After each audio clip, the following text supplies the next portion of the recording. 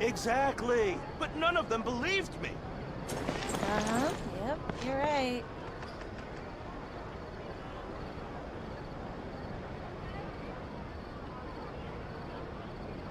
There'll be an extra fee for that.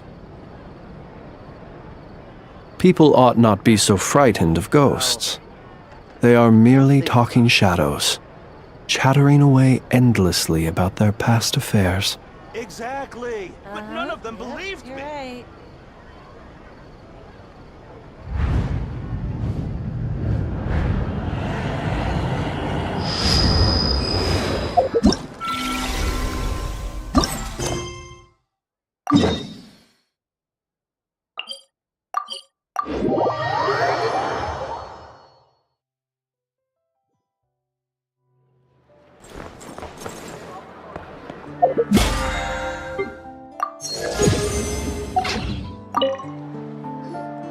Ah, Traveler, Paimon.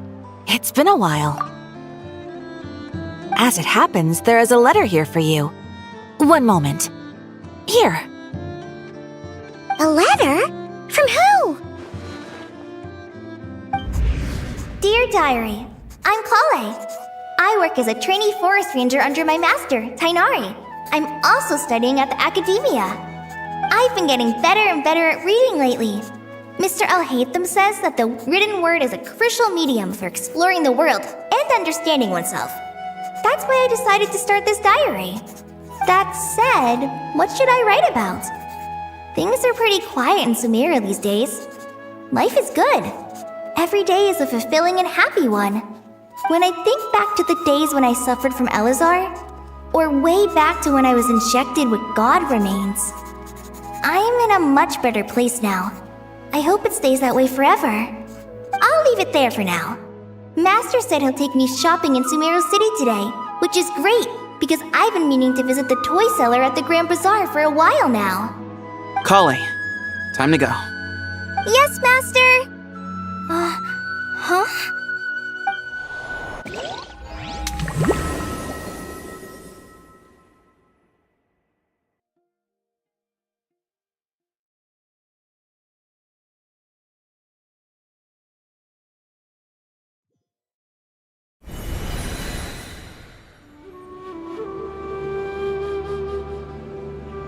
What's wrong, Kale? Is there something on my face? No, sorry. I didn't mean to stare. Did Master Tainari send you to pick me up? Master Tainari? What are you talking about? Tainari is the General Mahamatra. He's probably busy arresting criminals in Sumeru City. I mean, if that's what floats your boat, I can introduce you, but... Wait, Master Tainari is the General Mahamatra? But what about Mr. Sino? Sorry? Oh, you mean that guy who just joined the Vahumana Darshan? Rumor has it he's the leader of the Temple of Silence. If that's true, it's pretty impressive. Sounds like you've been getting to know more and more people since you joined the academia. That's great, but don't let your forest ranger duties fall by the wayside, okay? What's going on? Sethos is acting like he's my master, and Master Tainari has taken over Mr. Sino's job. Is this some kind of prank? If so, it's a weird choice of prank. But anyway, Sethos doesn't look like he's joking. What is this all about? Hey, you're zoning out again. I'm gonna buy some tools for the rangers. Why don't you stretch your legs a bit? It's been a while since you last visited the city, right? Wait! He's right. It has been a while since I last visited Sumeru City. Was it always like this? I mean, it feels familiar, yet somehow... something seems different. Is this really Sumeru City?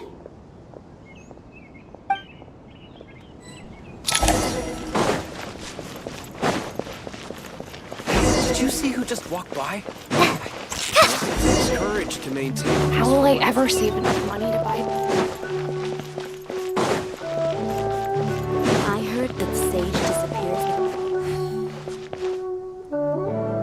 Lord Kabe Bay, did you get a chance to review this month's accounts?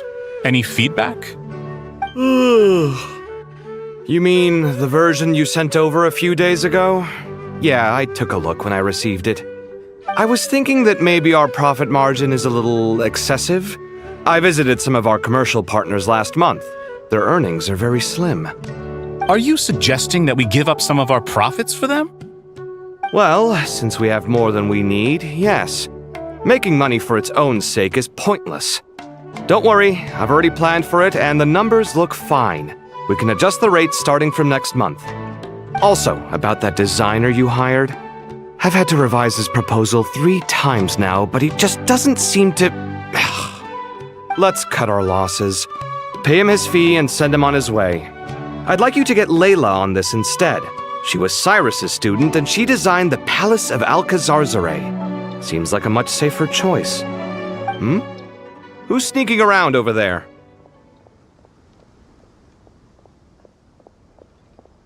Mr. Cave?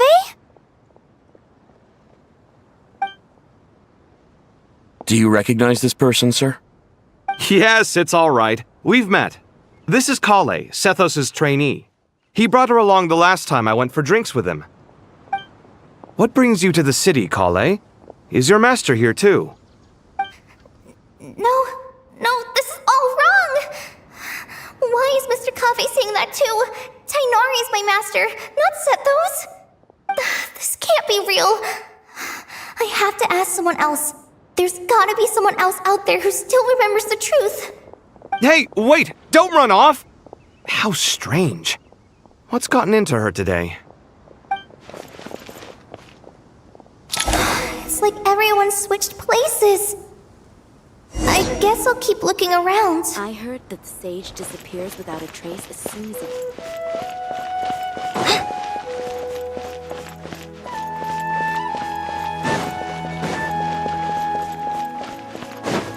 Would you like?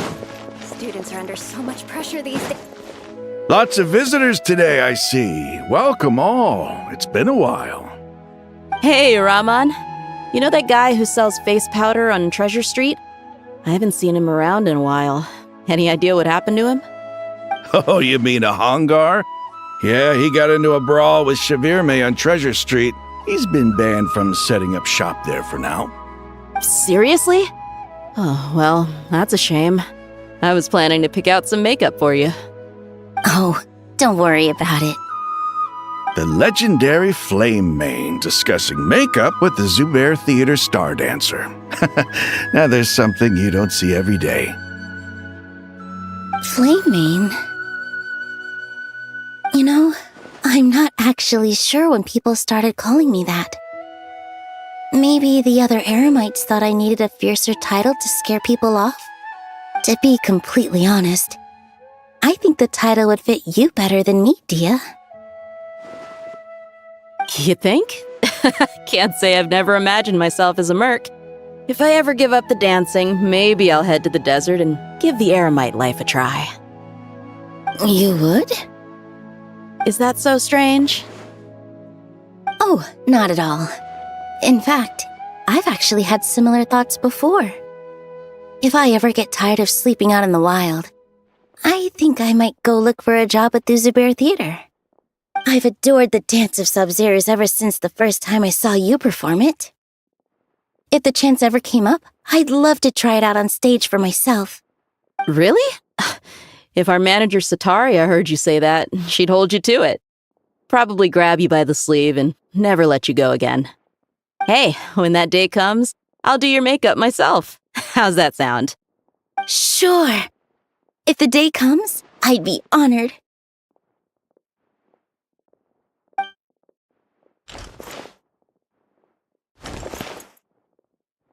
Everyone I know, everything I've ever known. Suddenly it's all a jumbled mess. The question is, who's right?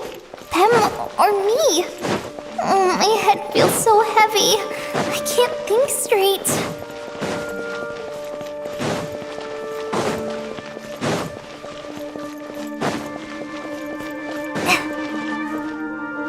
Mahamatra Tainari, we've apprehended the suspect.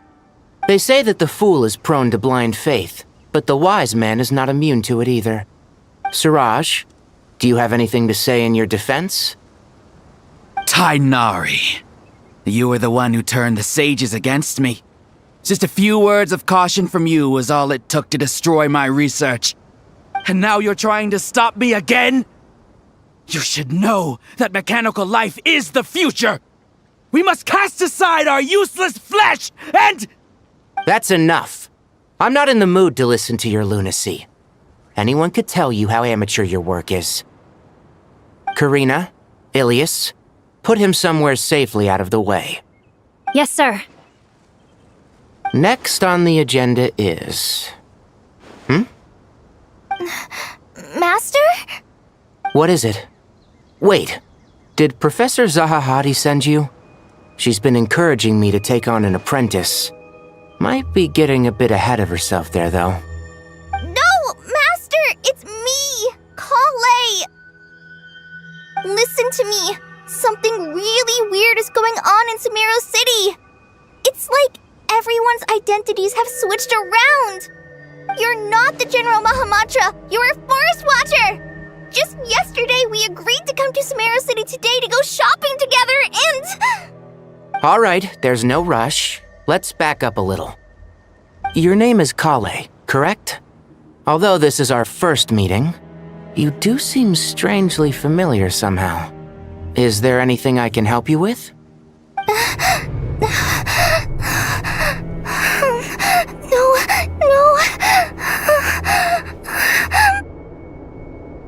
Master!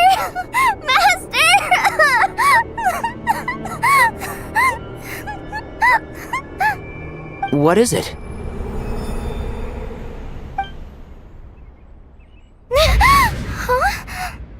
Did you have another nightmare? I've told you before, when you're tired, lay down on your back in bed and get some proper sleep. It's much better for you than napping on your front. Poor posture obstructs your breathing, which can lead to all sorts of weird dreams. Now, we're supposed to go shopping in Sumeru City today, remember? Cheer up. I'll take you to Hushang's. I heard he's got some new toys in stock. Go wash your face, take some deep breaths, and when you're ready, we'll head out. Okay. Thanks, Master Tainari. So it was just a dream. And yet, dreams can sometimes be a warning of things that will soon come to pass. Who said that? That dream felt unusually real, didn't it? Here's my suggestion. Since you're heading into Sumeru City anyway, you may as well tell Lesser Lord Kusanali about everything that happened. And just to be on the safe side, I think you should also inform your 2 traveler friends who once helped save Sumeru. I'd write them a letter if I were you. Time is short.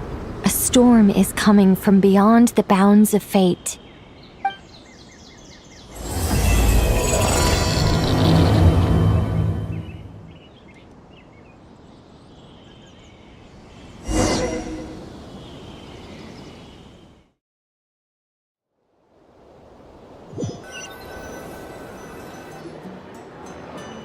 Strange situation. No wonder Kale was in such a rush to write us a letter. Imagine waking up one day to find that everything around you has changed. You might not even recognize Paimon anymore. Oh, that's a scary thought. Let's get to Sumeru and find out what the heck is going on.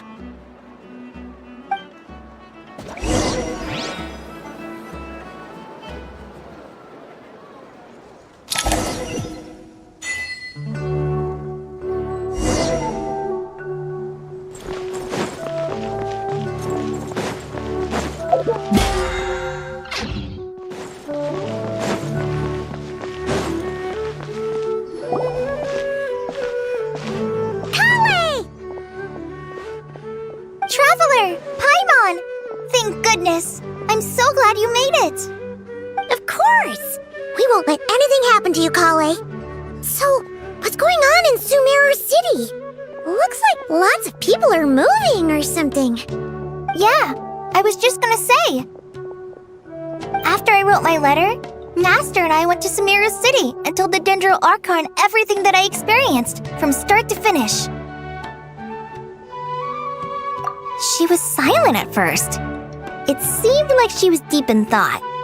Then the next day, we got told that she was ordering everyone to leave Sumeru City immediately and move to Caravan Rebot. The entire population of the city has to move? Not just Sumeru City.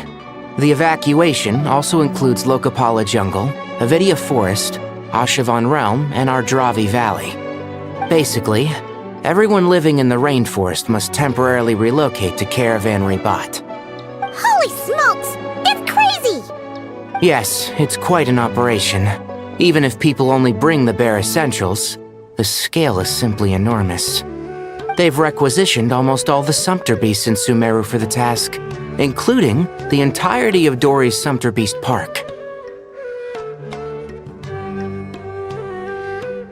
The Dendro Archon said that what Kale experienced was not a dream, but a warning.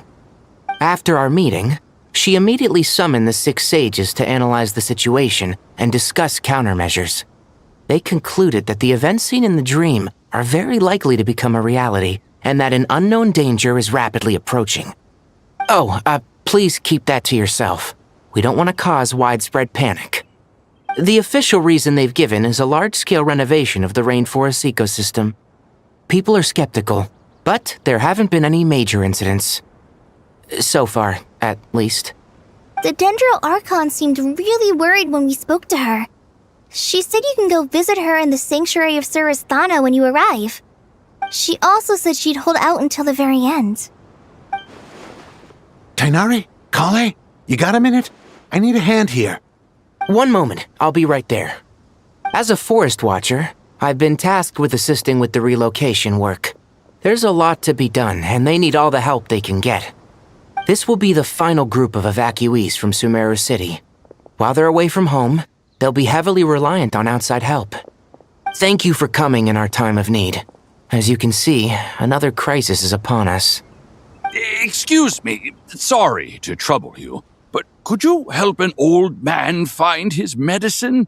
It's buried somewhere in my luggage. Where's my mom? Where did she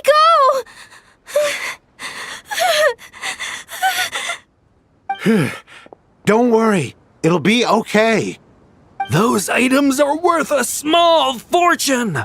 Make sure you store them somewhere safe. You understand? I bet you thought you'd get away with this in the chaos, huh?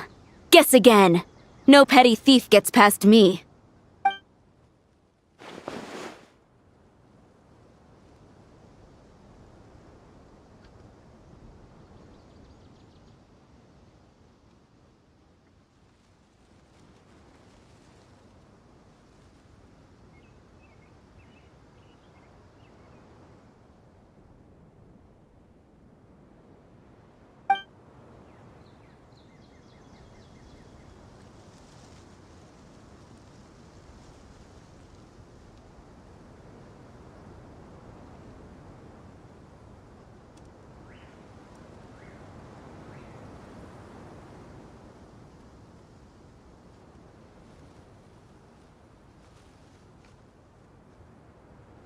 We should go help the evacuees. See you around. I'm so glad that you believed me and came all this way to help. It means a lot. Please stay safe. Don't worry. We may not know exactly what's going on yet, but as long as we stick together, we'll find a way through this. Goodbye! Look after yourselves! Will do. See ya!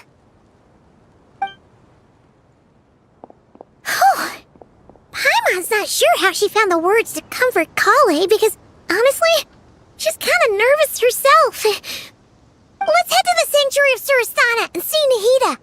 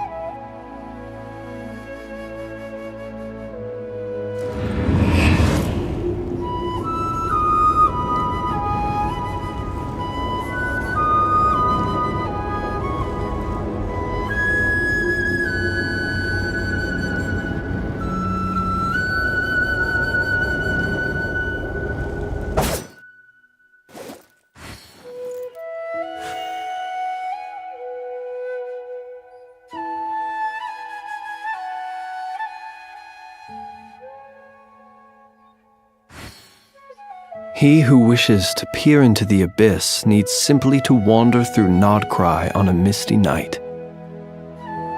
The march of the wild hunt will be sure to drag him into the darkness.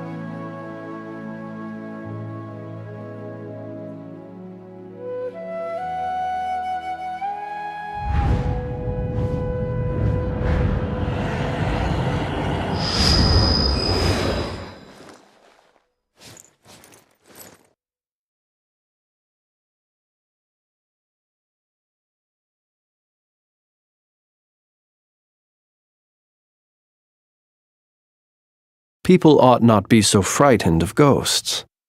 They are merely talking shadows, chattering away endlessly about their past affairs.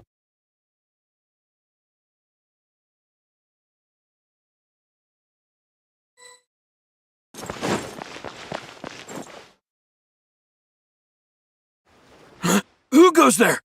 No unauthorized access to this place. By order of Mahamatra Sino. Are you blind? It's the Traveler and Paimon. Surely you've seen them before.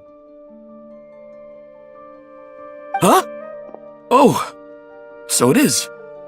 I'm sorry, I haven't been sleeping well lately. My nerves are a little frayed. The Dendro Archon is in a very vulnerable state at the moment.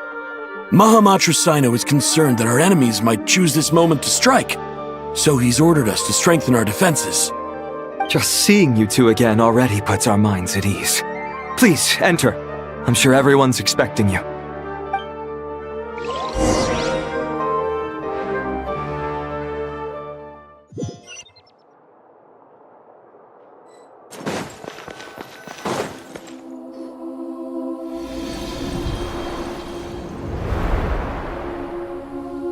Traveler, Paimon, you made it. Aha! Perfect timing. Reliable helpers like you are just what we need right now. Oh, it's good to see everyone again. Kale gave us a rough idea of what's going on, but we still have a lot of questions. What kind of danger is Sumeru City in exactly? And how come everyone has to move to Caravan Rebat? At this stage, we can't be certain. We're investigating, but no definitive answers yet. I take it that Kale told you about her strange dream? Yeah. Apparently, everyone in Sumeru City was acting super weird. Even you guys. It was like you'd all switched places. That's right. Kale and Tainari reported the situation to the Dendro Archon. She believes that it wasn't merely a dream, and that whatever it was has something to do with Irminsul. It's a reasonable inference.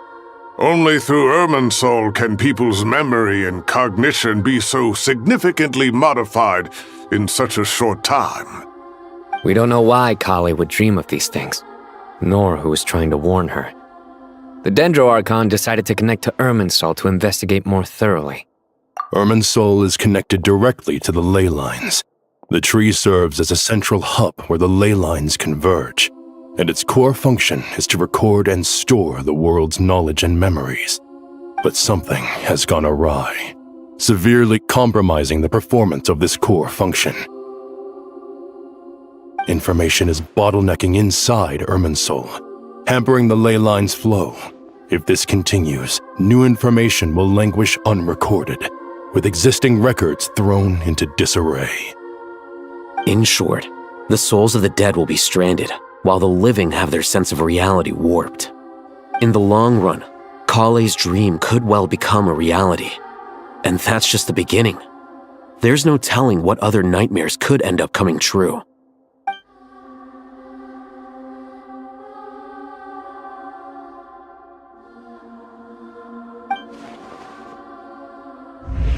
I have come this far, to use my death to open the gates of the ley lines to my people.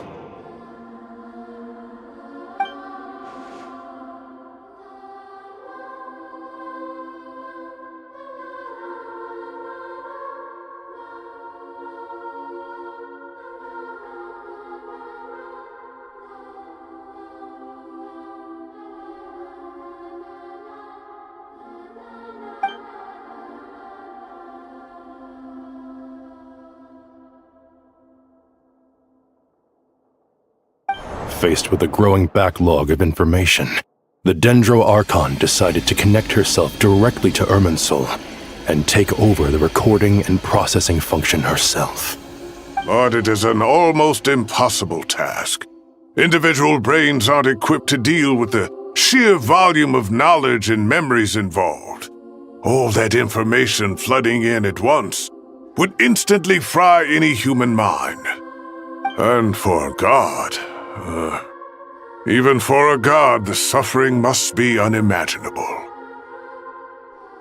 The Dendro Archon's power originates from Irminsul. Any issue with the tree itself takes a toll on her to begin with. On top of that, she's subjecting herself to the grueling task of processing all that data. It must be torture for her. And despite all of this, she is somehow finding the strength to investigate the Irminsul situation from within and send us her findings. I finished analyzing the latest data. Looks like our working theory was wrong. There's no signs of Irminsul having been attacked from the outside. So it's internal then? Some sort of disease, perhaps? No. I've spent half my life studying the ley lines. If Irminsul malfunctioned this easily, the world would have met its end long ago.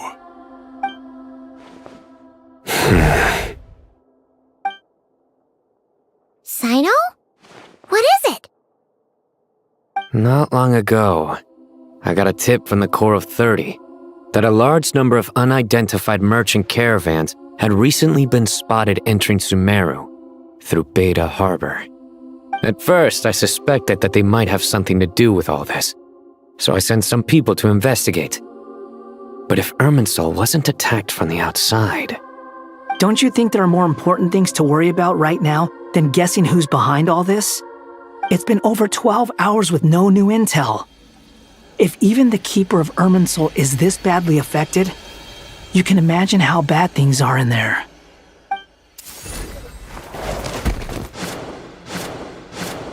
Dendro Archon!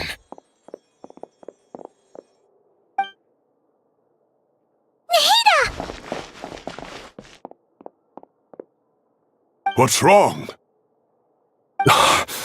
Her breathing is weak, and her elemental energy levels are dangerously low. Looks like it's time to move to the backup plan. What's the backup plan? Get out of the city and take the Dendro Archon with us. The entrance to Irminsul is directly beneath the sanctuary of Surasthana. That means this is ground zero if anything goes wrong. The Dendro Archon has a very strong connection to Irminsul. But theoretically, this connection should grow weaker with distance.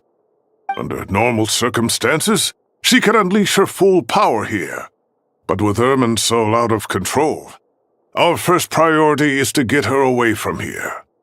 The situation is critical. There's no time to deliberate. Everyone in agreement? I'll deal with it.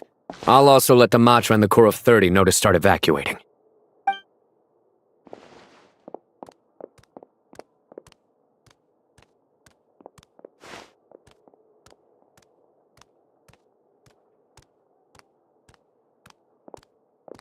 Let's go. No sense grieving when there's nothing more we can do. Agreed. We'll be back as soon as this is over.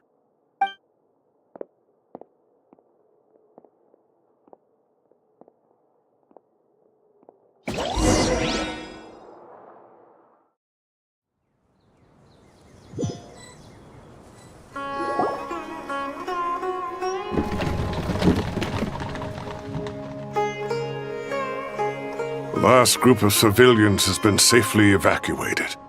Dendro Archon's carriage will travel with them. Sino and Hat Guy will protect the convoy.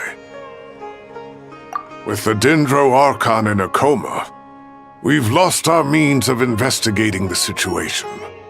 And with Irminsul still deteriorating, we have no choice but to evacuate Sumeru City. Feels as though we're being pushed along by an invisible hand. Stop moaning, Cyrus. We're the teachers here. We should be showing a little more confidence, don't you think? A wise judgment. Let's move out to Caravan Rebot.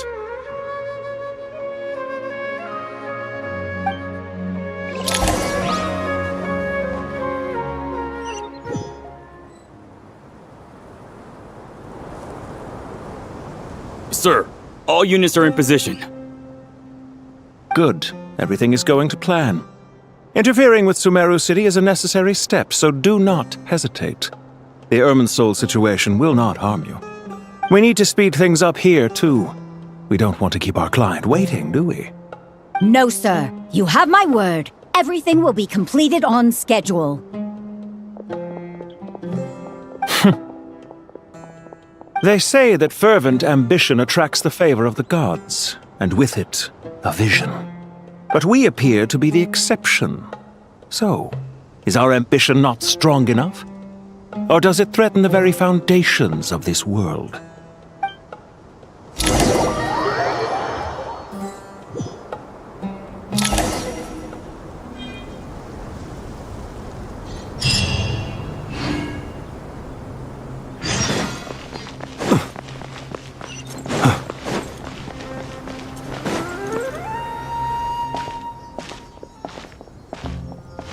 How is the Dendroarchon? Her breathing is steady. I prepared some therapeutic incense for her, but it hasn't had much effect. Her vitals are still very weak. Based on the information you've provided, I have a working hypothesis. Her condition is partly due to Irminsul's influence, and partly due to a physiological imbalance caused by the rapid depletion of her power. Elemental energy usually flows through the body at a relatively constant rate. The body grows accustomed to this rhythm, so when it's thrown out of balance, physical symptoms will appear. Is this similar to the ley lines? Overloading and withering both directly affect their vitality, potentially causing irreversible damage. Correct. From a biological perspective, if you overexert yourself, you pay the price with your life. The Dendroarchon is not only drained of power, but her life force is at a critically low level.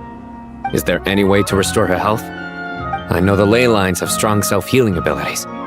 As long as any blockages or pollutions are dealt with, they can quickly regain their vitality. But what about people? Well, gods. What's their capacity for self-healing? Before we think about that, there's a bigger predicament to resolve. Restoring the Dendroarchon's power requires us to heal Irminsul first. But that will be extremely difficult without the Dendroarchon's power. Paimon's already getting lost here.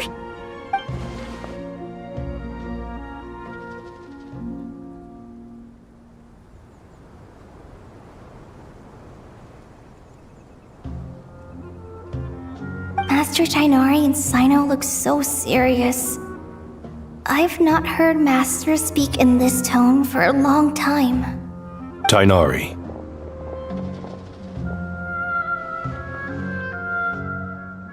Master Nephis, sages. Tighnari, haven't seen you in ages. Have you gotten taller? Or did your ears get longer? Hopefully the former, Uncle Baladuri. Cyno, where's Professor Cyrus? I thought he'd be with you. He went out into the wild to investigate the situation. He said that the Irminsul anomaly will likely start to affect the real world soon. He shouldn't be trotting around alone at his age. Which way did he go? I'll look for him later. Would someone mind introducing us? Ah yes, of course. Allow me to do the honors. I'm sure we're all familiar with the Traveler and Paimon. They're the heroes who helped foil Azar's conspiracy and save Sumeru. These gentlemen and I are the 6 current sages of the Academia. Balduri and I are part of the Old Guard, while the other 4 took office after Azar and his clique fell from power. We have Sage Elkindi of the Spontamad Darshan, Sage Farnas of Kasharawar, Rataoist Sage Shakir, and finally Haravatat Sage Rusht. Nice to meet you all!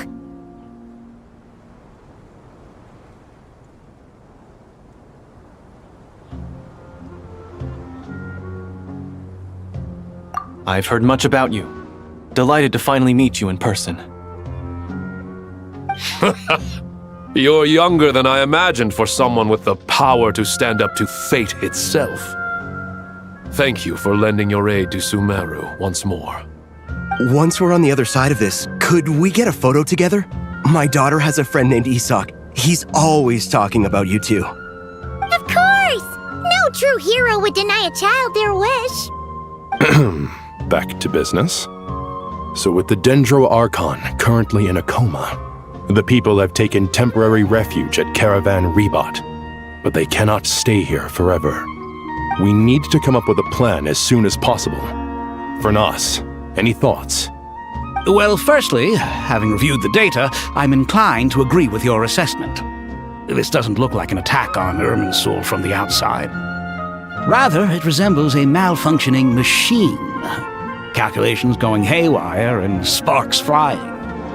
That being said, before we consider how to fix it, we need to understand precisely what has gone wrong.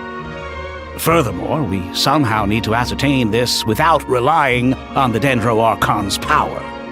We have no direct access to Irminsul. However, we might be able to gather the information we need from the ley lines. Study the branches to learn about the trunk, in other words. Wait, is that what Cyrus is up to? No wonder he ran off to research in the wild. Curse is always one step ahead of me, isn't he? I heard that while in the sanctuary of Surasthana, the Dendro Archon had to serve as the central information hub herself. This is a clear sign the situation within Irminsul might be far worse than we can imagine. Irminsul is vital not just to the safety of Sumeru, but to all of Teyvat. We must be the ones to bear responsibility for this world. To be on the safe side, I think we need to consider some backup plans. Are you saying we should consider a scenario in which Irminsul is completely destroyed? I'm merely pointing out that the possibility exists. You have a valid point. But until worst comes to worst, I believe we should focus our efforts on resolving the Irminsul anomaly and helping it recover. Kale, I understand that you were the first to foresee this crisis. If it's all right, I'd like to talk with you about it in more detail. Of course! But even I don't know how I came to have that dream. If there are no signs of external damage, could it be a stress fracture?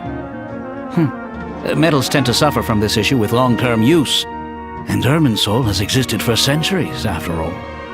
It's possible, but surely a stress fracture would be more likely to cause a complete shutdown rather than chaos. Sages, General Mahamatra, sorry to interrupt, but something has come up. What happened? Some citizens didn't believe that Sumeru City was really in any danger. They slipped away and hid during the relocation, intending to return home. How many people are we talking? About a dozen. Sakura found them while on patrol, but they appeared to be suffering from psychosis. For whatever reason, they were trying to kill each other.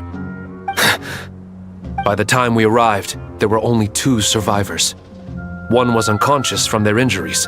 The other tried to attack us, but was subdued. Where did this happen? Near Yasna Monument. That's not far from Caravan Rebot. Master. I know. The Irminsul anomaly is beginning to have effects in the world. I didn't expect it to spread to Yasna Monument so soon. It almost feels like we're being chased relentlessly, with no time to catch our breath. Sir Cyrus said the same thing. He sent me back to report in, while he continues investigating. I'll go join him.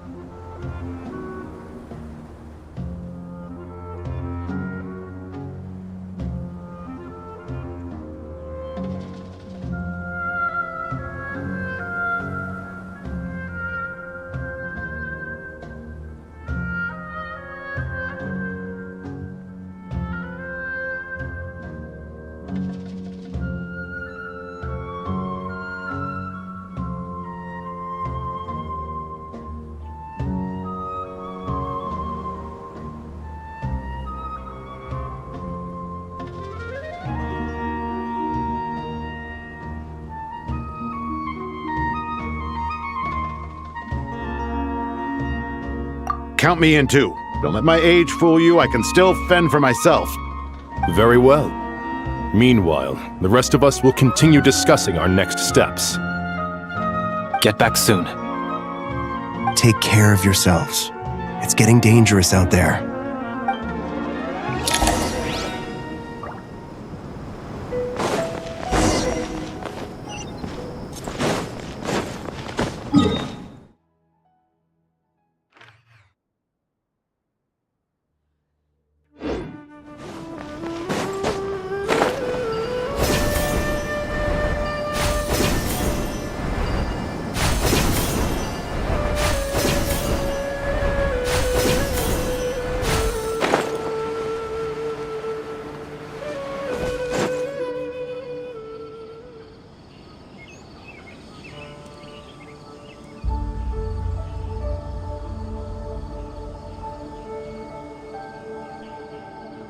Please, don't go any further. As you get closer to Sumeru City, there's no knowing what dangers you might encounter. So this is our mentally disturbed man? I'm going to gut you all!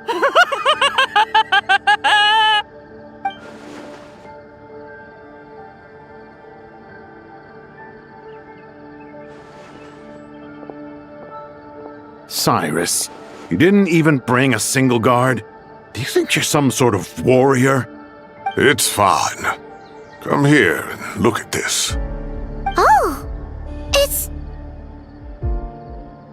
That's right. Flowers that bloom from openings in the ley lines, indicating some sort of anomaly. I don't believe I've ever seen a color like this before. Did you discover it nearby? Not just here. Way over there, too. They're everywhere. There's even more in that direction. How did you ascertain the situation further ahead?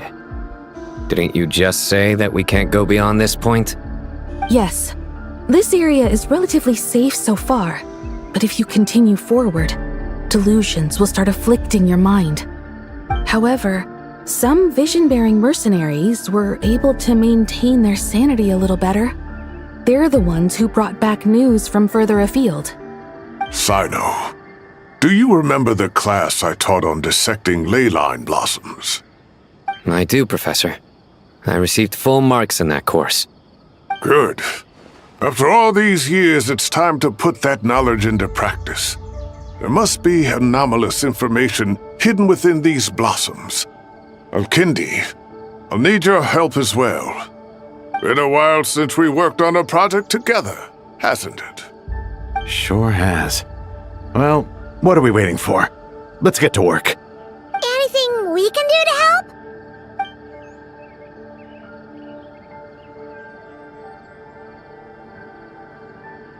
Will you need my help? All right, well, don't go too far. There's too many unknowns at this stage. Let's regroup at Caravan Rebot later. Don't worry if you don't show up. I'll come and find you.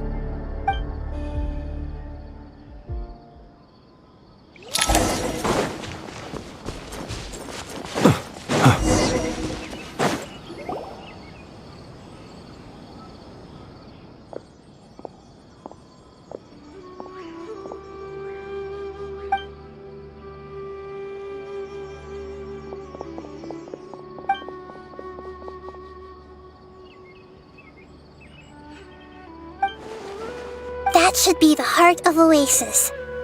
All we need to do is light it with the fire seed, and it'll restore a pep with elemental power. The damage it suffered internally will also slowly begin to heal.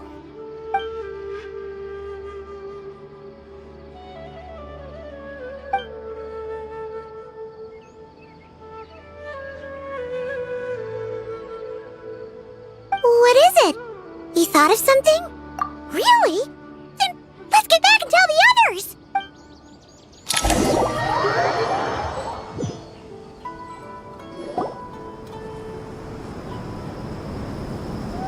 Whew.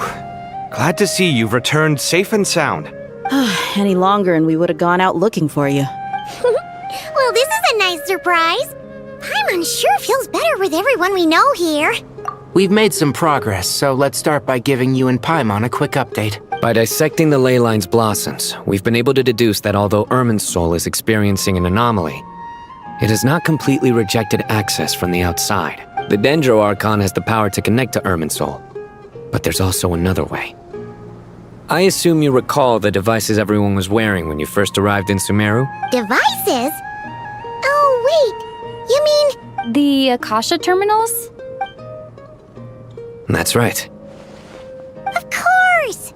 It's been so long, Paimon almost forgot all about the Akasha. Wasn't it shut down, though? Yes, but although the system isn't currently operational, the technological infrastructure is all still there. And it turns out that a certain someone gets so bored at work that he's actually read through every single one of the instruction manuals. No prizes for guessing who that was. If praising others is that embarrassing for you, you can simply spare yourself the ordeal. As much as it pains me to say anything nice about him, there's no denying his intelligence. He rarely forgets anything he's read. The Akasha is exactly what Sumeru needs at this moment. Between us, we should have all the knowledge and expertise we need to get it up and running again. But if I recall correctly, doesn't the Akasha need a Gnosis to function? That's exactly right. The Akasha relies on the Gnosis as a power source, and in its absence, we'll need to find an alternative. To tackle this problem, it looks like we'll be relocating once again. Namely, to the Temple of Silence. Ring any bells?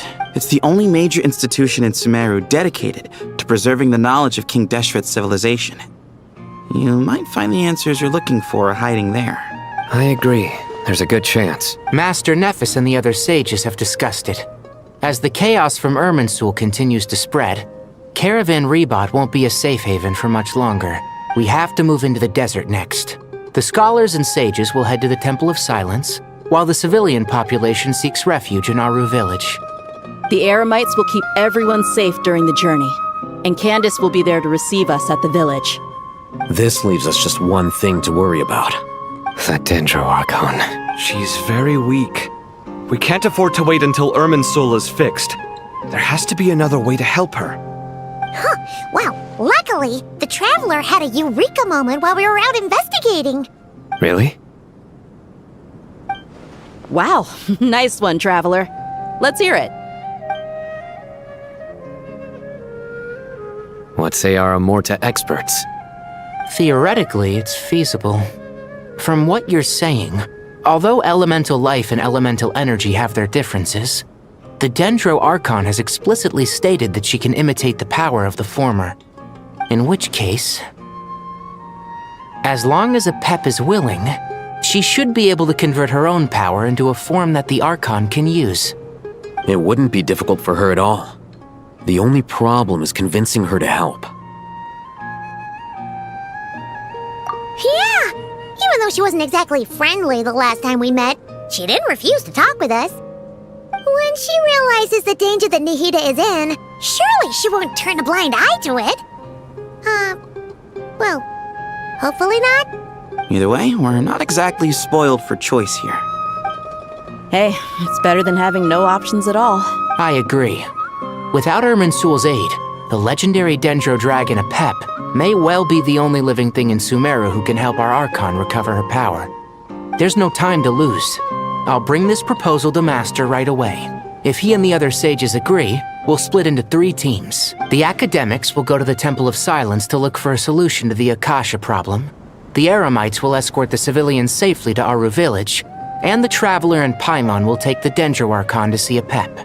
There's still a long road ahead, and no knowing if we'll make it. But at least we have a direction now.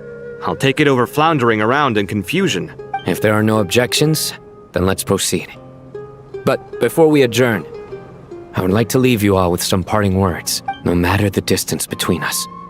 There will always be an invisible force tying us together. May the bonds forged in the past shine bright like stars and open a new path before our feet.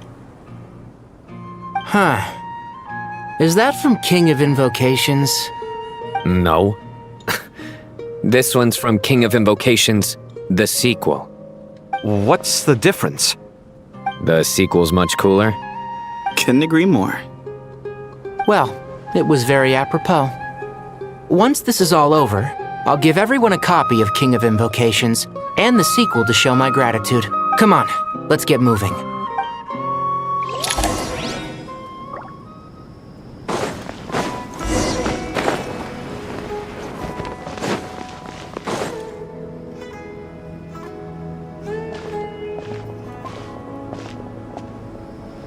Tainari has brought me up to speed.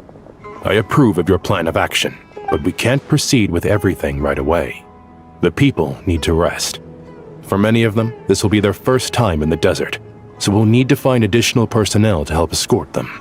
You two, please go on ahead with the Dendro Archon.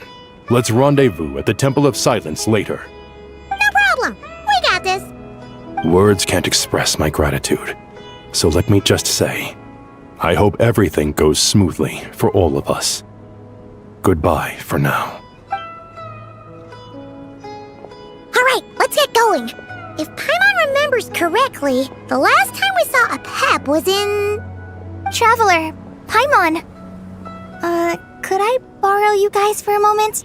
It'll only take a second. Kale, what's the matter? Well, the thing is, Master Tainari once told me, after you raise a problem, you should think about how to resolve it. But ever since I had that dream, I feel like I haven't been of any help at all. I tried my best to keep up with the conversation, but there was so much new information, I couldn't take it all in. So, I just wanted to ask, do you have any tips for me there? Paimon knows exactly how you feel. But fear not, everything you need to know is right here in Paimon's notes. Sumeru chapter. It's got tons of info about all the things we've seen and heard on our adventures. Some parts are a little simplified, but hopefully it all makes sense. You see?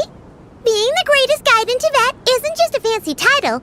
It takes a lot of hard work. Paimon doesn't always understand the things you're talking about with other people. Whenever that happens, she notes down the confusing parts and goes over them in her own time. This is perfect. Could I borrow it? Sure. Matter of fact, you can keep it if you want. Paimon has another copy. The spare copy was originally meant for the traveler. Paimon used to worry that one day she might not need a guide anymore, so she wanted to have a gift for her, in case we ever parted ways. But it doesn't seem so necessary nowadays. We have so many more places to see together. One copy will be enough for both of us. Thank you so much. But still, these are your treasured memories. I think I'll make my own copy and then return the original to you. Anyway, that was all. I won't keep you any longer. Have a safe trip. See you again soon. See ya!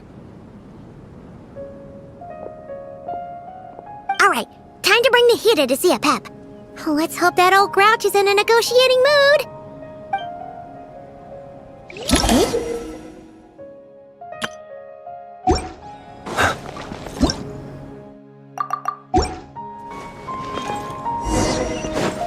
Actually, never mind. In a Pep size, Nervalet's probably one of those dragons who's grown too close to humankind. They might end up fighting for all we know.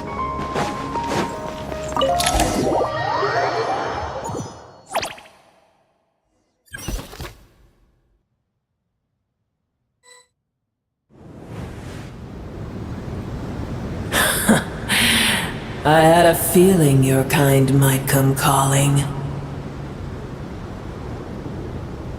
The ley lines are in disarray. Something has gone wrong with Irminsul, yes. Even from a great distance away, I can sense that Sumeru is headed for destruction. You who took our home from us, prepare to watch as your own world is plunged into oblivion. Oh, how the cycle of history comes to a poetic conclusion. This isn't a joke, Apep! Nahida's in grave danger! Can you please help her? Is she now? Then do explain. For what reason should I lend Booer my assistance?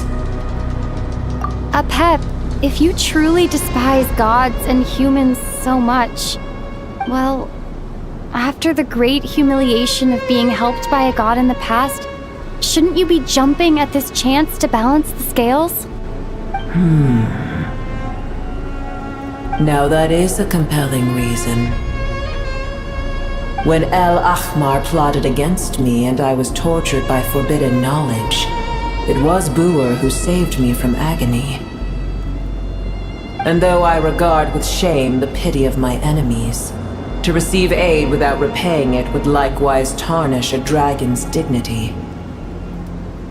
Oh, tiny Booer, puny humans.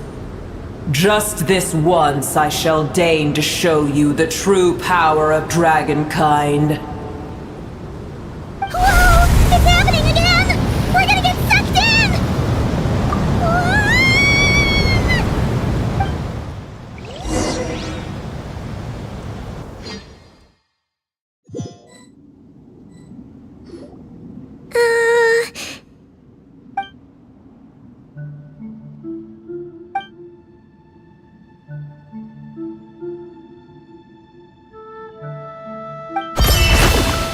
It is done. The heart of Oasis is supplying her with life force as we speak. It shall not be long before she recovers.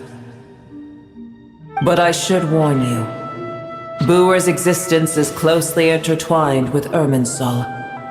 Unless the issues plaguing it are resolved, she will never completely recover her former strength.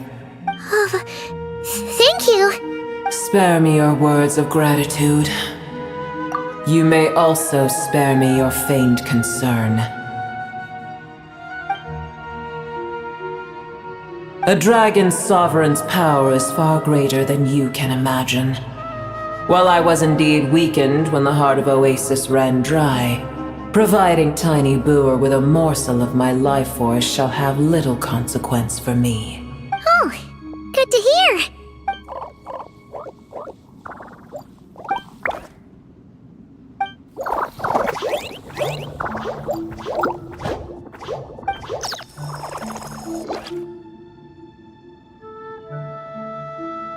Ever held in high favor, I see.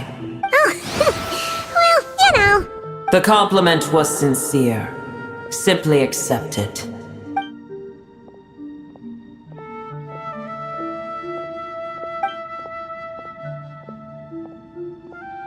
I did once.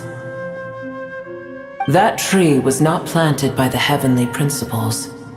Irminsul existed before they ever arrived in Tevat. What? There was a time when it belonged to Tevat, to dragonkind. Its appearance and function then differed greatly from today. The ley lines flowed with an abundance of a familiar, primitive form of elemental energy. You may know it as the power of the Light Realm. The heavenly principles usurped and refashioned Irminsul, made it serve humanity, and used it to anchor the fate of the world. Yet in the end, humanity has failed to protect it. Heavenly principles, God of gods. It makes me sick. The enmity between your kind and mine can never be bridged. As things stand today, holding a grudge against you would serve no purpose. But there will come a day when we reclaim this world for ourselves. The opportunity will arise no matter how long we must wait.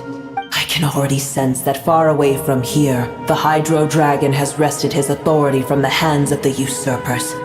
Though we have yet to meet, I know that we are both preparing for our revenge day and night. Uh-huh.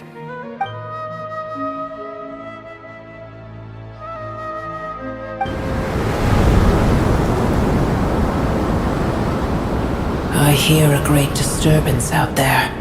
Huh? What is it? Sandstorms come. The Jinn. I see. Another calamity approaches. You both seem restless. Let us part ways here. Boer is safe with me. Once she has recovered, I shall return her to your side. Oh, thanks again. Take care, alright? I told you already I have no need of your feigned concern.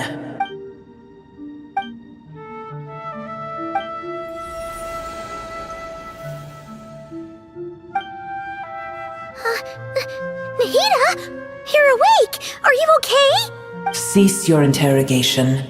Yes, she awoke for a brief moment, but she has now lost consciousness again. Take it. We shall talk more at another time.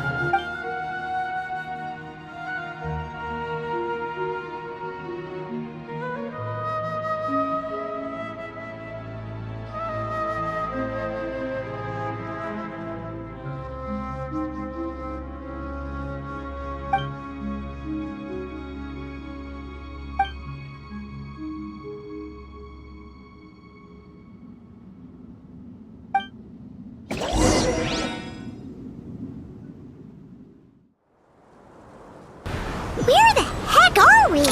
Did you just dump us in the middle of nowhere? Wait.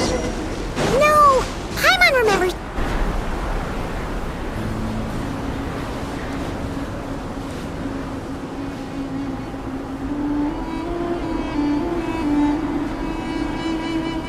There's no need for everyone to stay here. I'll protect the sages. The rest of you, return to Aru village. Yes, Mahamatra Sino.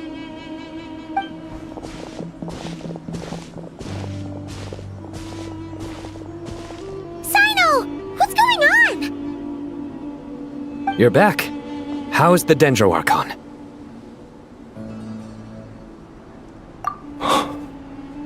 What a relief. It's the Jinn. Countless Jinn have stirred up violent sandstorms across the desert, blocking our path to the Temple of Silence. Tighnari and Kale have returned to Aru village to help.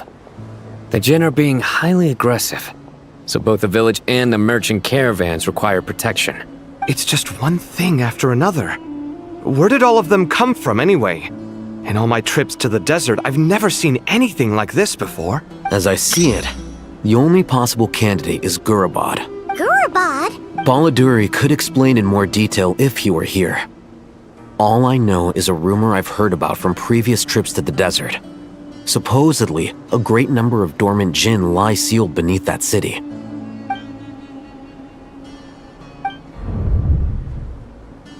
Gurabad is, for me, a fated land. I must therefore return back to this city, where my destiny awaits me still, my master. I am sorry that I couldn't stay by your side for long, and that I could not have more time to get familiar with you. Lilipar. Yeah. We once said goodbye to a friend there. Well, maybe not a friend exactly, but someone we met on the road anyway. She was a strange bottle. If we can find a way to wake her up, maybe she can help solve the situation in Gurabad. Well, be careful. You may find there's more than just the Jinn to worry about. You mean, there are other dangers in Gurabad?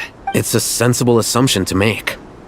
The moment we arrived in Caravan Rebad, the Irminsul anomaly started spreading in that direction. Now we've moved to the desert, and suddenly we're plagued by Jinn and sandstorms.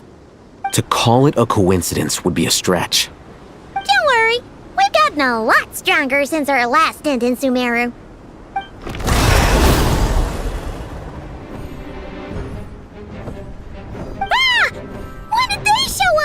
It appears the monsters native to the desert have been stirred by the Jinn's activity.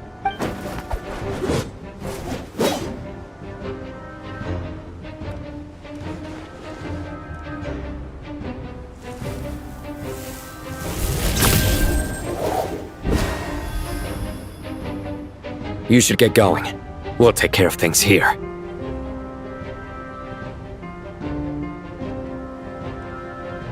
You too. Don't do anything too risky. You got it?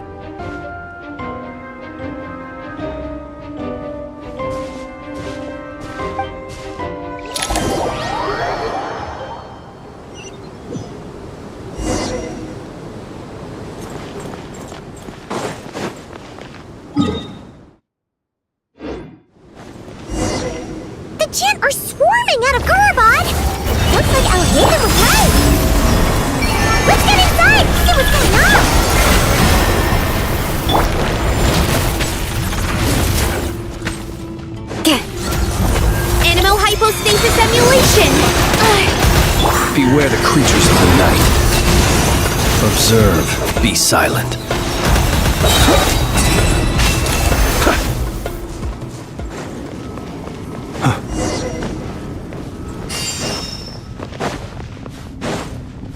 They just keep coming! How many of these things are there? We'll never take the— Target spotted! All units at the ready. The Fatui? They must be using this place as a stronghold! Are they the ones behind all this?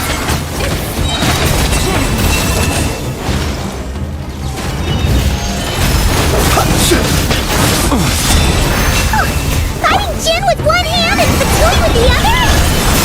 Pure chaos!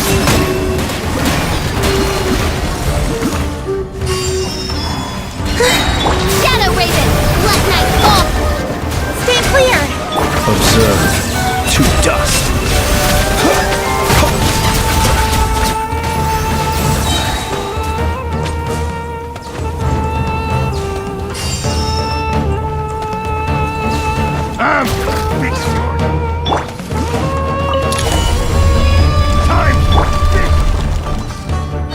Do you see that strange machine? Paimon has a sneaking suspicion that that's the thing wrecking Gurabad and setting all those dangerous Jin free! The target has reached the core zone. Requesting backup. Repeat, requesting backup. Backup en route!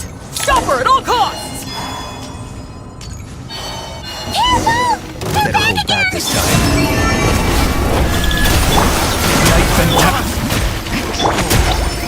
Animotech 6308! Stay— Success! Nice one, Traveler! Let's keep going! Midnight, fantastic! Three moons converge. Swirl, Mark 2! Be silent. Close your eyes. To dust. Be silent.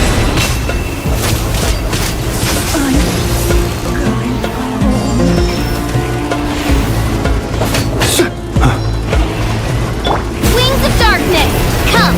Wayne, a moonlit night for all. Absorption test. Stay clear. Close your eyes. Night flies.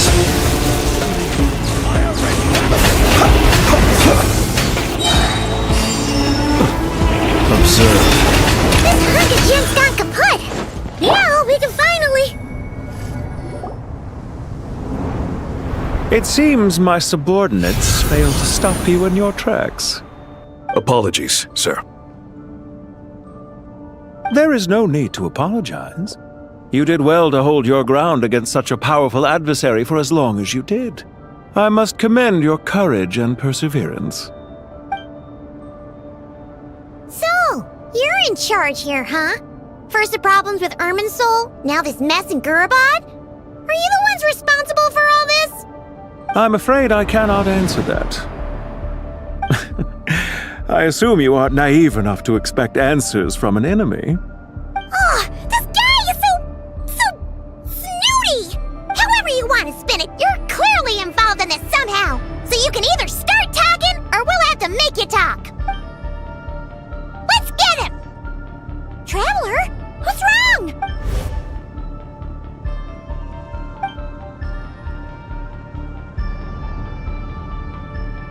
You're remarkably calm. Some would act more rashly upon finding the ringleader all alone. But you keep your cool. Even as your enemy, I must applaud you. Did you show yourself just to say that? Is this you trying to take back control of the conversation? Unfortunately, I really don't have anything to say to you. I am here merely to indulge my own curiosity. Your names are well known among the Fatui. Naturally, I wanted to observe you up close while I had the chance. Hey! Don't treat us like we're some kind of exotic animals in a zoo! Oh, I wouldn't dream of it. You seem rather predisposed to misunderstand me. I'm quite aware that you are both heroes of great renown. You have resolved crises in many nations and won countless allies along the way. I've been following your adventures with great admiration. My only regret is that the trajectory of your journey conflicts with our goals. What do you mean, admiration? cooperation. Sorry, but that sounds pretty weird coming from you. I don't see why. We may happen to occupy opposing sides, but there is no cause for deep-seated enmity between us. To respect one's enemy is to respect oneself. Well, now that you're observing us up close, what do you see? I've observed as keenly as I can. Yet, while I endeavor to understand, your true strength remains a mystery to me. Violence is not my area of expertise either, so, you see, I would much rather converse with you like this than determine a victor with the edge of a blade. Besides, I've heard that even 3 moons in the sky fail to eclipse your brilliance. I know better than to bite off more than I can chew. 3 moons? So, you have a connection with the Harbinger, the Doctor. Well deduced. Our commander, Dottore, died in Nodcry, but there are things that do not end with his departure. We must... Look at me. I almost divulged more than I should have. What are you after? Revenge for Dottore? Or are you plotting something else? I've said quite enough, I believe. There's no point in continuing this conversation, except to say, I've noticed that you seem to know your way around here quite well. A repeated visitor to Gurabad, are we? Ugh. I'll take that as a yes.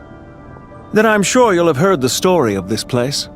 The mother of the Jinn, Lilupar, and the tragic tale of her vengeance that spanned 3 generations. It was right here that Lilupar once helped the wise to ascend to the throne. But from that moment on, every king who sat upon it was corrupted by power. These degenerate rulers lost control over their nation, and with it, the right to occupy that exalted seat. What are you trying to say? I once admired you for your adventures. That is the earnest truth. But it appears to me that your journey serves ultimately to uphold the rules of this world. Are these rules truly just? Does the heavenly principles rule with wisdom or folly? And how can we be sure that the 7 who wield authority over the world will not be corrupted? Do you seriously think you're gonna convince us of anything? Convince you? I'm sure my commander already tried that. Why would I waste my breath doing the same? If a few words from a stranger were enough to make someone completely change their stance, it would only prove that they never had a firm will to begin with. I am merely stating my position, so that we might understand each other better. One's enemy in the present may not necessarily be an enemy for life. As for what game I'm playing here, I'm simply buying some time. But now I must bid you farewell. It was a wise decision not to attack me immediately. Since you did not fall for my ambush, I will now have to ask those in hiding to reveal themselves. Leave this to us, sir. Very well. I trust you to do what is necessary. Stall her while I execute the next step of the plan. Sumeru City, Irminsul. Hey! Stop right there! Don't you dare leave without explaining yourself! All units, stop them! Protect the commander! Did you hear that? This time. He mentioned Sumeru City and Irminsul! He definitely knows something! We can't let him get away! Get rid of these pesky soldiers, quick! Rear guard to the front! Don't let them through! Get that thing in position! Hold on! Just a little longer! Dust! We finally beat them! That mysterious guy can't have gotten far! Let's catch up with him!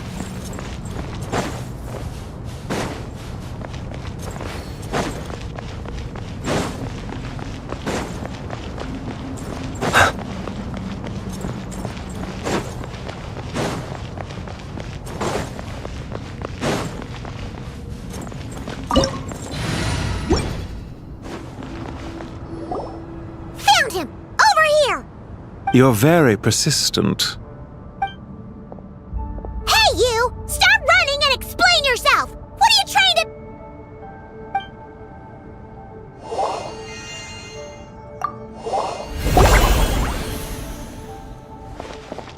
What's this? Relax. A small trap like this won't be enough to hold you. The sandstorms from Gurabad will die down soon enough, but this small window of time was all we needed to launch the next phase of our plan. Don't be discouraged. I knew that someone would come here eventually, so I planned ahead. Where to chat with you, which door to exit from, even which mechanism to wait by for you. I thought through every detail. You, meanwhile, know nothing of who I am. So far, you've only heard my voice, and for all you know, it may not even be real. But not to worry. This is only our first meeting. It shan't be our last. Just answer me one last question. Why do you continue to follow Dottore? He has conducted countless cruel experiments, even on his subordinates. Follow isn't quite the right word. Let's just say even those you see as villains have their friends, even if they aren't the most sincere of friendships. When any set of rules is established, there will be those who benefit and those who lose out. People will do anything to justify what they have gained or escape from the hardship imposed upon them. Neither he nor I are tolerated by the rules of this world. We were both searching for a new order. Our ideas of the final form that should take may have differed, but our journeys took a shared path. Goodbye, Traveler and Paimon. I wish you a timely escape, albeit not too soon. I will need a little more time to prepare, after all. Hey! Come back! Wait, this dark wall. We've seen these on our adventures before. It swallows people up! I'm sorry. She shouldn't have jumped the gun! Okay. He may have fooled us this time, but we'll get it back!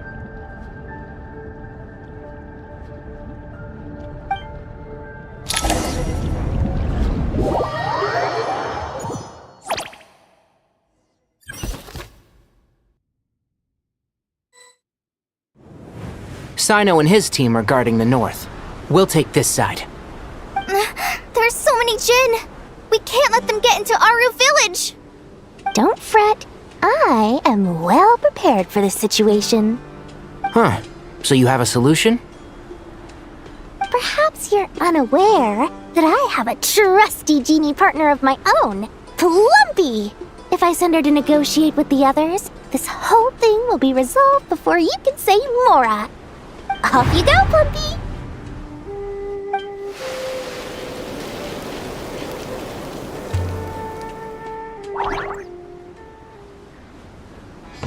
Come on, what's the holdup? 5,000 Mora. 20,000 Mora.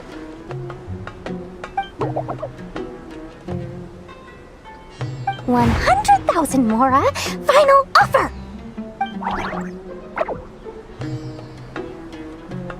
Ah, so she's a hired partner.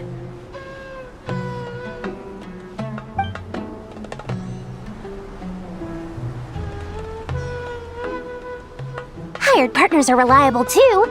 Plumpy here is a highly skilled negotiator. You'll see. Just a few words from her and...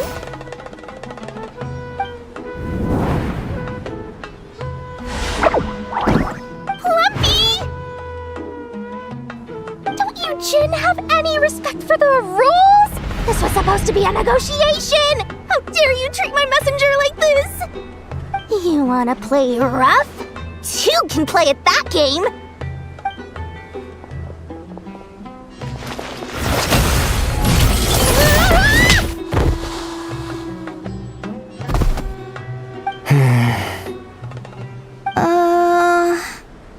Looks like it's up to us now.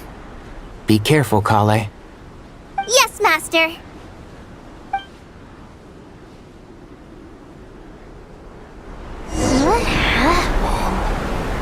How did I pass out?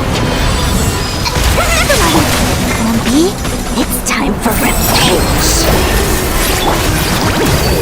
You know, this reminds me of when you first arrived in Avidia Forest. You were trying to help a child retrieve a lost toy when you stumbled upon Spino Crocodile territory by mistake. Yeah, I remember. Our first time being side by side. Fighting side by side. I seem to recall swooping in to rescue you with a team of forest rangers. Please stop.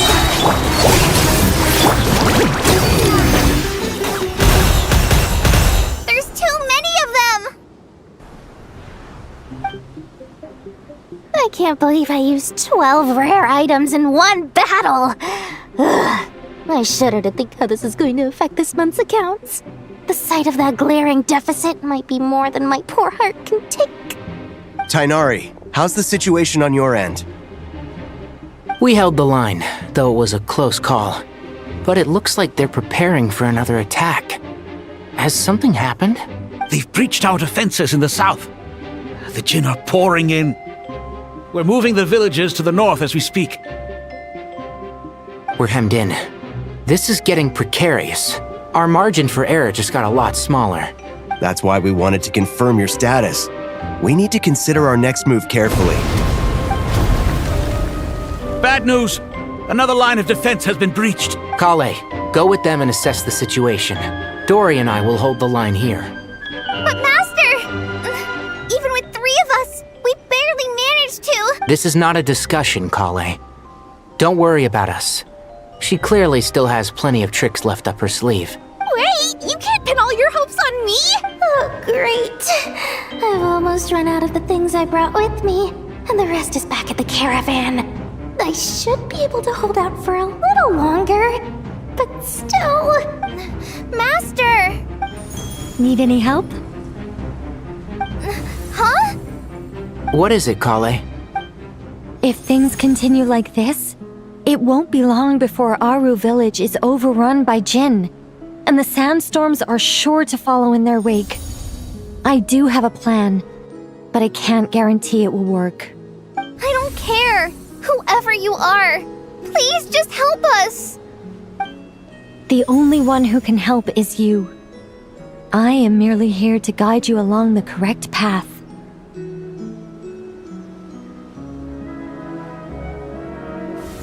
I am a spirit created at the beginning. I am a flickering illusion. I am the shimmering light that flows from the eyes of the Creator. What do you mean? It doesn't matter. You don't need to understand it. Just repeat after me, one line at a time. Watch out! Jinn incoming! I am a spirit created at the beginning. Here goes nothing! I am a spirit, created at the beginning.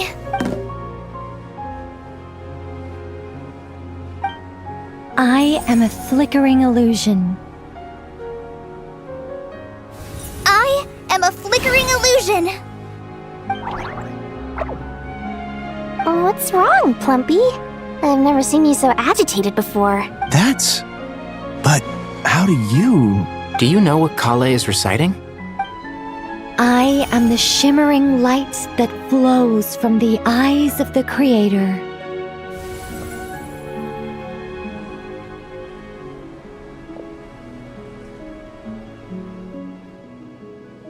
I am the shimmering light that flows from the eyes of the Creator!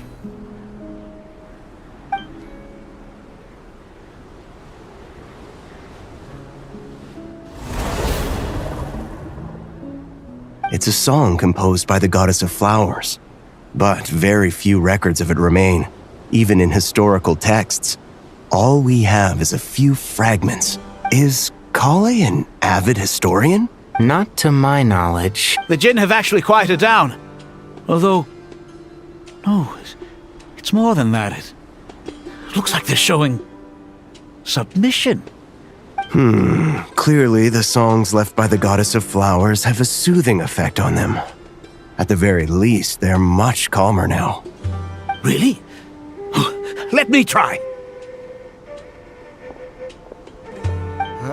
I am a spirit created at the beginning.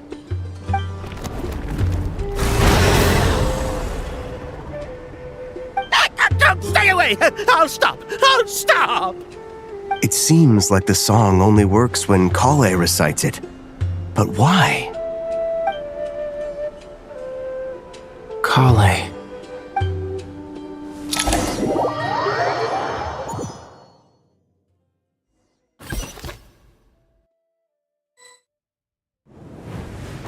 Yeah! Any luck?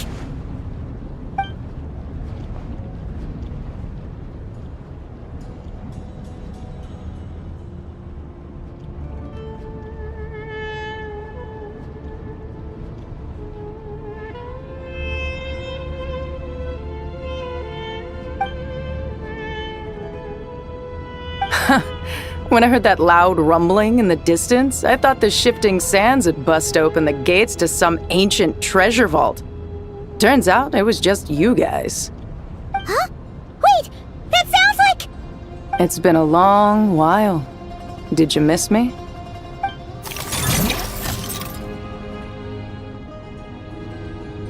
Jet! Ben! Let's save the catching up for later. First, I gotta get you guys out of there. This should be the right mechanism. Ben, can you handle it?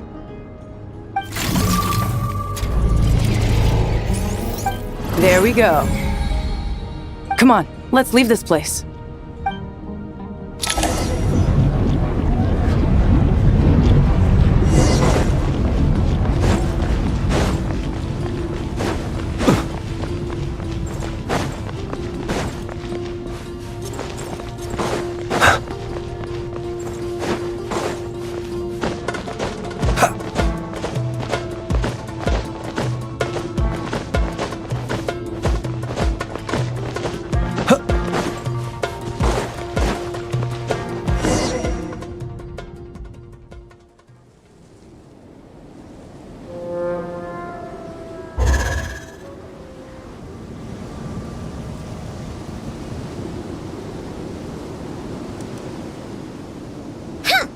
Fatui sure made themselves scarce.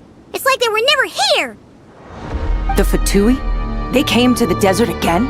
Yep. No idea what they're planning this time. They were being very coy about it. How have you been, Jet? Well, since we last met, I've started my own band of mercs. We've actually made quite a name for ourselves. Oh, yeah. On a slightly different note, I have some good news. I finally took care of Masaira. Not much to write home about. It was just another day. Found his hideout. Dragged him out of his cozy little bed. He tried to talk me into seeing his point of view, as usual.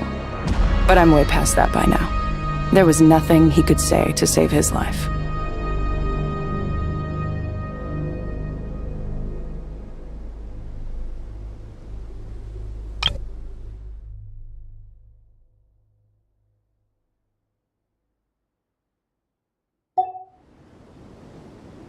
What about you guys? Bet you'd forgotten all about me and Ben, huh?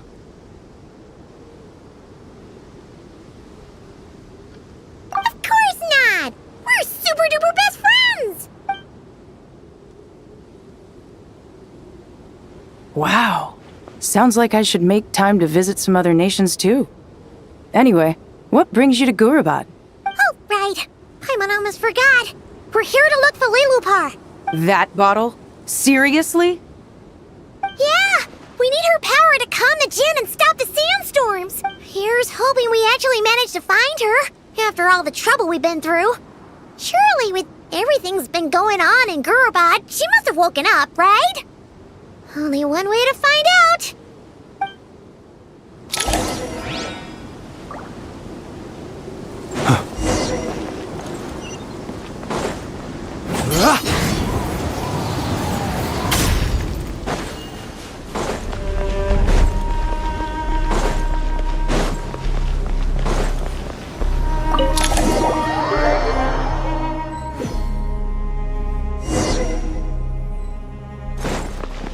Let's see. Aha! Found...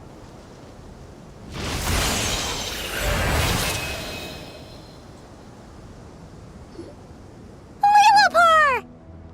What a long dream that was. It's been a while, my master. Oh, and you're here too, little wildcat. The four of us back together again. Imagine that. In truth, it was at first. I was none too pleased when those miscreants barged in. But it did give me the chance to reunite with you, dear master, so I shall overlook their folly. After we last parted ways, I merged with the land beneath Gurabad to suppress the dark calamity stirring in the depths. It rekindled the flame of vengeance within the Jinn, depriving Gurabad of any hope of peace. I fought against it for a long, long time. Until one day, I sensed a change in a foreign land to the west. Suddenly, the pitch-black abyss fell silent.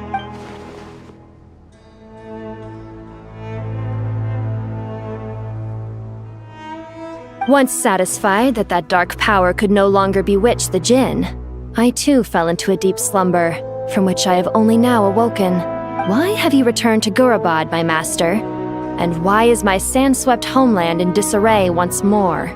Well, basically, Sumeru's in danger and a lot of our friends are affected. Some bad guys messed around with Irminsul and now they've released the Jinn in here. We managed to chase off the culprits, but we have no idea how to seal this place back up and stop the sandstorms. Child's play. I shall quell the Jinn and scatter the storms. Thank you, Lilupar. No need to thank me, my master. I have granted many wishes in my time, and this was the most trivial of them all.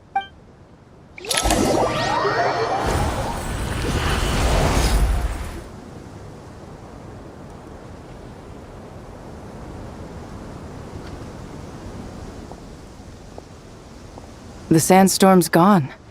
The sun shines bright again. When I said that we'd meet again under a lovelier sun, this was exactly how I imagined it. Yay! Although, honestly, Paimon would love to hang out with you more, even if the weather sucked. Well, there shouldn't be any more Jinn breaking out, right? Are we okay to head back? Sounds good. You can introduce us to your other friends. Another adventure begins. Lovely. The storms have stopped! We should be able to get to the Temple of Silence without any problems now. Huh?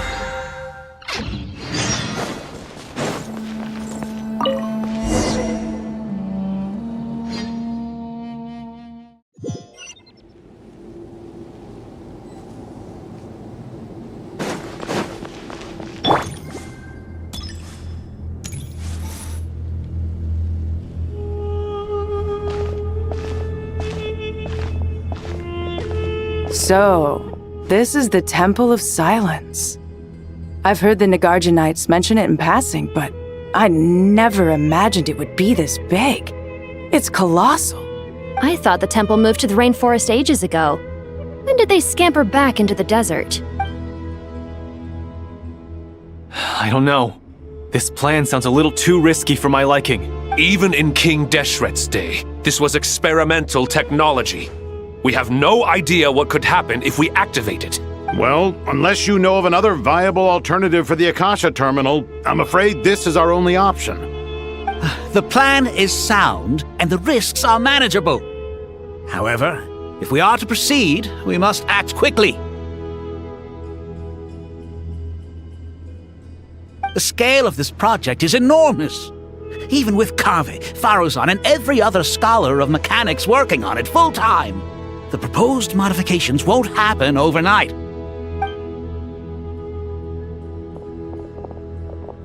You're back. Everything all right? And who are they? Friends of yours? Pretty much everyone in the Temple of Silence is. This guy's Kave, and the one next to him is Alhaitham. Hello, I'm Jet, and this is Lilupar. Oh, a famous name from the history books. Pleased to meet you. A friend of a friend is a friend of mine, as they say. Who's they? Huh? Do people not say that? Not in the desert. Friends you can trust, but friends of friends? Gotta keep an eye on them. Still, I do trust the Traveler's judgment. I'm sure you're good people. The sandstorms have calmed down. I take it the Gurabad problem is resolved? What did you find? And after getting all smarmy with us, he trapped us there. Luckily, Jet used the mechanism outside to free us, and then we got Lilupar to put a stop to the chaos. Wow. Thanks for being there to help them. So, this mystery man openly admitted that he was merely a Harbinger subordinate. Yeah? Is there something weird about that? I assume you aren't naive enough to expect answers from an enemy. Well deduced. Our commander, Dottore, died in Nodcry.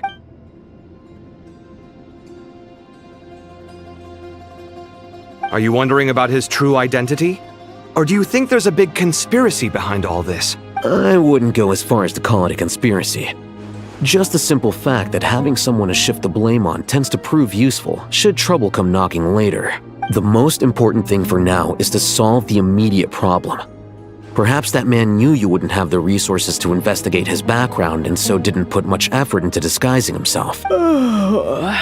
This is all getting a little cryptic for me. I'll let you guys talk while I take a walk with Lilupar. Jet? Aren't you with the Blazing Beasts? What a coincidence. Didn't expect to run into you here. We're mercs. You can run into us anywhere. Who's this with you? So, did you find the solution you were looking for in the Temple of Silence? You bet we did. This place is incredible. It has everything. So far, we've discussed a plan and verified its feasibility. Building a new system from scratch is out of the question.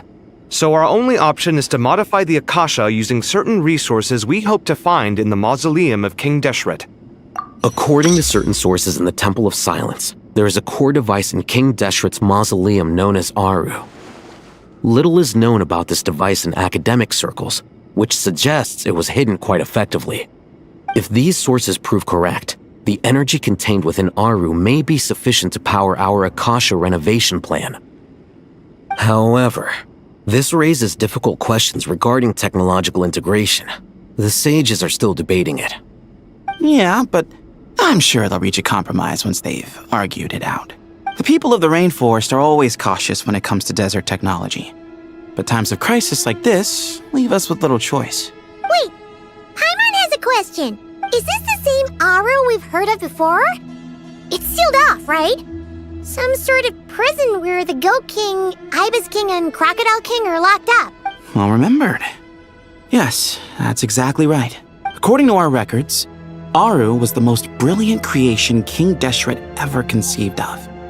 Built by divine and mortal artisans working together.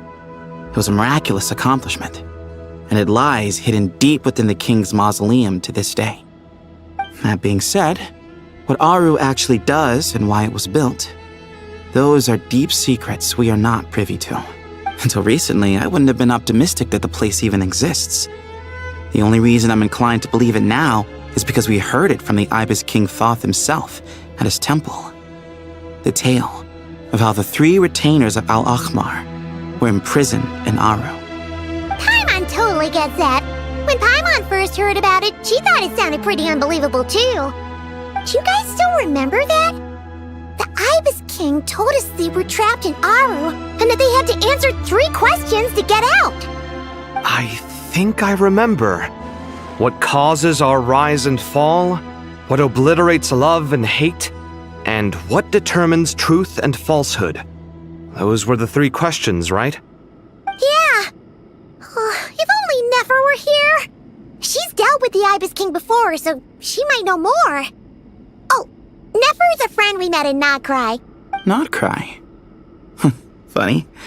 She showed up here earlier. Huh? Yeah. Had another lady with her too. Both said they knew you. They contacted the sages, claiming they might be able to offer some assistance. Really? They came here to help out? Yes, really. It was just before you got back. One of them said she's made Nodcry her home. If she's the person you were talking about, then... Looks like betting on Aru was the right choice. See? They're right over there. Nicole! Nefer! Why, hello! We're here to help.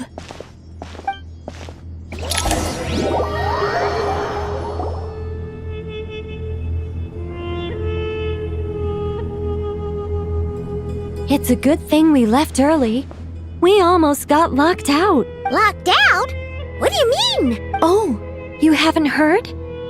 An invisible barrier has appeared around Sumeru's borders, cutting off all travel in and out. No one can leave and no one can enter. Sumeru has become a lonely island. Are the Fatui behind this too? Actually, no. This has nothing to do with them. I suspect it's a defense mechanism within Irminsul itself.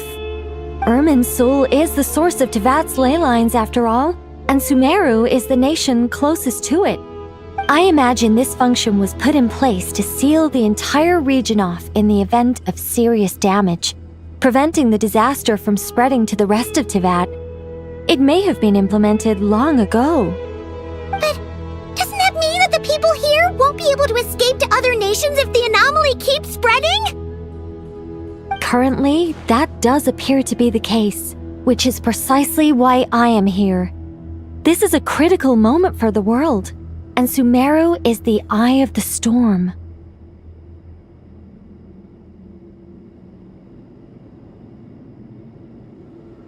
Paimon's surprised you managed to convince her to come back to Sumeru. Indeed. Even for someone of my wisdom and eloquence, this tested my skills to the limit.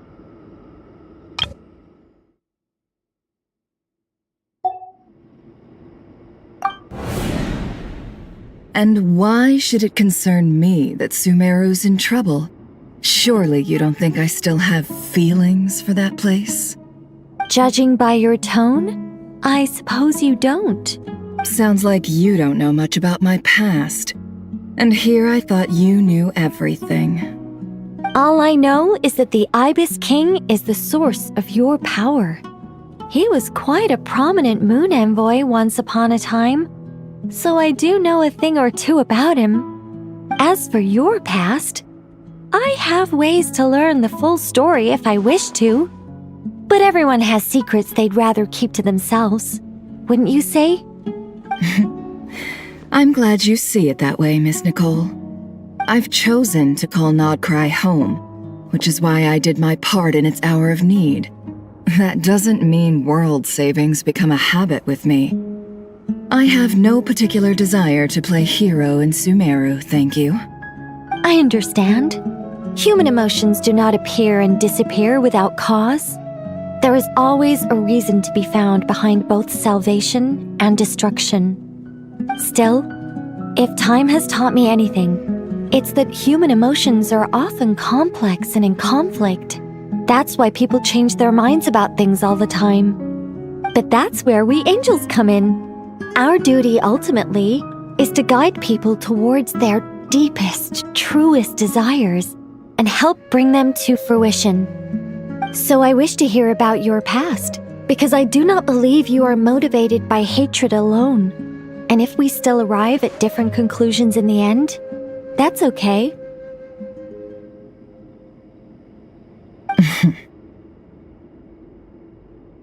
I refuse. Wait, what? But I set the atmosphere and everything. Isn't this supposed to be the moment when we finally open up to one another? Is it? Maybe I'm not so good at reading the atmosphere. You're right, Nicole.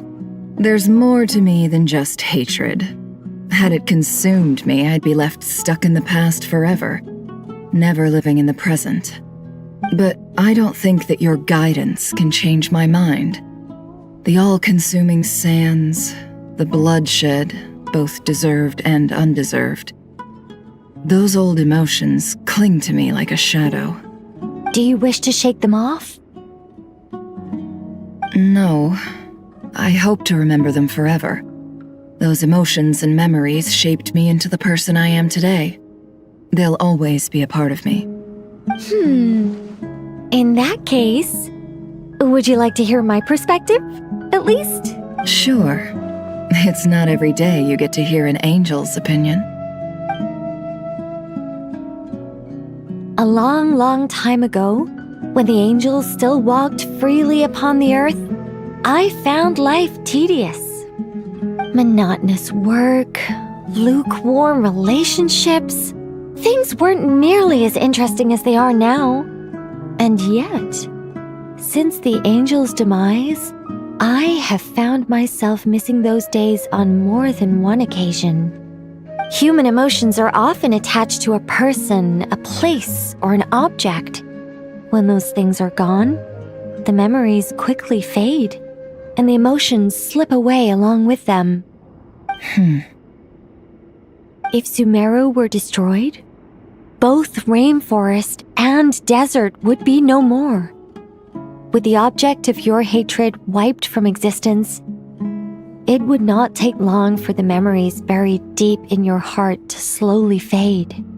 Both love and hate are intense emotions, but they are nothing compared to the void left behind when they disappear. Most sophisticated, Miss Nicole. But anyone focused on the future could only ever applaud the destruction of the things they hate. Still, I'm a special case. Someone once told me that human memory is more selective than a Mora-hungry merchant choosing between customers. We all need a reality check once in a while, so we don't forget the truth. As much as I dislike Sumeru, this is no way for it to perish. All right, you win. I'll help you out a little, but I won't work for free. How much will you need? You're not gonna milk this for all it's worth, are you? What do you think? I'll be upfront with you. I don't have much more on me. If that's what you need, I could borrow some from Alice. Or perhaps I could pay in sculptures. The ones I carve are actually worth quite a lot. Just cover my travel expenses. Huh? Is that all? That's all. Given all the people I owe favors to, I can just about justify a trip to Sumeru. Yehoda! Here, boss! What do you need? I'm going back to Sumeru for a while. While I'm away, you'll be in charge of the curatorium. Me? I'm in charge? Whoa! Don't worry, boss. You can count on me! And that was how the ingenious Angel Nicole brought you the perfect person for the job in your hour of need. Hip hip hooray! That was far more detailed than necessary. Not lacking in embellishment either. I never thought I'd return. Especially not the desert. But life doesn't always go as planned, I suppose. What's Candace up to? I don't think I've seen her yet. She is still taking care of things in our village. Should be joining us before too long.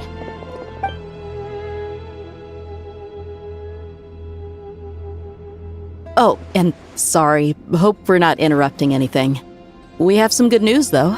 We're planning to go to the mausoleum of King Deshret to look for the legendary Aru, then use it to try and restore the Akasha system. According to records in the Temple of Silence, the mausoleum houses something called Aru's Chute, which can be used to establish connection with Aru. We still have some time before we leave, so there's no rush. By the way, who are these two new faces? Just call me Nefer. I'm based in Nodcry. Did I hear you mention Aru? Correct.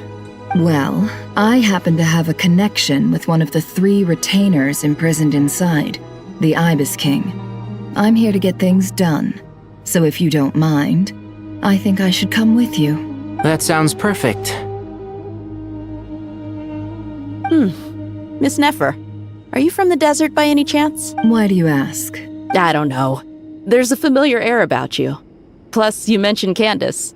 Sorry, I don't mean to pry. It was just a random thought. I'm Dia, an Eremite mercenary. My work usually keeps me out in the desert. I'm on good terms with Dory, and she's mentioned you all before. It's nice to finally put faces to the names. However, my associate here is probably less well acquainted with you. Why don't you all introduce yourselves? Actually, I'm a little better acquainted than you might think. Huh. Are my eyes playing tricks on me? It looked like you spoke without moving your mouth. Ventriloquism. I have heard tell of it before. What is it, Kale? It's you! You're the voice who's been speaking in my head, aren't you? You encouraged me to report my dreams to the Dendro Archon, and got me to recite that magic prayer. I have many titles, but let's go with the most pertinent one. I am Nicole Rain, an angel who has lived since ancient times. An angel? Sounds like a big deal, but, what exactly is an angel? Oh, Well, we're a rather long-living race of beings. Not gods, technically, but we can still tell you a lot of stories from ancient history. Yep! And she's also an amazing sculptor! You could say she's a real creative type. Well, ma'am, if both the Traveler and Paimon give you rave reviews, you must be pretty impressive. Oh, please don't call me ma'am. I find it so awkward when people get too formal with me. Just relax and be yourselves. No need to be nervous. Miss Nicole, if it's okay, could I ask you a few questions? Yes, you may. I can see your heart is filled with confusion, and you are desperate for answers. I also know which questions you want to ask me. Why did you dream of Sumeru City in disarray? Why did those verses soothe the Jinn only when recited by you? I can guide you to the truth, but it involves a personal secret of yours. I'd prefer to speak with you alone, if possible.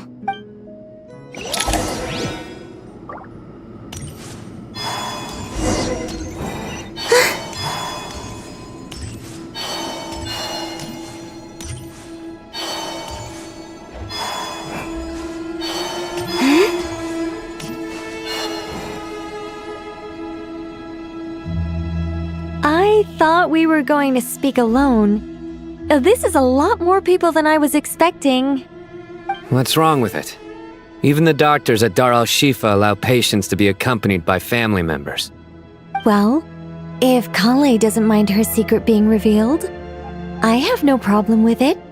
Thanks for being so considerate, Miss Nicole. I don't know what secret you mean, but whatever it is, there's no need for me to hide it from my closest friends. Closest friends? It's so nice to hear that.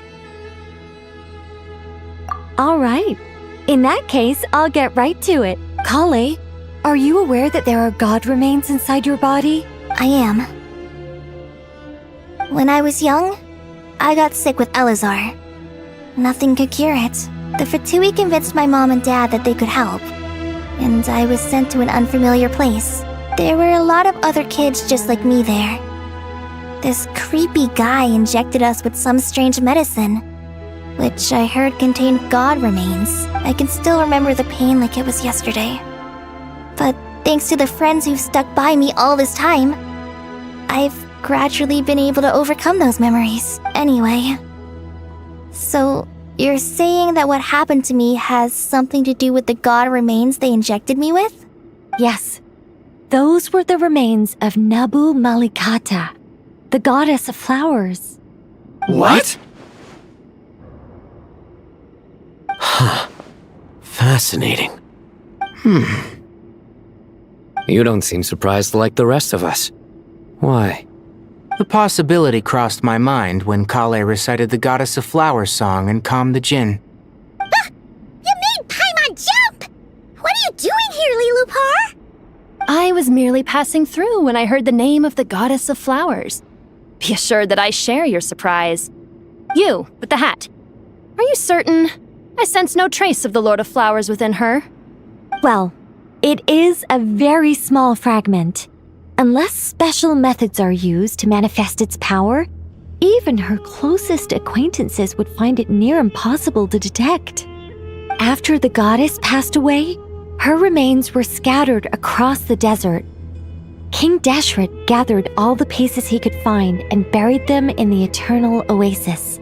But some fragments remained unaccounted for. Eventually, the Fatui must have found a way to track some of them down. Presumably for use in some experiment. It's not an uncommon occurrence. You're more shaken than I thought. In one sense, you've been extraordinarily lucky. So many people who yearn for this kind of power never attain it, yet you have coexisted with her all this time without even realizing it. I don't know what to say. I'm glad that I could help everyone with this power, really. But knowing that a fragment of the Goddess of Flowers is inside my body is... it's a strange feeling. Well, people value their autonomy very highly. Even a well-intentioned intruder can shake one's sense of self. I understand how you feel, Kale. But once you get used to it, you'll find it's nothing to be concerned about. Huh. I guess you, of all people, have a good reason to speak on this. 2 good reasons, in fact.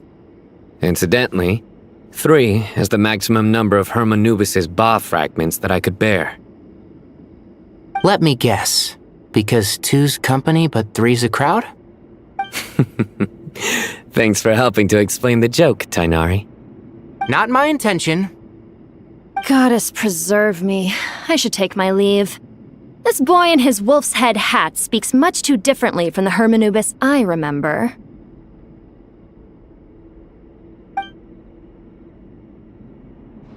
Kale, all I'm trying to say is, no matter how many Hermanubis fragments there are within me, you wouldn't think of me as Hermanubis. In the same way, you are simply you. Yeah, I know what you mean. So about that dream I had, was it a warning from the Goddess of Flowers? Yes. Just like me, she was an angel created by the primordial humans, born with the instinct to guide living beings. Though her body and soul have perished, her essence retains its natural instincts. Even her smallest remaining fragments would do their utmost to send you that warning. The Mother of Dreams? Lord of Flowers and Oases? She must have had a premonition. That is why she gave that dream to you. We won't let our efforts go to waste.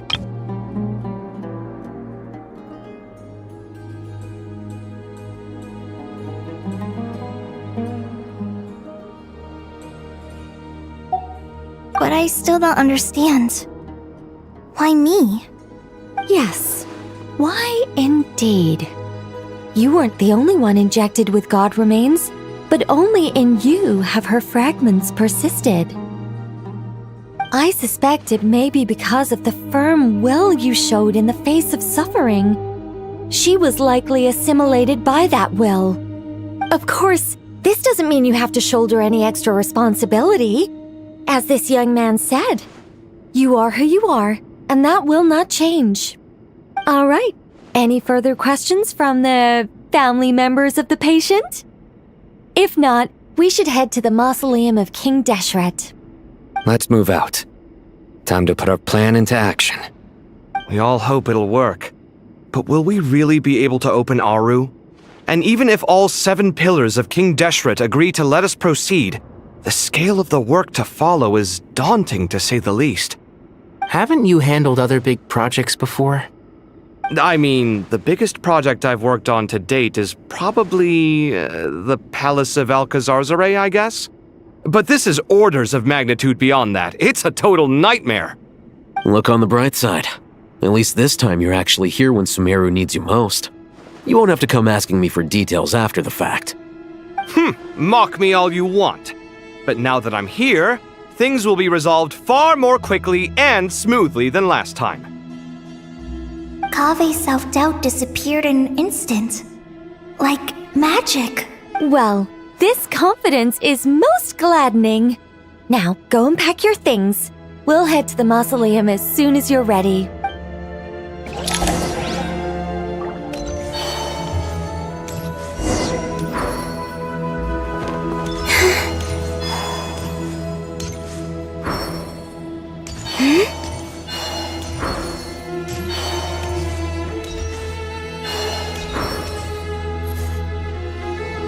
Oh, Miss Nicole.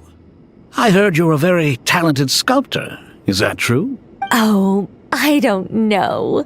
I wouldn't want to blow my own trumpet. Honestly, even though Kasharawar is best known for its focus on mechanics, plenty of Kasharawar scholars are quite serious about sculpting as a hobby. So if they rate your work, that's enough for us. We just have to take a look. Who's we? Myself and a few other scholars. Kashif, Daneshvar, come take a look. Oh, well, if you insist, I suppose there's no harm in showing you.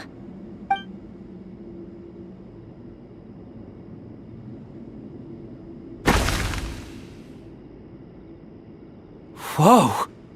Where did that come from? Look at the level of detail. It's so lifelike. The squirrel descends from the heavens like a champion, and the earth trembles beneath its feet. What do you think? Striking, isn't it? Kaveh? Kaveh, come here for a sec.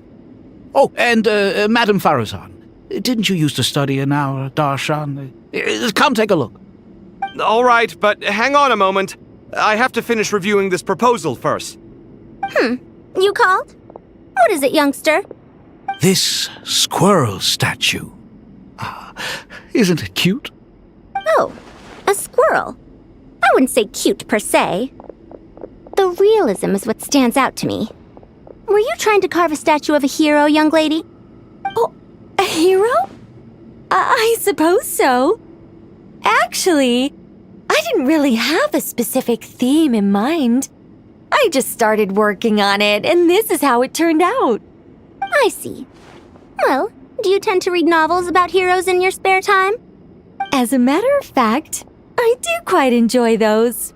Everyone loves a good tale of daring do, right? Then perhaps this statue represents the heroic tale you long to see deep down inside. Also on the subject of heroism, I feel that if the subject posed with a finger raised towards the heavens, it would lend a greater gravitas to the overall image. I'm sure some would call it cliché or old-fashioned, but not me. I think it would be a perfect fit. It has a certain classical beauty about it. Kaveh! Sorry, Madame Faruzan, I'm a little busy right now. Don't wait up for me. What a pity. That young man has excellent aesthetic tastes. I was hoping to ask him for his opinion. What a genius idea! Why didn't I think of that? Classical beauty is a great direction to explore. That's it.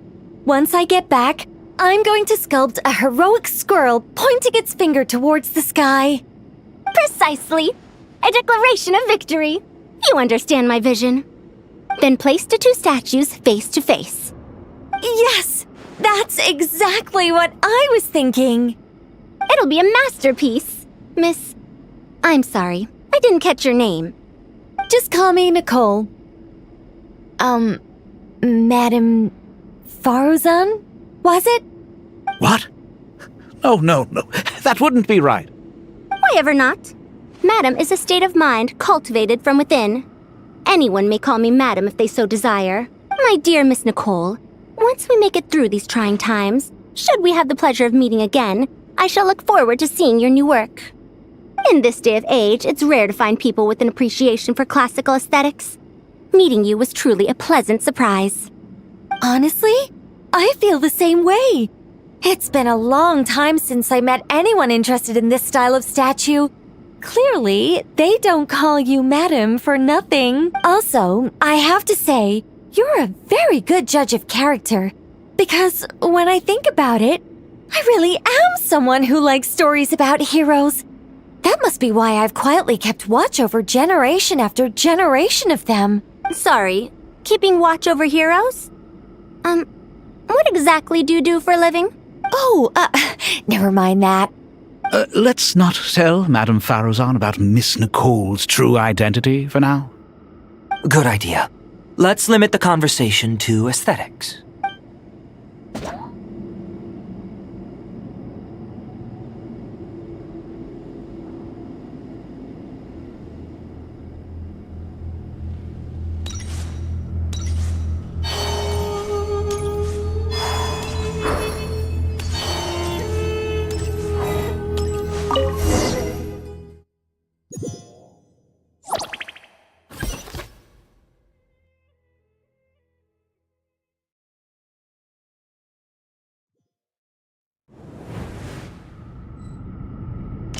I hope everyone's ready.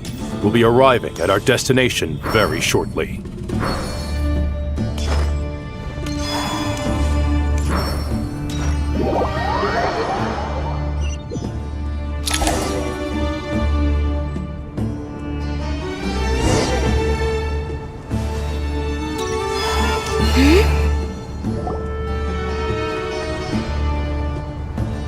Why, we've not seen so many visitors ever, really.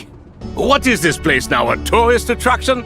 Ah, closer inspection reveals many familiar faces. To what do we dusty old fellows owe the honor? Surely you're not just here to chat. You surmise correctly. We are here to carry out a rather enormous project. Ho, enormous, you say? How large, then?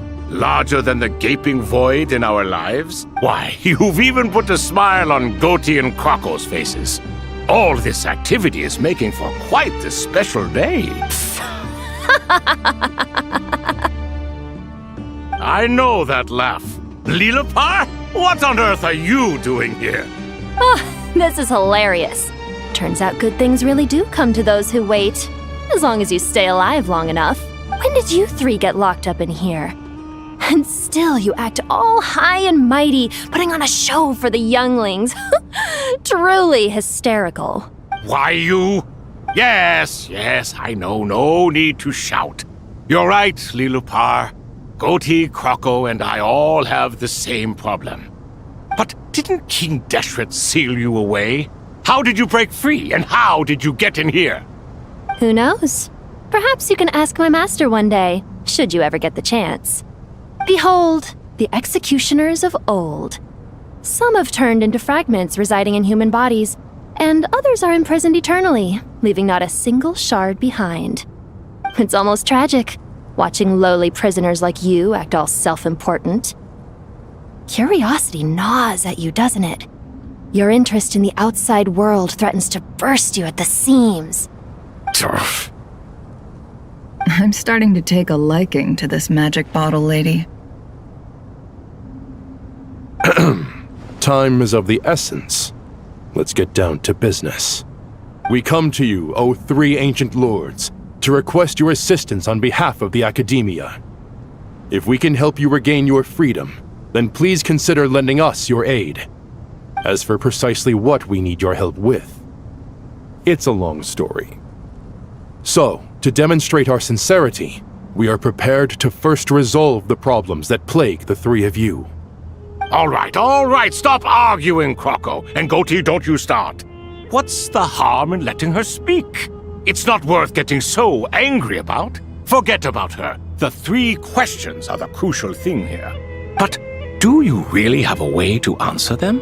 You once answered the final question, Nefer, but the seal did not open. Unless, with the passage of time, you have found a new answer? You could say so. When you first asked me what determines truth and falsehood, my answer was a liar's soul. Liars are the best at seeing through the falsehoods of the world. But if you want them to tell you the truth, you have to reach their soul. I think that makes sense. I found it quite compelling myself, and I told Nefer so. Unfortunately, it brought us no closer to liberation. Well, that's simply because it was my answer, not the one King Deshret was looking for. Can you guess which answer Al-Ahmar wanted then? Time. And that's not only the answer to the final question, it's the answer to all three of them.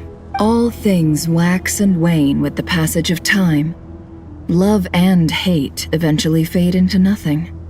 Current affairs are always fraught with conflict and controversy. Only time can distinguish between right and wrong. You once described King Deshret as a proud man. I'd say that the prouder someone is, the more inclined they are to believe that only time is qualified to be their judge. Time. Well. Indeed. Perhaps in building Aru, our king was in fact attempting to reverse time, to bring love and hate, right and wrong, the rise and fall of all things back to their point of origin.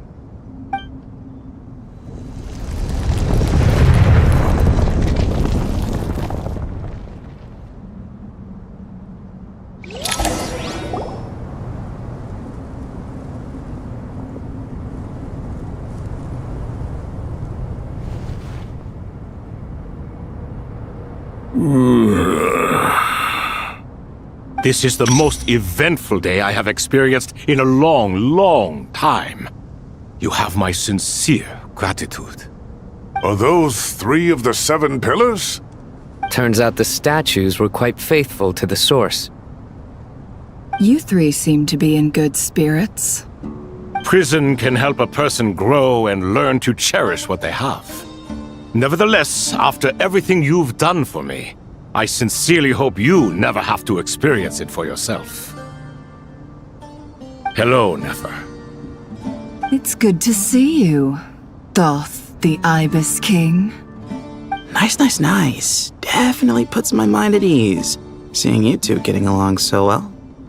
Should we maybe introduce ourselves, or...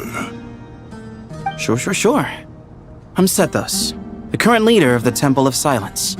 This is General Mahamatra Sino, and this is the former Spantamad sage, Cyrus. But I'm guessing none of that means a whole lot to you. Everything is equally new to us, in truth. We've been gone from this mortal world for longer than you can imagine. Let's hold off on the introductions for now. We can always ask Nefer about you later. It'll give me something to talk about with my chosen disciple.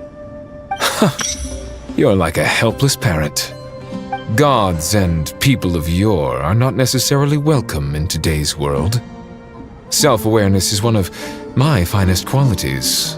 I thought I ought to share its fruits with you two. Is that so? Well, I think we'll take it in stride, just as we did with the 3 questions. Let's not forget, it was my persistence that won you both your freedom. Fair point. I have to applaud your persistence. And I must praise you for your wisdom. Now, state your wishes, young ones. I'm sorry? Why, your tremendous accomplishments deserve a reward, do they not? You must let us do something for you in return. General Mahamatra, what do you think? I won't beat around the bush. Sumeru is facing a crisis the likes of which have never been seen before, and we need your help.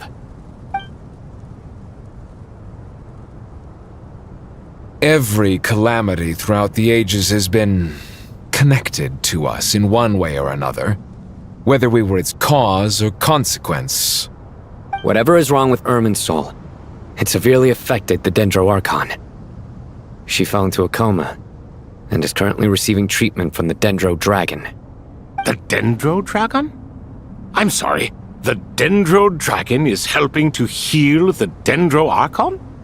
Not a pep, surely. Not vicious, cruel, a pep who possesses no virtues aside from her basic instincts. Ah, good heavens.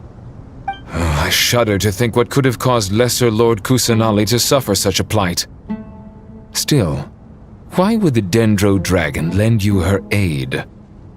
She has always held nothing but contempt for the Archons. I suppose she and Kusanali must have some history. You can help us make history too. A smooth talker. Well said, lad. Currently, no one can connect to Irminsul. We hope that by opening up Aru and making some modifications to it, we can use its technology to our advantage. Unfortunately, Aru is an imperfect creation. King Deshret never managed to realize his full vision before his death. Much remains to be done if it is to be pitted against Irminsul itself. Besides, I hear your reasons, but to give Aru up over such would be... The archaeological records clearly indicate that although Aru's construction took a long time, it was not beyond human means to achieve. Modern technology should solve the efficiency issues. We have no choice but to go all in on this. This is by no means a threat. But the only reason we helped you escape from Aru was to gain the necessary leverage to negotiate with you. You asked us to state our wishes, and we have. Each one of us here needs your help, as do all the thousands of people living in Sumeru. They need you, and they need Aru. What do we think, my fellow old fogies? Shall we lend our support or not? Since you ask so nicely, naturally. Naturally what? Are you for or against? I simply mean we shall do what comes naturally. You claim that you wish to open Aru. Know you then that the golden slumber created by King Deshret is preserved within? We do. We understand the risks involved. In all likelihood, the mortal world will never again be able to replicate King Deshret's work. Never will there be another chance to come so close to creating a utopia. Knowing this, are you sure of your decision? We are sure. Before people can dream, they must first live. If your minds are made up, very well. We shall summon our erstwhile colleagues to discuss this further. Saint Shezepank, Saint Bennu, once you surrendered to silence and were buried with King Deshret. But now, we invoke the right to awaken you with our voices.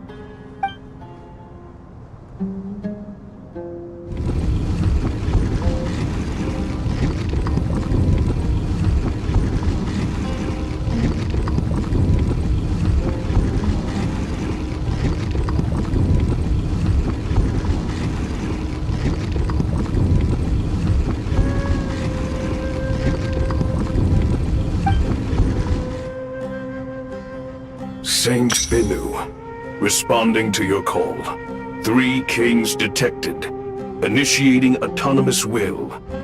Saint Shezbank, responding to your call. 3 kings detected. Initiating autonomous will. Ah, Lord Herreshoff. What a long time it has been. I trust you are keeping well. Then your trust in my well-being has long outlived your physical body. You have always opened with that same phrase, in life, death, and now even beyond. Al-Akmar is long gone. What is the reason for this meeting? You're awake? Good. We are voting on whether to give the people of present-day Sumeru access to Aru and permit them to perform technological renovations. You have the right to support or oppose the motion. Aru is the pride of Al-Ahmar. Opening Aru requires the unanimous consent of the 7 pillars. I hope you have a convincing reason to present to us. Sumeru is currently in the midst of a major calamity. Let us not forget that while Al-Ahmar was a stern ruler, he was also a teacher of wisdom. A god without his people shall cease to exist, and King Deshret's greatest wish was to provide protection for his people. Let us then honor our God King's wishes as we consider our decision. I do not mean to mock these proceedings, but what is the point of a unanimous vote when we know that the last of the 7 pillars, the Dendro Dragon Apep, will never communicate with us? This will no doubt surprise your mechanical mind, and I have no intention of trying to persuade you it is true. But Apep is, in fact, healing the Dendro Archon as we speak. Huh? Can someone attest to this? Do we have any proof? I ask the 3 kings. Can any of you vouch for the truth of this claim? Naturally, the Ibis King, Thoth. What? It was Thoth's disciples who revealed the truth to us. We need not debate its veracity. Simply let Thoth bear accountability. That way the rest of us may have a clear conscience. Herreshoff, you diabolical fiend! I awakened our former colleagues for you, supported your opinion, and backed your decision. What sort of fiend would do that? I miss the days when Hermanubis was still around. At times like this, he would offer to take accountability. What are you trying to say? Is my word worth less to you than Hermanubis's? Hypocrite though you are, Lord Thoth, you are humorous in equal measure. How could we bear not to associate with a character such as you? I, Saint Shezpank, approve the Goat King's proposal. Since King Deshret is no more, we shall receive no reprimand for acting beyond our remit. Nevertheless, I sincerely hope that those before us understand the significance of what they intend to do. Remember, the moment that Aru is liberated, the myriad souls residing within the Golden Slumber will return to the ley lines. And once the ley lines flow again, these souls shall in turn be received by Irminsul. To take this step is to bring the perfect afterlife created by our king to a permanent end. We understand that well, and we have decided to proceed regardless. Furthermore, the contemporary human perspective would contend that confining souls in this way is no act of benevolence. The deceased have a right to rest in peace. King Deshret's creation is clearly a place of rest and peace. It is just that many do not see it this way. But no matter. Saint Binu approves. Hermanubis' representative and the Dendro Dragon Apep made their choice ahead of time, while the Goat King, Ibis King, and Crocodile King have also granted permission to liberate Aru.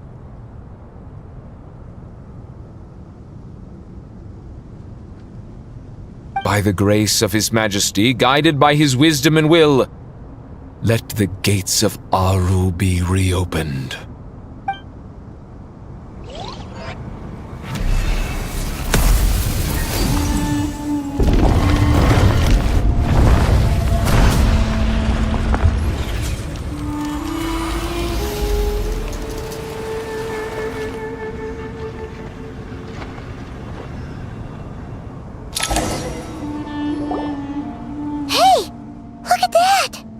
What's this? Are we under attack?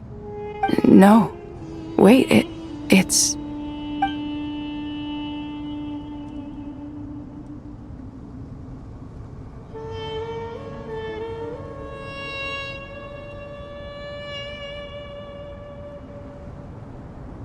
Here you are. Through the sands of time. I see you. Father.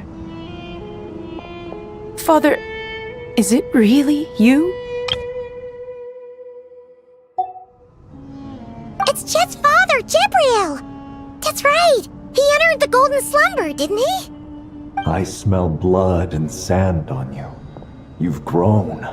Strong as a wild beast, and without shedding a tear. You have to leave, don't you? Please, just answer me this. What should I do for you? This meeting is a blessing from the gods. My soul, once imprisoned along with that of Samael, is finally free. I am truly grateful for the chance to see you again. That the dead should meet the living is itself a miracle. One brief, precious moment is enough. Enough to set my heart at ease. Do not weep for me, Jet. I know you will accomplish many great things in your life. You will go further and climb higher than I ever did. All I ask is that you take good care of yourself.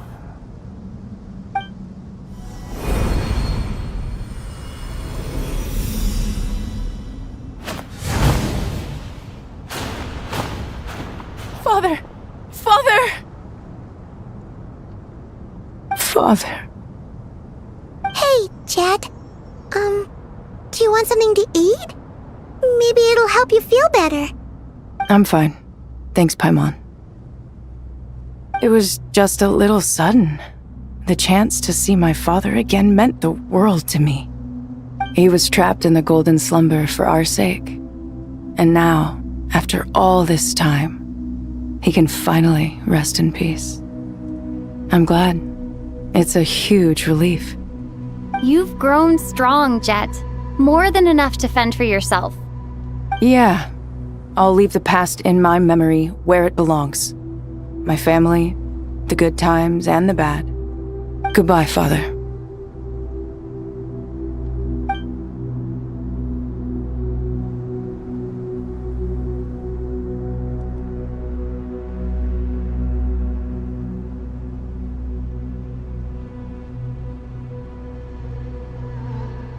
Ah, me, what a touching reunion that was. It seems we did a good deed today. We three retainers, once imprisoned for our iniquity, are surely the least qualified to judge whether this deed is good or bad. Either way, Aru is open. Now you have your opportunity, and with it, whatever trouble may ensue. Although Aru was created by a god, human craftsmanship was nevertheless required to build the gate that connects it to this world. Perhaps the relationship between gods and humanity follows a similar principle. As for your proposed renovations, we cannot determine which functions to keep or discard. Proceed as you see fit, but please entrust the task to your most accomplished scholars, or Bennu will be most displeased. It matters not. The Ibis King shall be accountable if any problems arise. Ibis, you chose to take on disciples, and so it follows that you must accept the risks of associating with humans. If I'd known you'd be like this, I would have locked all of you away in Aru, never to leave again for all eternity. All of us? What does this have to do with me? Vilify me no further. Scholars, since you have liberated Aru, allow me to present you with a gift. Using Aru's power, we shall install a defense mechanism at our king's mausoleum. You must be guarded even against Irminsul itself. This shall afford you some convenience, unseen and unheard. From this moment forth, none may by sight or hearing perceive anything said or done within the mausoleum. Amazing. And all this is achieved just with the power of Aru?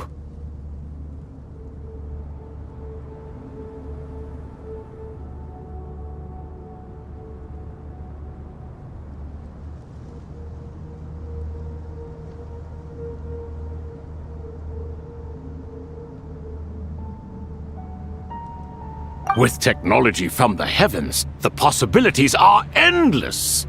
Just because King Deshret did not use it for this purpose does not mean that it cannot be done. So, marvel away. This is the reward you have earned. All right. Well, that resolves the issue of confidentiality. What about the technical side? Do we have the manpower? Why, yes. I've already contacted them. They'll be here soon.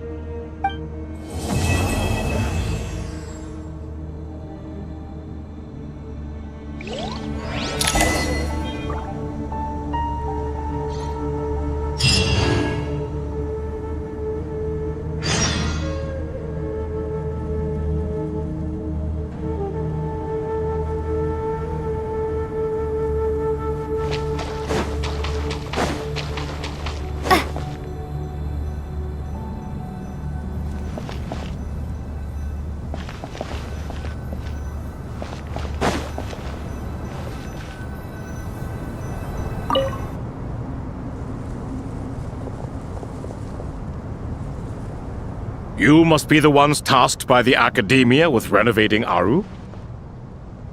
That's right. Good afternoon. I'm Kaveh, and these two are Termezi and Naisaburi.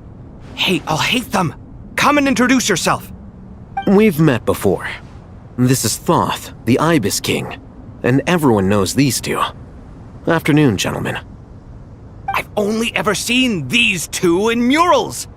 Ah, the paintings in the temple. They show us chatting, playing cards, playing chess. Precisely the activities we most enjoy, funnily enough. No, only you enjoy playing chess. We were just humoring you. I wouldn't go that far. Back to the matter at hand. A preliminary assessment by the Academia indicates that this project requires expertise in various disciplines, including the deciphering of ancient texts, mechanical engineering, the restoration of ancient ruins, and elemental theory. The most capable minds in their respective fields are here before you. If there are no objections, we'd like to begin our work. The artisans who built Aru for Al-Ahmar gave their very lives to create this splendid work. Follow their example by giving your utmost devotion to this project. I didn't know that. We'll do our best, of course, but we certainly won't be sacrificing our lives. Such brazen words. Humans these days are a far cry from their ancestors. What little respect you show for King Deshret. No, that's not what he meant. Please, don't mind him. He shares your sentiments, just not your, penchant for hyperbole. Assuming that's what you were going for? I just think it's important to manage expectations. Forgive my lack of courtesy, but we simply can't sacrifice our lives to the gods on completion of the project like people in the legends of old. Here's a first draft of the project proposal for your perusal. Please let us know if you have any requests. Normally, I'd have made it look a lot more visually appealing, but we were really pressed for time on this occasion.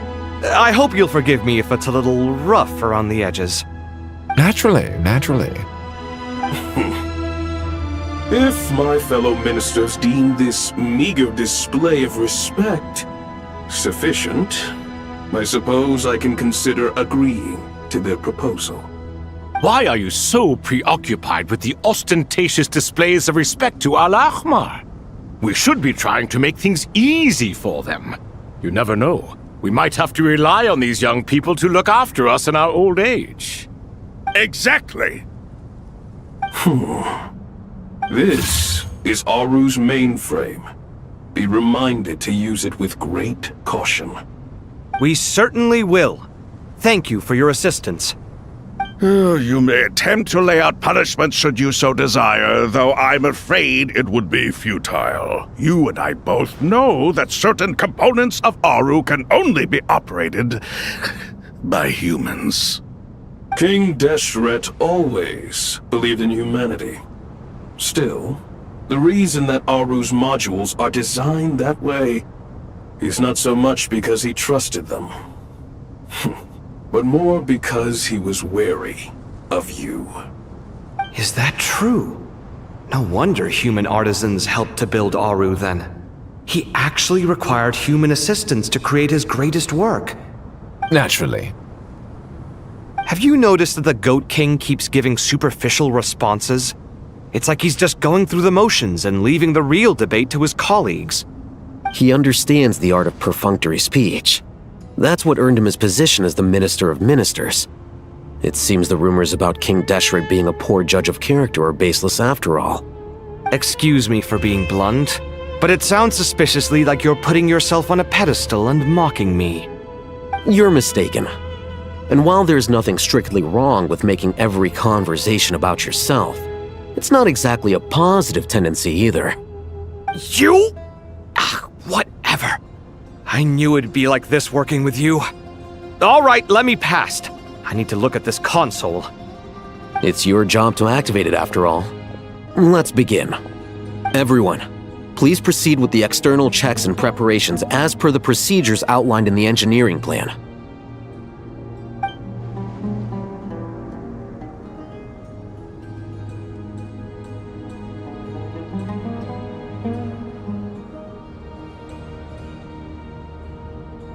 Hello there, youngsters. Whoa, the Ibis King came to life!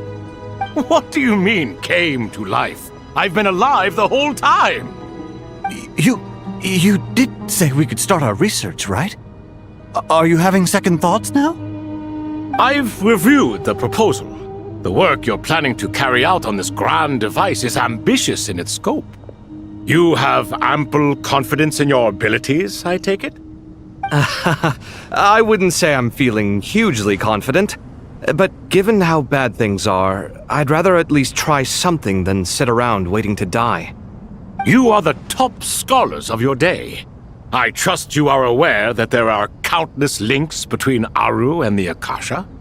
Aru and the Akasha?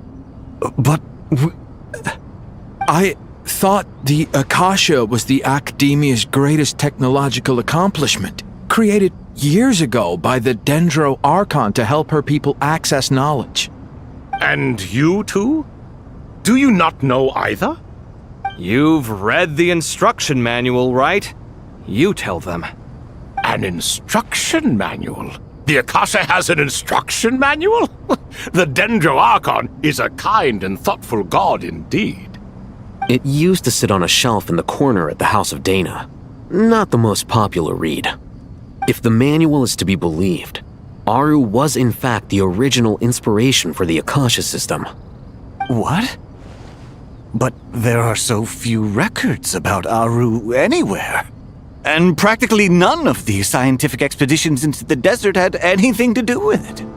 Ah, but this is something you could not possibly have known.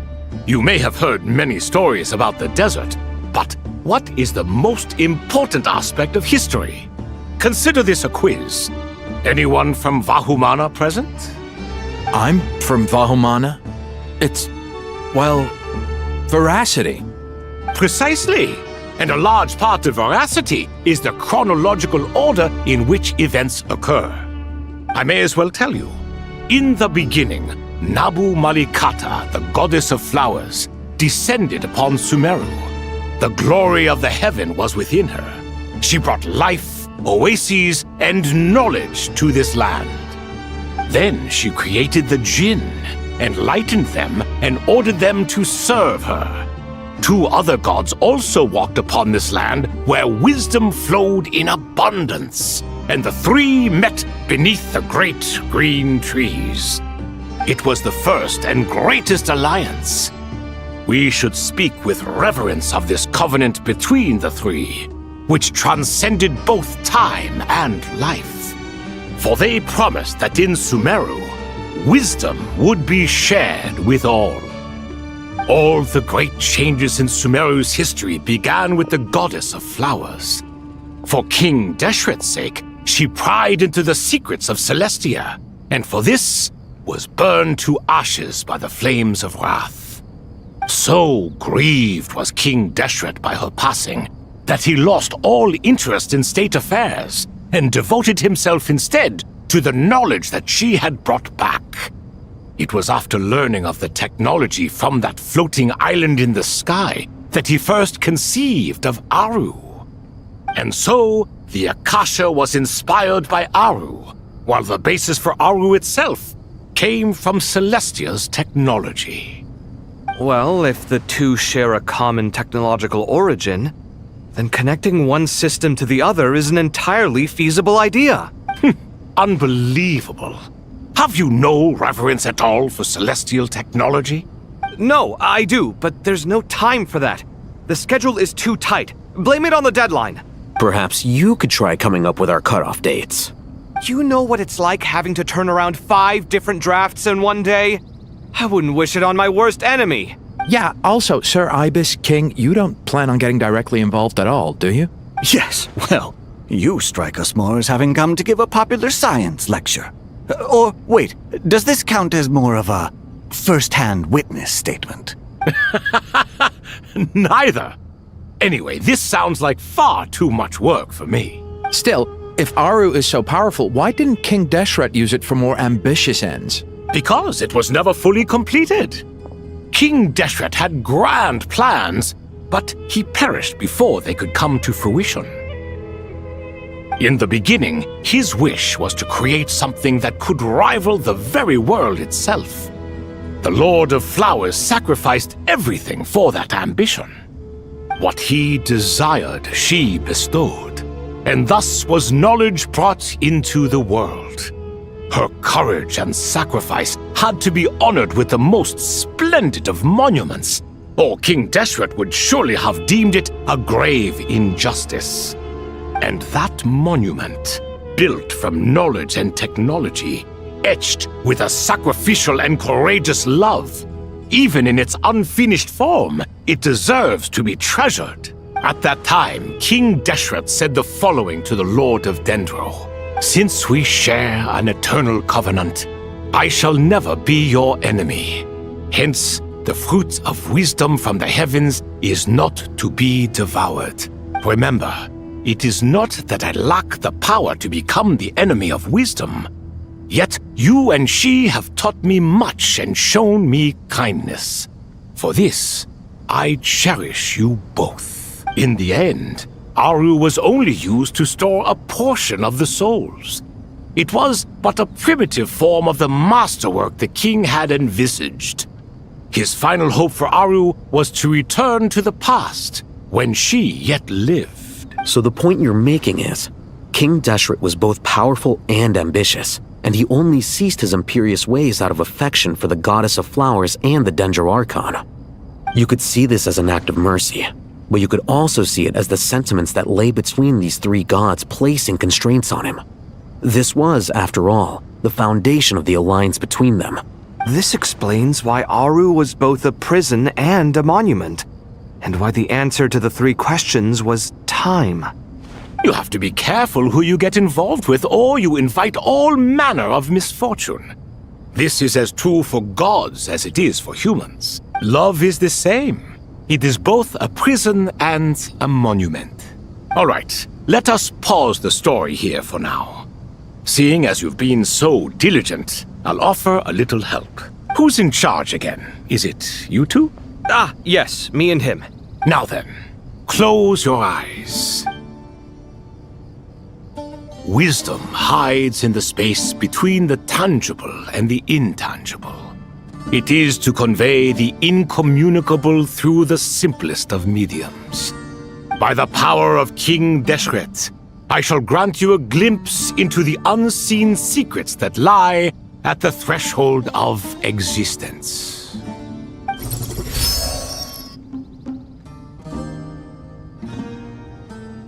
Where did this come from?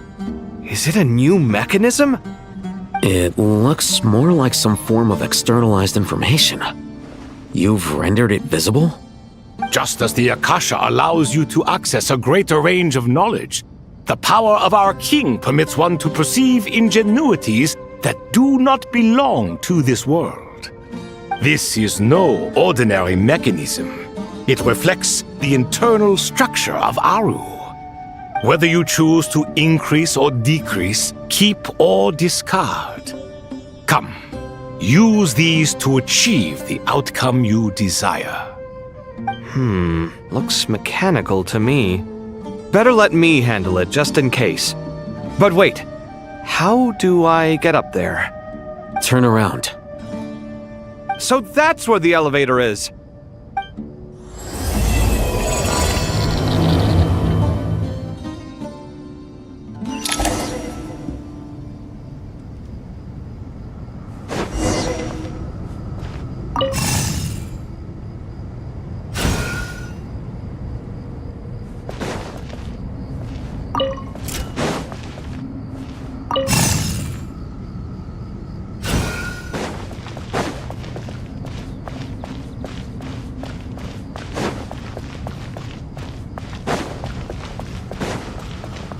Come at me!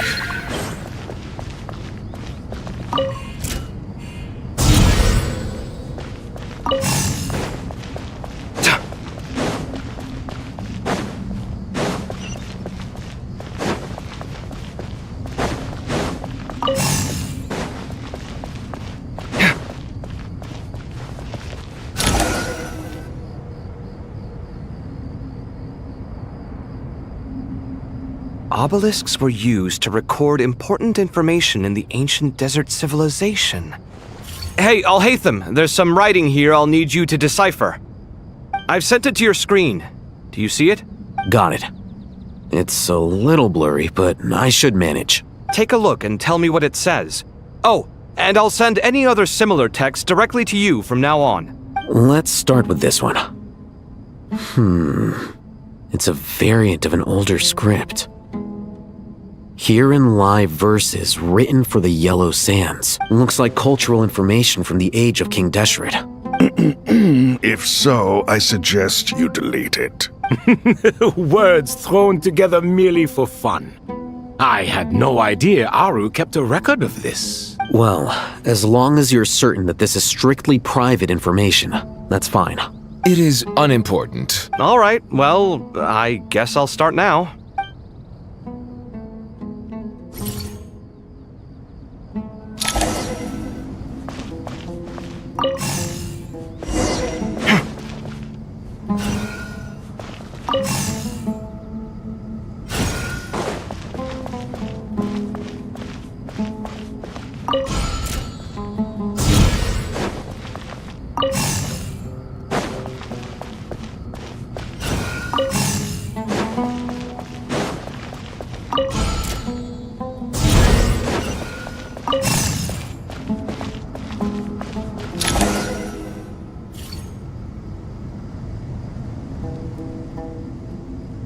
Found some more. Sending them over to you now.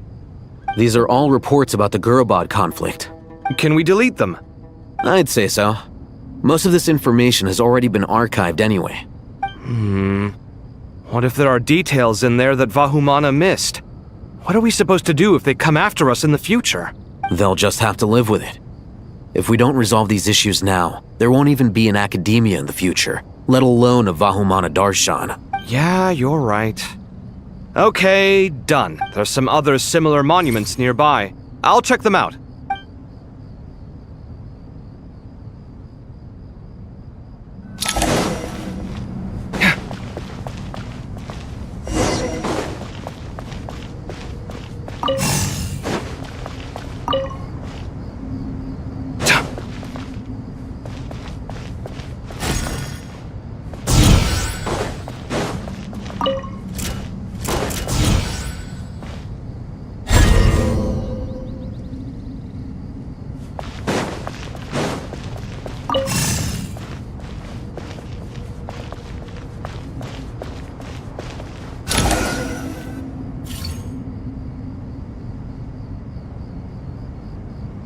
Another monument!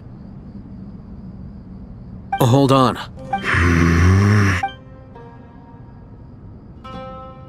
You're still reading it? How long is it? It records the development and governance of the Oasis civilization. Most of it concerns the Jinn, but it also contains records left by the artisans who built Aru. Is it important? Some of it.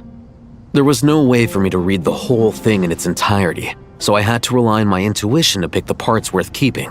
What about the artisans' records? What do they mention? They're speculations, mostly.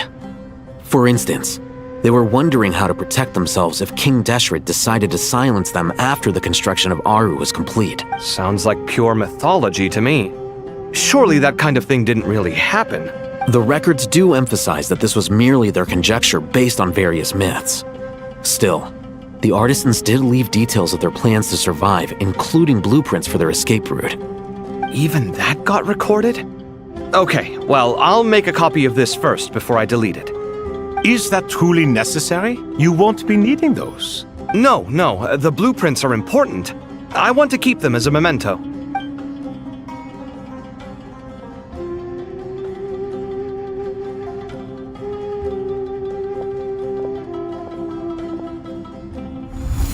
I think that should just about do it.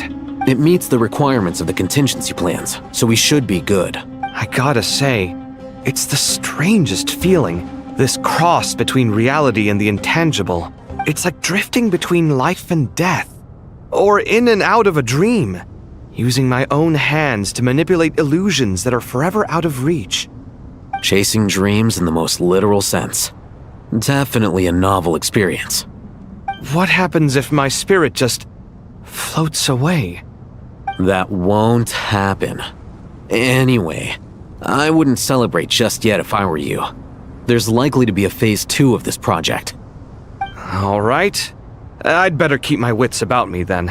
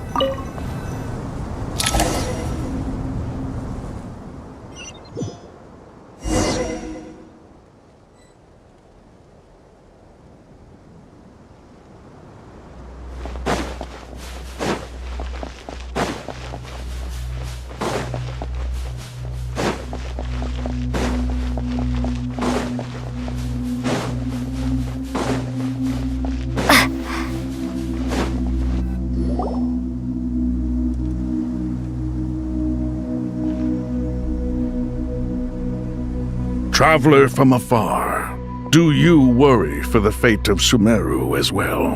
Whoa! It's Sobek the Crocodile King! Greetings, Crocodile King. Please be at ease. I'm just here to chat with you about Lesser Lord Kusanali. Sounds like you really care about her. Yes, Although, to be exact, it is a mixture of both concern and curiosity that I feel. Speaking of Nahida, Paimon was wondering how she's doing. Wait a moment.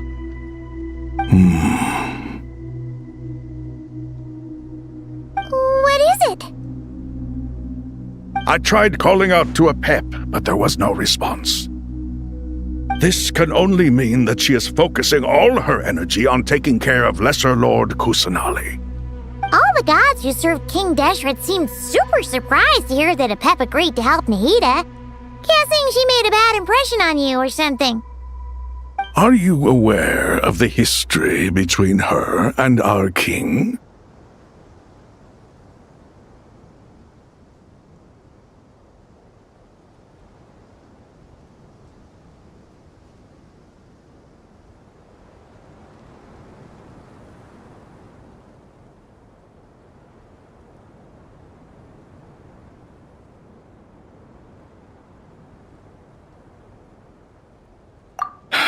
Then you are learned indeed. I'm glad to know that Sumeru has the support of someone like you. At the end of his life, King Deshret tricked the Dendro dragon into swallowing him whole, leaving her to bear the torment of his sins. The Dendro dragon despised King Deshret, yet he outwitted her.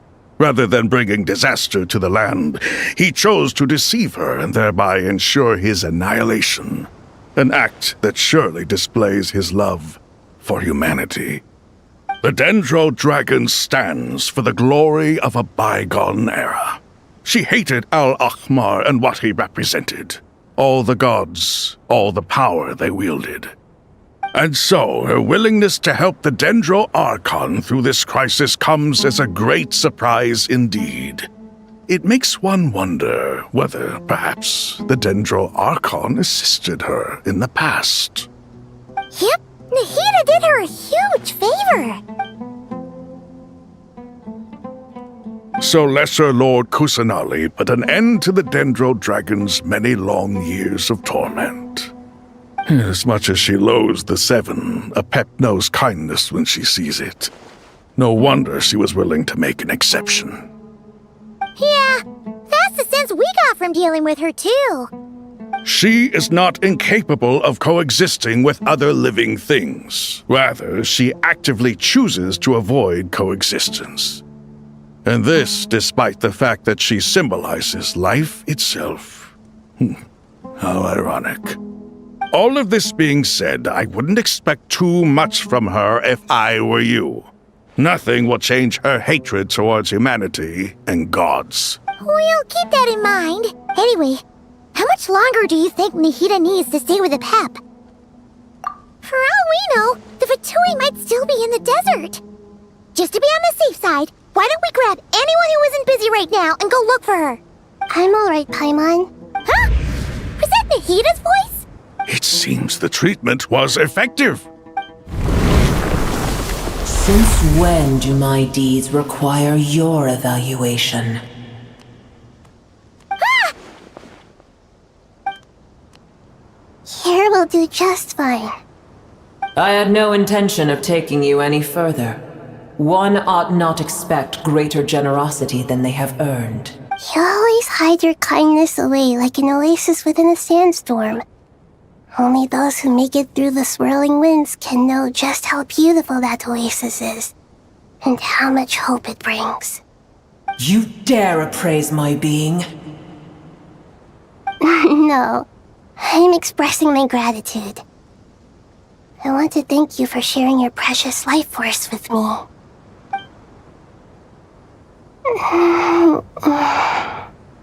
Awake already? You are more resilient than I thought. Pep. I feel much better. Thank you. Gods and their gratitude mean little to me. I would rather you give me your assurance that the situation with Irminsul and Sumeru's ley lines will be competently managed. If I suffer any ill effects from the ley lines, you, as the god of this land, will be held responsible. And you would not enjoy being held to account by me. I understand what you require. But I would assume this task even if you did not demand it. Sumeru is my responsibility. I must resume my duties as soon as possible. A farcical notion. God of Sumeru, I hope you realize how unextraordinary your strength is. And yet, maybe it is precisely what defines me. A god of wisdom is not meant to rule by force. Then hold steady. We go forth. Well, I'll be. Is that a pep? Do my eyes deceive me? Of all places, the Dendro Dragon has decided to visit the mausoleum of King Deshret? I see that after all this time, El Ahmar's menagerie of ministers remain as vile as ever. It's a pleasure, Dendro Dragon. Had you arrived but a little sooner, you might have attended a meeting of the Seven Pillars. What a nauseating thought.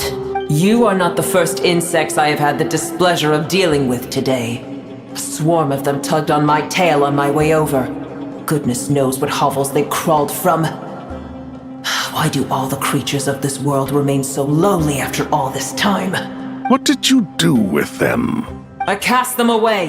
What would you have me do? Keep them as trinkets? Boer, this is where we shall part ways. To be clear, I do not wish to see you or anyone else here ever again, unless absolutely necessary. Then I wish you peace as you return to your dwelling place. It matters not to me. Simply refrain from bothering me again. A force to be reckoned with. At times like this, I feel glad that she has no interest in any of this. Hold on, just hold on, okay? We're almost there. We made it! Huh? Wait, that voice! It's... Uh-oh, I'm gonna fall!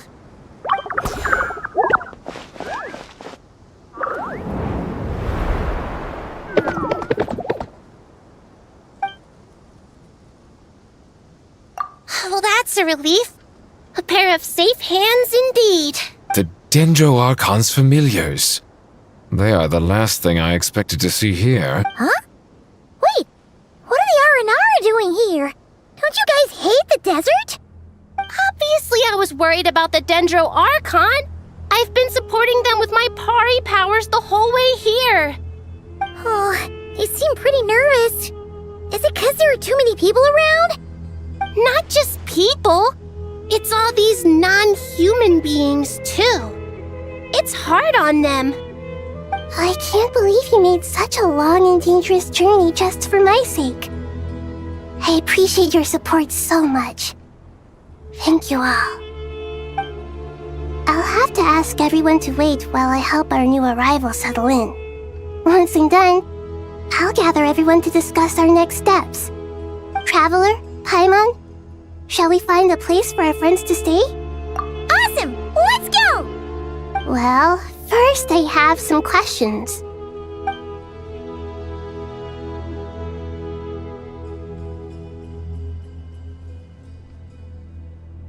Okay, I think that covers everything.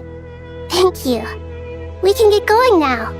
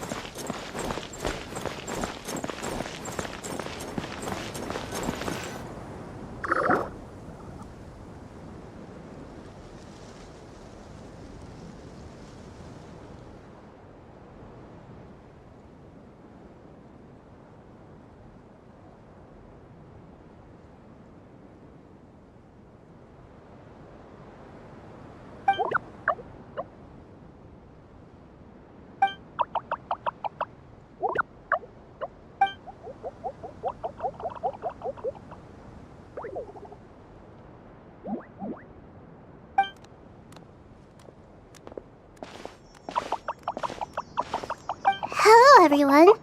It's only us.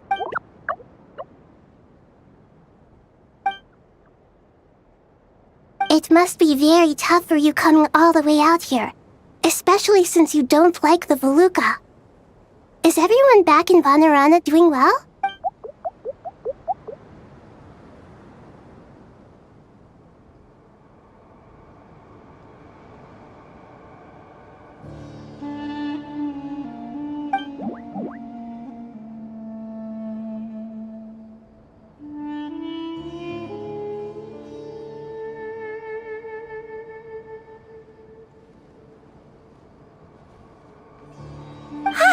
Everyone's here. Good. Are you okay? You look like you were about to pass out back there. Then you're forgetting who I am. Don't underestimate me.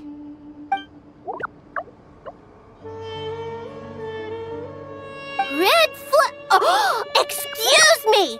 Are you comparing me to Paimon? I suppose everyone is gathered here because of me. As we can see, the situation is critical, and everyone is very busy with their various tasks, so...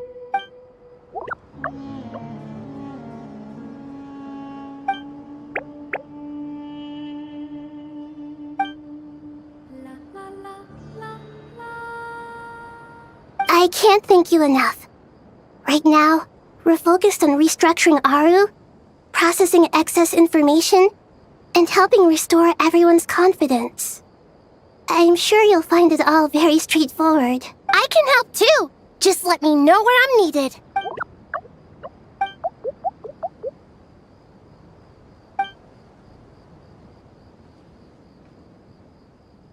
Up to no good?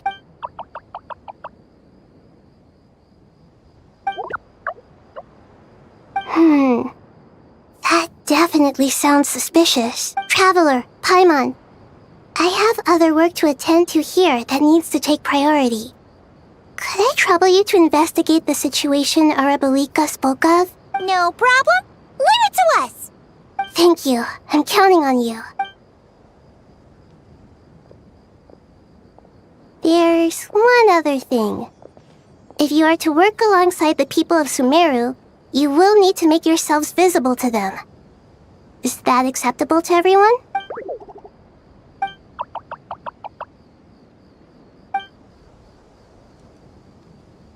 There's nothing to fear. No one here will hurt you. But if you do feel afraid, don't worry. Just call my name and I'll be there. Very well.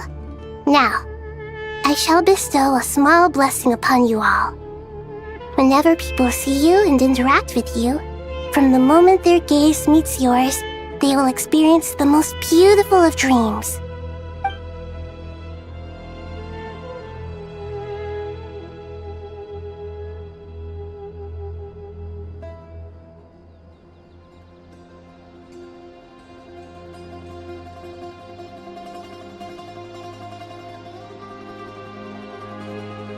Do not fear.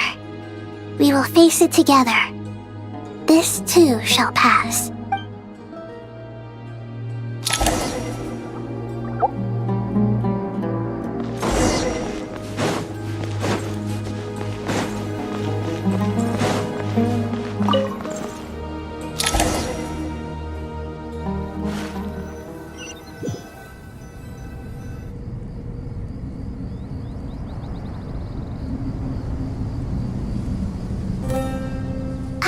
Everyone's here.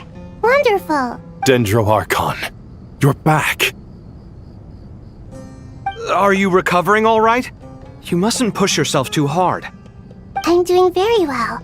Thank you for your concern. I see. Using the power of Aru to reboot the Akasha and gain access to Irminsul. It's a sound plan, although I regret to be the bearer of bad news. But with the state that Irminsul is currently in, it's impossible to access via traditional means. Even the Akasha won't change that. Alas, we had feared this may be the case. And what about non-traditional means? Non-traditional means? Are you saying... Desperate times call for new measures.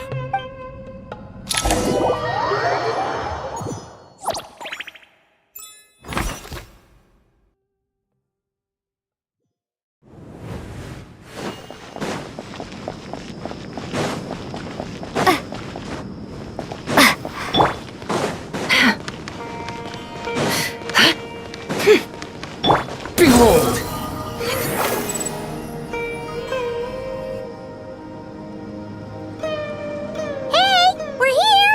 Ah, it's you. Is there a situation?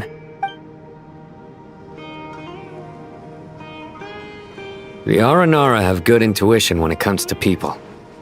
In other words, there may well be a traitor among us. Given everything that's going on, I'd be more surprised if there wasn't. Miss Nefer, as a professional intelligence broker, I trust you have a solution? Not one that I'm willing to volunteer. What's in it for me? Let's say I'll treat this as a pilot project aimed at expanding your intelligence operations.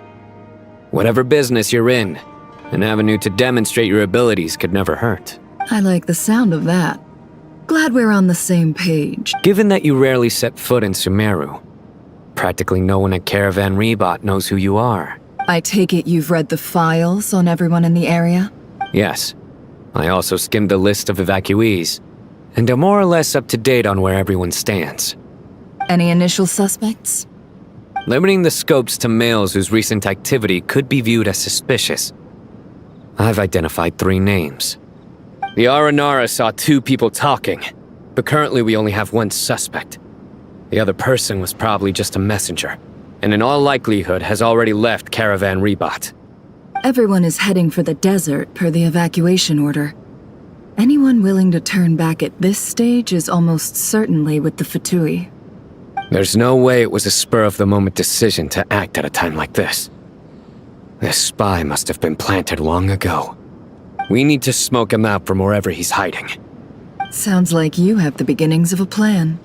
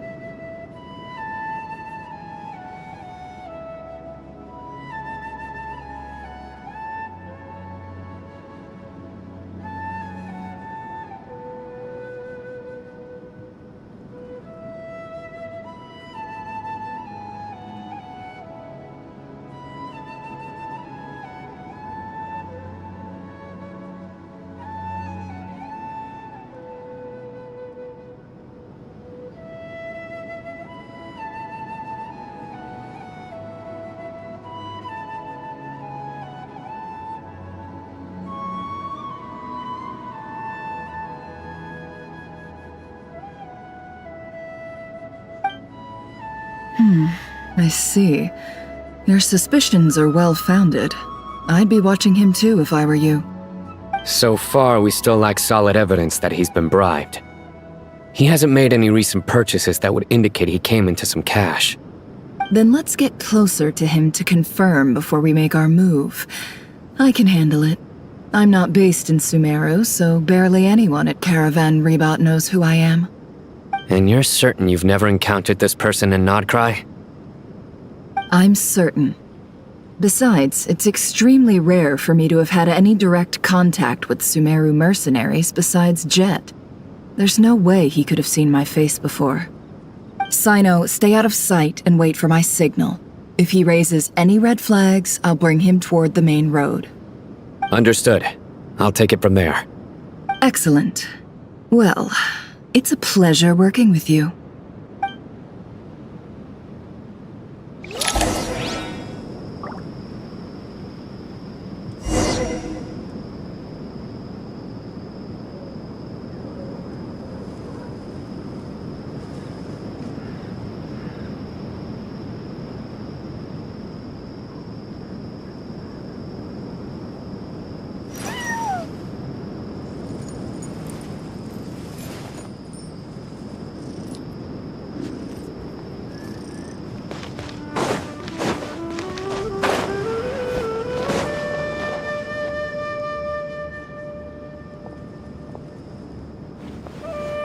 darker skin, scars, frequents the desert, and has ample combat experience. Nothing unusual about how he dresses or acts. What's that he's looking at? A coin. Interesting. Could that be how his contact paid him? Conveniently discreet for someone trying to hide any unexplained income. And yet it could be highly valuable. Sorry to bother you. Has everyone here already left? I don't suppose you happen to see a lady wearing a hat? Ma'am, what are you doing in Caravan Rebat all by yourself? The main group evacuated some time ago. Didn't you pass them on the road? My friend and I lost some of our cargo along the way. I didn't want to miss out on potential business, so I told her to go on ahead and meet the client while I retraced our steps. I didn't think it would be so late by the time I found it. And then there was a terrible sandstorm. I guess I must have taken a wrong turn, because I didn't see any large groups on my way here. Forgive me for asking, but just to be on the safe side, could you describe this friend of yours? Sure. She has blonde hair, and she was wearing a hat and a white dress. You'd definitely know if you'd seen her. Yes, I think that does ring a bell. My apologies. During this exceptional time, the Corps of 30 are under orders to be extra cautious when dealing with unknown people, whoever they might be. I understand. Well, sir, is there anything else you need to know? If not, I'd better try and catch up with them. Hey, wait! They left a good while ago now. You'll never catch up with them on your own. Why don't I give you a ride? I'm here to collect the last few people anyway. We have plenty of carts, so one more won't be a problem. That would be amazing. Traveling with a group will be much safer. I'll have to pay you for your trouble. Hey, let's not worry about the money for now. Wait here a moment. Once I'm done packing up, I'll take you to join the rest of the group. All right, thanks. Let me know if you need a hand carrying anything. No need for that. I'm strong enough for both of us. Okay. Well, I wish there was some way I could repay you. Guess it's my lucky day, running into someone who knows what they're doing here. You might have just saved my life, you know? You're not wrong there. I mean, what kind of cargo is so important that it's worth risking your life to get back? I hope for your sake that it's priceless. Actually, I suppose I can tell you, since you've been such a big help. But be sure to keep it to yourself, or we could both be in big trouble. Oh, really? Sounds mysterious. We're in the antiques business. You understand? Some of our goods aren't acquired through the most legitimate means. We have to be very discreet when we're selling them. That's why I had to go looking for the missing cargo alone. No wonder. Well, ma'am, in that case, it turns out that maybe there is something you could do for me. I'm all ears. But to be clear, our commission isn't cheap. Think carefully before you ask. We don't want to ruin our relationship before we even hit the road. I'm sure that won't be a problem. My issue is, I have something that's a little difficult to sell on as well. Take a look at this.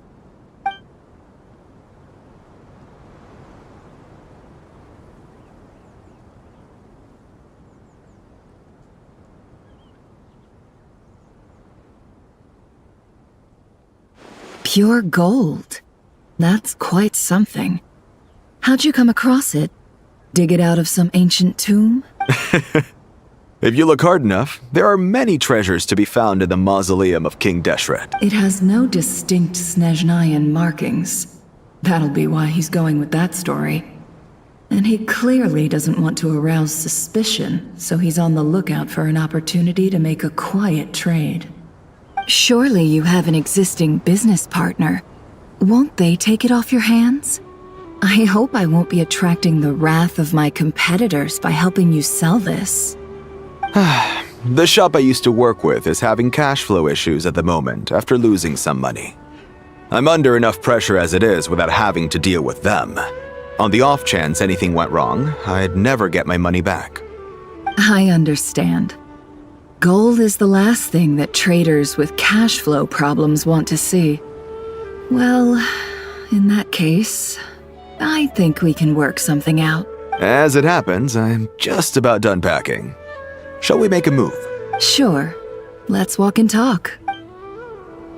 This evacuation was a huge operation. They needed a few people to stay behind and tie up loose ends. And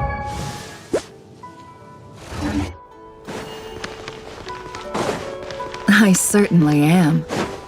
I don't know how this happened. One thing led to another, and look how it ended up. I just hope our client doesn't get spooked and cancel their order. fingers crossed. But either way, life goes on, and we all have to make a living somehow.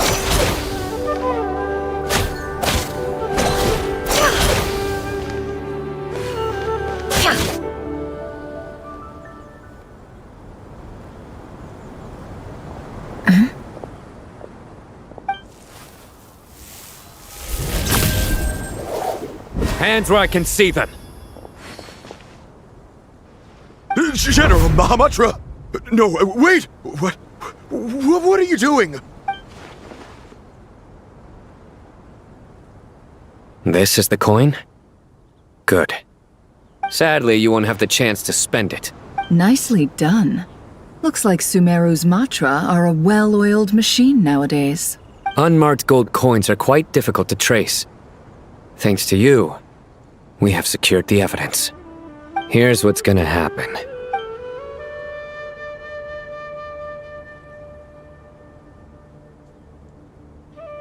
Southeast from here, leeward side of the hill.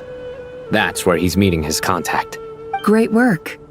Candace tells me your interrogation skills are highly effective. Hers are quickly catching up. She's improved a lot in recent years. Looks like it's over to you for the next step. Because I'm quickest on my feet? Because you know how to trail a target. Plus, it'll be easier to monitor their activity from the air. Fine. I'll be quick. One more thing. The Traveler just brought a message from the Dendro Archon. Once you're done with this, we're to meet up at the mausoleum of King Deshret. Got it. Will do. Are you sure you'll be okay on your own? Gee, I don't know. Maybe you should come with me. Okay. Then Paimon's coming with you.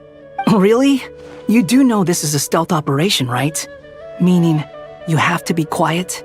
Paimon? Are you sure about this? Well, Paimon at least wants to give it a shot. Like everyone says, if you never try, you'll never know. Besides, being the best guide in Teyvat has to count for something. This should be a piece of cake. Fine. Join me if you want. But be warned, if anything goes wrong, I'll have to gag you and shove you into a bush. No need! Paimon will be super careful. Promise! Good. Then what are we waiting for? Let's go. Ah! Coming! Coming!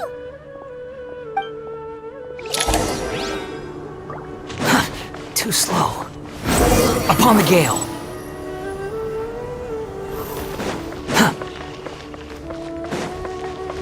Quit following me.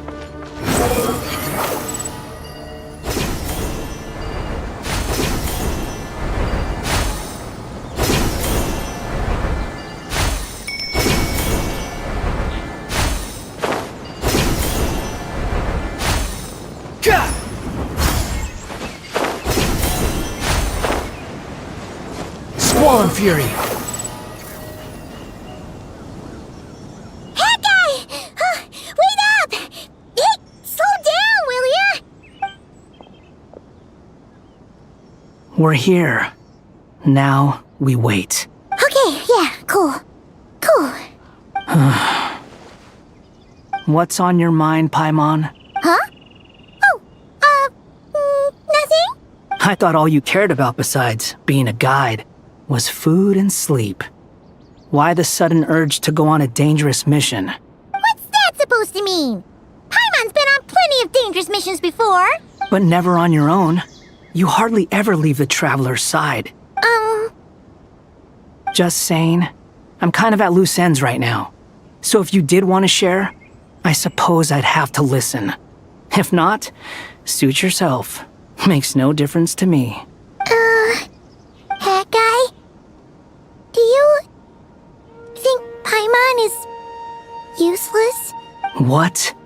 Where's that coming from? When we were in Notcry, Paimon suddenly realized something. Even though Paimon's with the Traveler every single day, whenever we face real danger, she can't do anything to help. Paimon doesn't get like this very often. She just got really scared when the Traveler got kidnapped that time. What if she never came back? What would Paimon do then? And the more Paimon thought about it, the more useless she felt. But Paimon doesn't want to be a burden. Paimon wants to be a friend who's actually useful. Does that make any sense? You know, that feeling of just being completely useless and... Paimon probably sounds so ridiculous right now.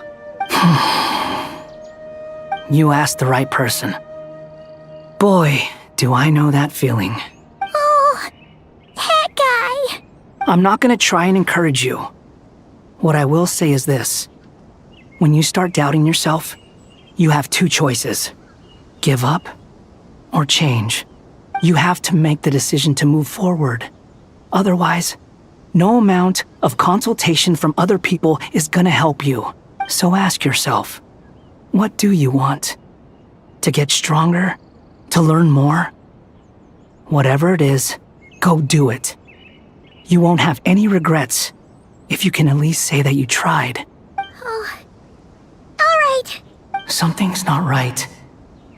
Shouldn't they be here by now? Paimon, is it just me? Or is it a little too quiet around here? Should Paimon take a look? We'll give it another hour. If nothing happens, we head back. Okay.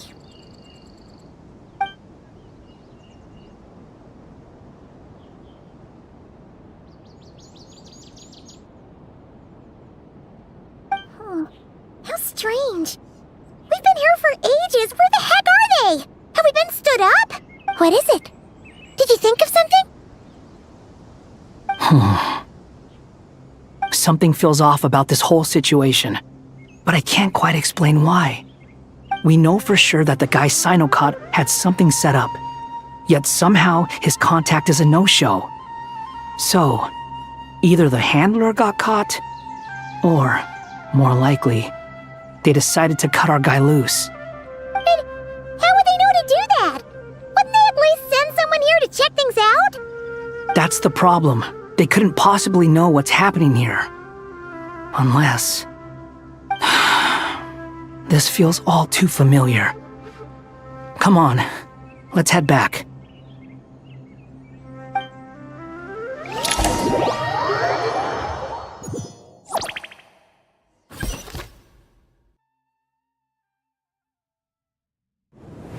Even though this isn't a formal meeting, I'd still like to start by saying how grateful I am to each and every one of you. Thank you all for coming here and standing by our side. Shesipank and Bennu are currently assisting the scholars with the maintenance of Aru. Please forgive their absence. As for Hermanubis, may he rest in peace. We remember him with great fondness. There have been times when I imagined what it might be like to meet you all. Now that it's really happening, I feel quite emotional. Time has taken many things away, but that which remains is all the more resilient. I must say, there is one thing that rather surprises me. You appear to be in good spirits, Lesser Lord Kusanali.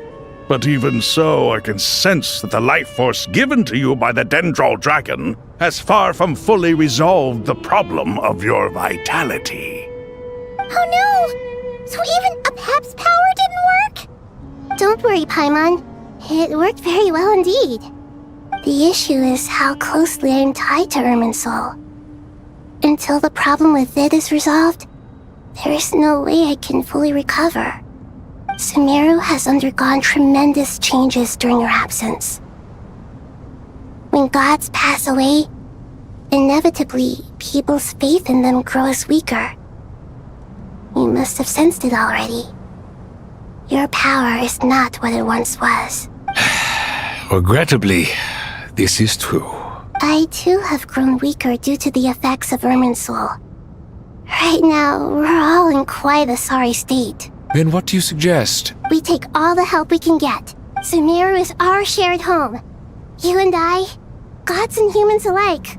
We must unite all our strength in this moment. Though Al-Ahmar is no longer with us, the alliance between the three gods remains in force. Regardless, as subjects of our king, we have a responsibility to support Sumeru through this catastrophe. Not to mention that it was the people of Sumeru who released us from this prison of Aru. Times have changed, and the people of today possess greater wisdom than those of the past. You really know how to give a rousing speech, Goti. Now then, let us learn more about your plan. The brightest minds of the Sumeru Academia are busy opening and renovating Aru. They claim it has something to do with Irminsul? Correct. Irminsul has existed in Tevat since the very beginning. But during the Age of the Dragons, it did not possess the significance it holds today. After the heavenly principles arrived, the power of the Light Realm was divided into elemental energy, and Irminsul was refashioned as a device that records and preserves all information. Since then, everything in this world has been inextricably linked to it. As the Dendro Archon, I have a duty to protect Irminsul. To Sumeru, it is both a national treasure and undeniably a major threat. Tevat has seen many upheavals in the last few years. The most recent of these was a major crisis in Notcry, which forced Sumeru to be even more vigilant than usual. I made sure to monitor all the pathways through which an outsider could potentially transmit themselves into Irminsul. But despite my efforts, a major problem still arose within. I still believe that someone has actively invaded Irminsul. But rather than taking any of the pathways I referred to, the intruder chose instead to utilize the most direct route, and the only one that cannot be protected against, by entering Irminsul through death. I see what you mean. You cannot simply stop all deceased souls from returning to the ley lines because of a potential invasion that could occur at any time. That's right. As important as it is to guard against external threats, I couldn't allow myself to stop the souls of the departed from finding peace. Please, understand how difficult this predicament was for the Dendro Archon. Defense has never been an easy task. After Irminsul was invaded, my authority was quickly restricted. Soon after that, the tree began denying access to any connections. I'm sure you feel responsible, but you are not to blame. No one can predict every possible disaster. There will always be trials and tribulations for the world to endure. But the people of Sumeru should not have to endure this. We must find a way to break through the lockdown and connect to Irminsul. And this is why you need Aru. Yes. The only thing in Sumeru capable of rivaling Irminsul in terms of overall function and performance is Al-Ahmar's legacy, Aru. All I managed to do before falling into a coma was make some minor adjustments to Irminsul. Using Aru is a last resort, and a move that comes with enormous risks. The scholar's initial plan was to borrow Aru's power to reboot the Akasha, then use the Akasha to connect to Irminsul and investigate. Unfortunately, Irminsul has suffered far greater damage than they first thought, rendering that plan futile. To rise to the challenge, we had to resort to a more extreme and far costlier means. This has led to a number of new contingency plans. To reclaim Irminsul, our brightest scholars have made further modifications to Aru with multiple goals in mind. I thank you all for giving them your blessing in this endeavor. Human wisdom has clearly improved over the millennia. You have not only our support, but that of the Jinn, the Aranara, and the Pari. Together, we will do everything in our power to save Irminsul. By the way, when you spoke earlier of an intruder, it almost sounded as if you knew who you were dealing with and what they were capable of. Well, since you ask.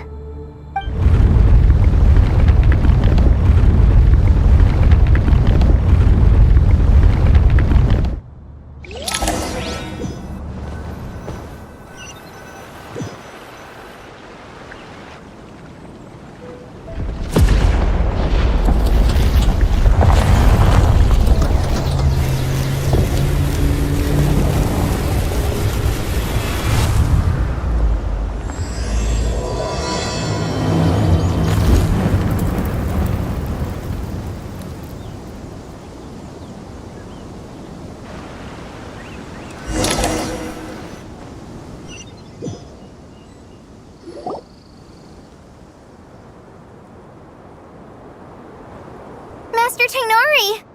What is that? Is this Irminsul? How did this happen? What's going on inside? Luckily, we managed to evacuate everyone. What in the world was that? That was terrifying!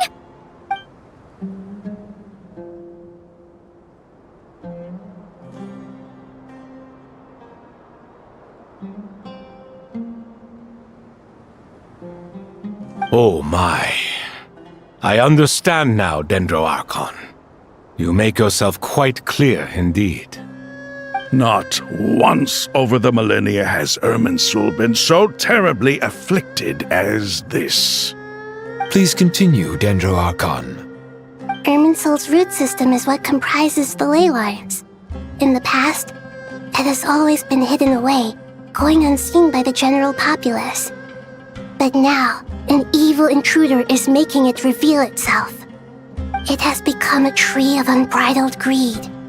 A clear sign that a deranged experiment has advanced to a new stage. Blasphemy. From where I stand, an experiment in the name of blasphemy sounds rather improper. But if we are to honor Dottore will, this is what we must do. The birth of this tree proves to me beyond doubt that this incident is connected to him. But to explain the situation in full, there is someone I need to tell you about.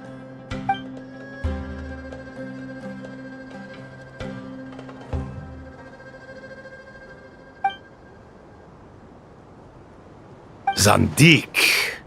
So it was him. I saw him in the desert once. A man of supreme arrogance. So this is where it has taken him. But didn't Dottore die and not cry? How is he still able to do all this? He must still have loyal followers amongst the Fatui. Even so, I'm still unclear as to how he has been able to wield such a profound influence over Irminsul. I can confirm that Fatui forces have arrived in Sumeru City. Furthermore, Irminsul seems to be undergoing some kind of mutation. Evil branches are beginning to grow. Things that do not belong to this world are slowly but surely materializing. Sorry, I couldn't think of any other word to describe it. They don't seem to be fully formed physical entities yet, after all, but they are gradually becoming real. A baleful tree climbing up into the heavens. Speaking of Dottore, I have some information on that front as well.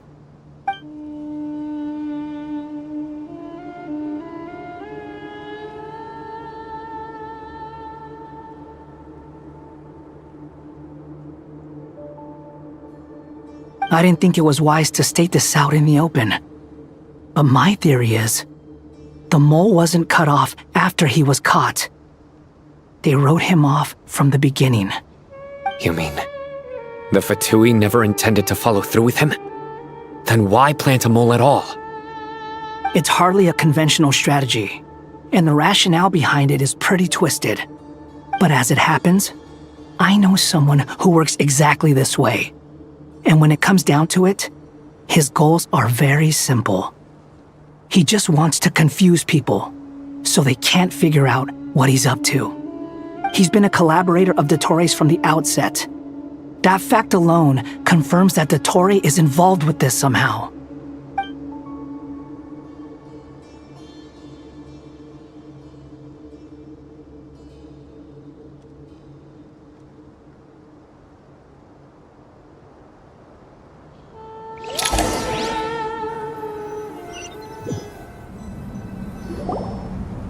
There is still much to be done. Everyone, please remember our core strategy. As per the discussions, the following groups must act immediately. Mr. Al-Haytham and Mr. Kave, the next phase of the Aru renovation project must begin right away. Godspeed to you both. We'll give it everything we've got. The plan looks feasible, but the implementation will require certain resources. General Mahamatra Sino and his team will help to procure the materials required for modifying the terminal. No problem. I've already spoken with Sethos and Hat Guy, and they've agreed to assist me. This kind of thing is best left to the fleet-footed, right? Hat Guy? If it's efficiency you're after, we're the right people for the job. Following up on the elemental energy amplifier we discussed, Ms. Dory, I assume you're the one most familiar with the status of this project. Aside from the Dendro Archon, of course. Yep, that's right. Leave it to Lord Sangama Bay. Got it.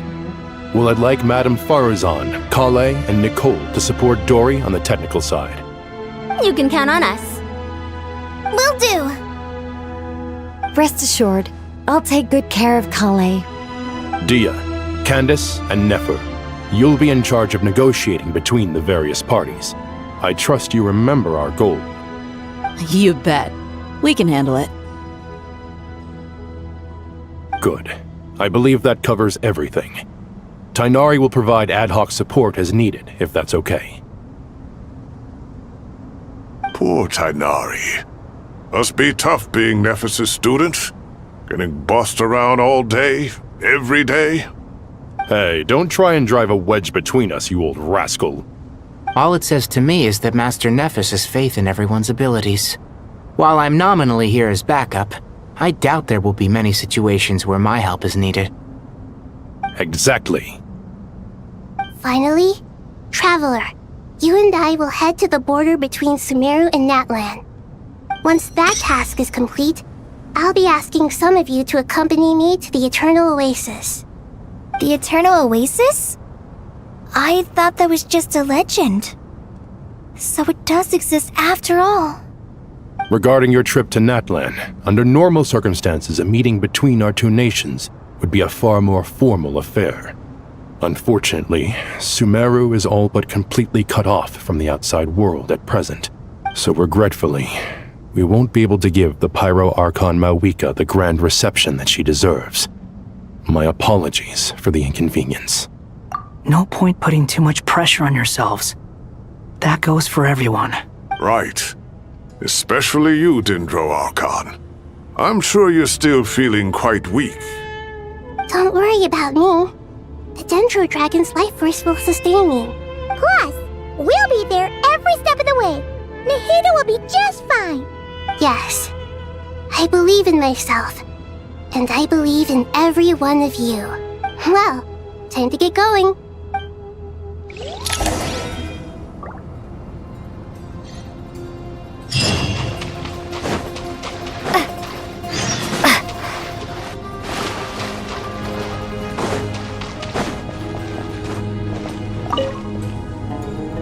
To what extent we can implement the final plan depends on how successfully the Akasha can be modified and configured. And to make sure the configuration works, Aru will also need some further optimization. Yeah, no surprises there. Once we roll this out, any Sumeru citizens who already have Akasha terminals can simply continue to use their existing devices. This still leaves us with a significant equipment shortage, though. Many groups of people were never issued Akasha terminals, including mercenaries, the desert folk, and many others. We'll need a supply of rare materials for the renovation of Aru and the production of new terminals. Right now, the best place to source these locally is from the primal constructs within King Deshret's mausoleum. Time is not on our side here. It's gonna be a race against the clock. The Aru merge and renovation project will have to be carried out by you two. Everything's riding on this, so failure is not an option. Best of luck to you both. As discussed, General Mahamatra Sino and Mr. Hatguy will source the required materials. Mr. Sethos is quite familiar with the layout of King Deshret's mausoleum. With him accompanying them, things should go quite smoothly. I have every confidence. In the meantime, we may as well take a breather. Makes sense. There's not much we can do until the materials arrive.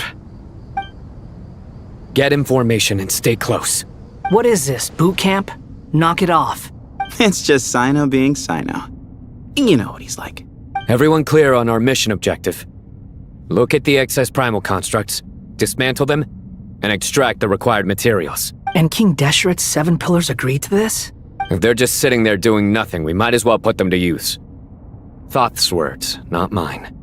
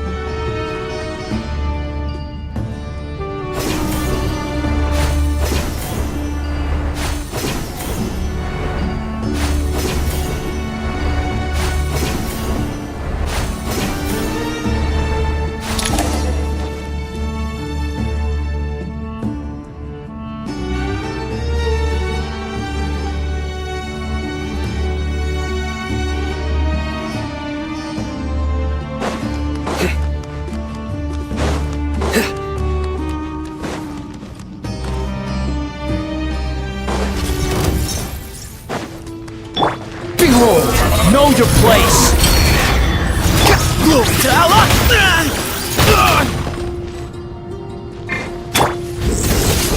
Through me, justice is served!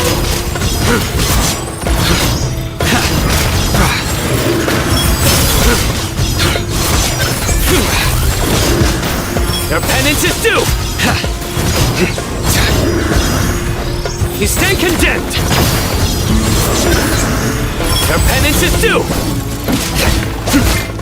Give me some space. The wind rises.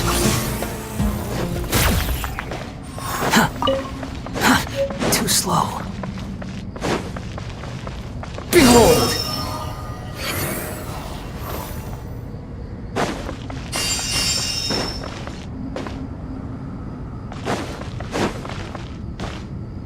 Quit following me.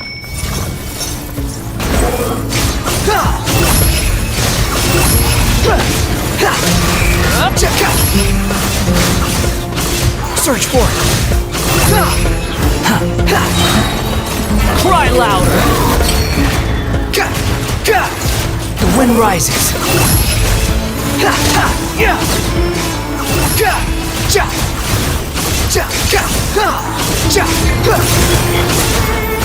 Judgment is upon us.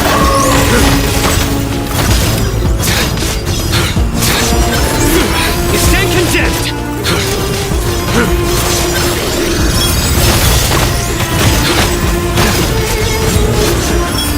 These devices should still be usable even though they're broken down. Let's take them back for the others to review.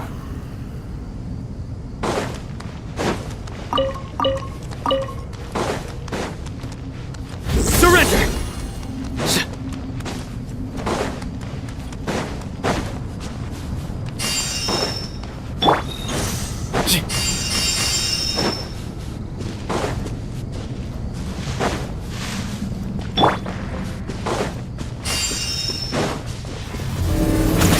Unsightly insects!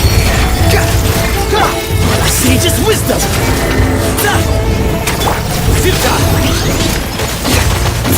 Behold! I'm used to this. Search forth! Too slow. Squall of Fury!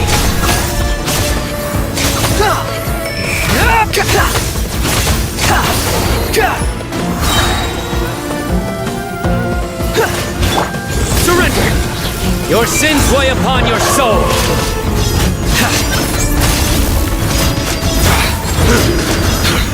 Guilty! You stand condemned! How many do we need again? Enough to make an Akasha terminal for everyone who doesn't own one. I remember you telling me how revolutionary these Akasha terminals were. You've used one before, right? The Academia declared the Akasha to be the most powerful and comprehensive wisdom dissemination system in history. That should give you an idea of how powerful it is. Certainly sounds impressive. Neither Hat Guy nor I have ever had an Akasha terminal. Well, if it all goes to plan, that's about to change.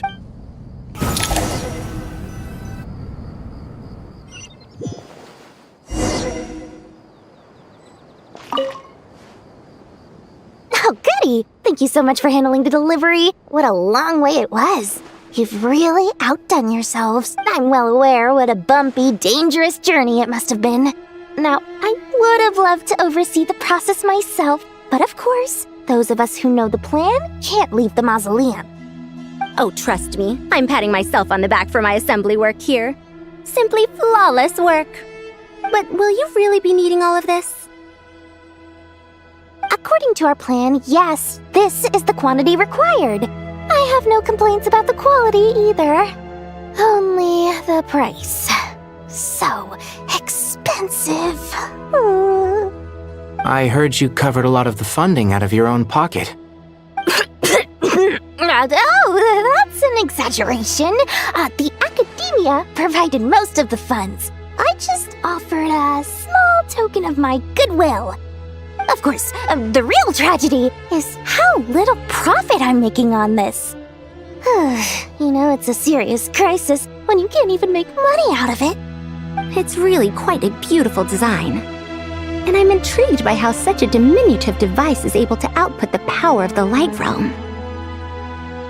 Did you attend the lecture on Light Realm energy, Madame Farzan? I don't believe I saw you there. Of course I attended. I was just a little late, so I had to listen to the whole thing from outside the back door. Anyway, I have a perfectly good understanding of Light Realm, elemental and abyssal energy, as well as the relationship between the three. Good to know. Master told me in private that the conversion process between Light Realm energy and elemental energy involves highly classified knowledge that shouldn't be disseminated too widely. But even so, the scholars still shared said information. Well, you can't enforce a rule that everyone breaks. Is that the idea? At first, the Dendro Archon was reluctant to explain it in great depth for safety reasons. Later, she came to terms with it and simply informed my master that we would all have to face the question of survival together. To protect someone from such dangers means keeping them in the dark, but for someone to know and embody the wisdom within, they must understand its very essence. It's an information hazard. We're exposed to danger just by knowing the facts, and just like bait, it lures us in by offering us the solution to our problems. But if you're not careful, you'll end up pursuing it down a dark path. A tricky problem. But today, this big problem has been broken down into many smaller, more trivial ones. What do you mean? I get it. For instance, you and I share secret knowledge, while she and I take on the risks of life, death, and fate. Something like that? Hey, what? That is not what I call a trivial problem. Well, as they often say in Vahumana, an event that is monumental to the individual is negligible in the grand scheme of history. Generally, the fate of the individual is an insignificant affair. Being from Amorta, where the subject of our research tends to be a lot more personal, I have to disagree.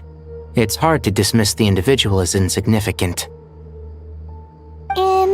other words, the big problem of survival has been broken down into many small, interconnected factors, and each one of us represents one of those factors. When the same secret is shared with a group of people, the same fate binds them together. Most people would find this unimaginable, but to us scholars, this is the path that has always beckoned to us. Sharing knowledge is a good way to fight against fate. I will always believe in that. All right, I think that's everything. Thanks a lot. But don't go anywhere just yet. I'll still be needing you to calibrate the equipment.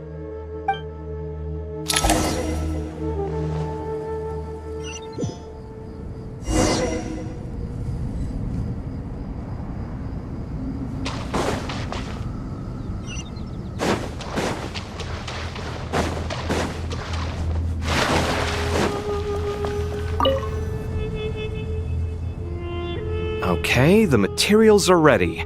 We can proceed with the next phase. Al-Haytham, how are you getting along? Most of the information in Aru is written in ancient desert scripts. Some of this is written in a tribal language, while other parts seem to be a variant of an Oasis script, based on the glyph forms. Oh. Not lost to history, I hope. Some are. All we can do is infer the meaning based on the rules of related languages.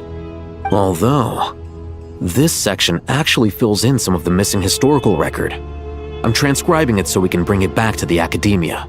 After Aru started up, 2 more lines of text appeared here. Can you read them? Humans may not read what is written by the gods, except by not reading. Victory should not be easy to attain, for it symbolizes divine wisdom. Knowledge must not waver, for it has external borders.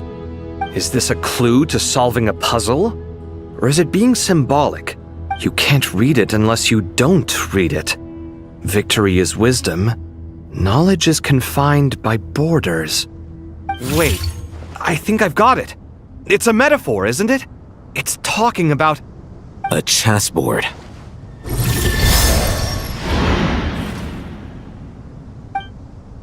You were right. The youth of today are skilled at solving riddles.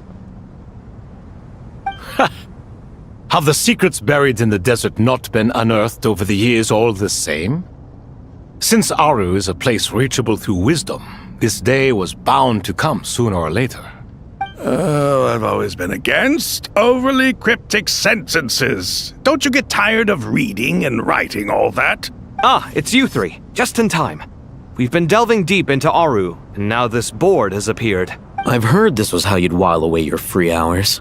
You must be quite the experts by now in that case. It is true. King Deshret's chess games are some of the most well-loved of all his wonderful creations. If you have ever been to Safhe Shatranj, you may well be familiar with the chess pieces you see here. Is this chessboard supposed to be another visualization of the interior of Aru, then? Naturally. Visitors, everything is ready. Only by completing the challenge on the board in accordance with the rules will you be permitted to overwrite Aru. 1 second. It's not dangerous, is it? Dangerous? Why, yes, of course. I should be the one to go, then. Wait for me here. Sounds like the self-confidence of our present company has rubbed off on you. Don't be ridiculous. I'm your upperclassman, and that means I have to look out for you. I appreciate the sentiment, but a game of chess typically requires 2 players. Besides, I'm sure they won't let things get out of hand. Keeping things relatively safe is in your best interest too, isn't it? Fair enough. I mean, you guys are controlling the difficulty, so please don't go too hard on us, all right? Ah, but Bennu said he wanted to put some respect into these whippersnappers. All right, all right. Thank you. Obviously, we'll still try to be careful. This doesn't seem like ordinary chess. Is the goal to defeat the opponent? No, you must enter the board and pass the trials we have placed there. Ready? Let's do it.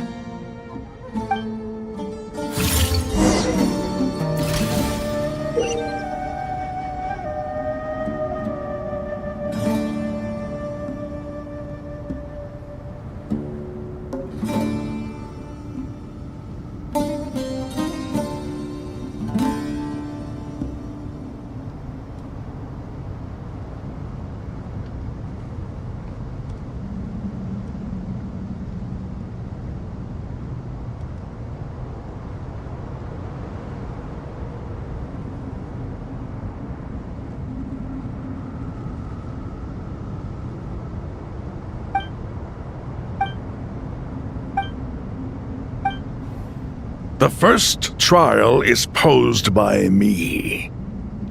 I don't think this is gonna stop us. But the key to this game lies in working together. Otherwise, you will be deemed to have broken the rules. Looks like it's up to me. Marak, can you open it?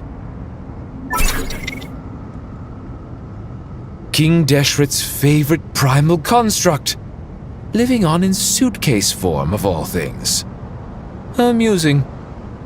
Ho! Excellent work.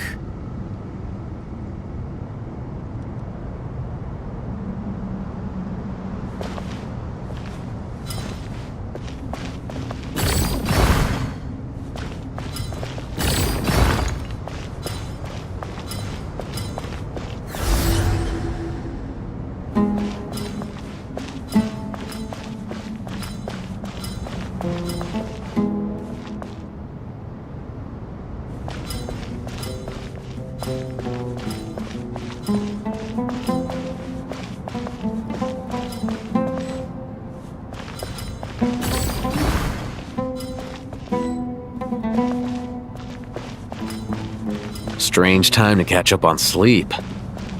I'm not sleeping, I'm thinking! It's not that simple, you know.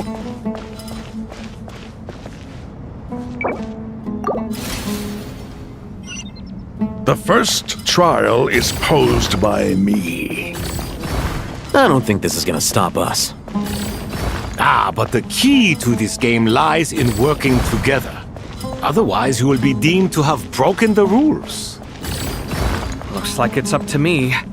Marak, can you open it? King Deshret's favorite primal construct, living on in suitcase form of all things. Amusing. Ho! Excellent work.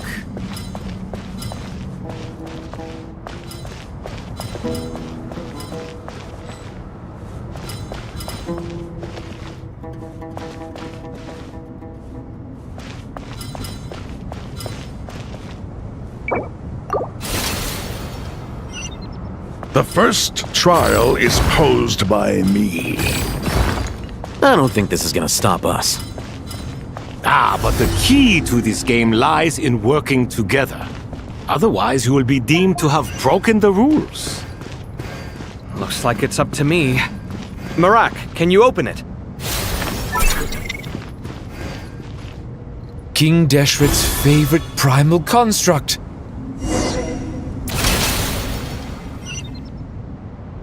Now is the time for my trial. Now, don't be nervous. I'll make it nice and easy for you. Really? Thanks in advance. We appreciate it.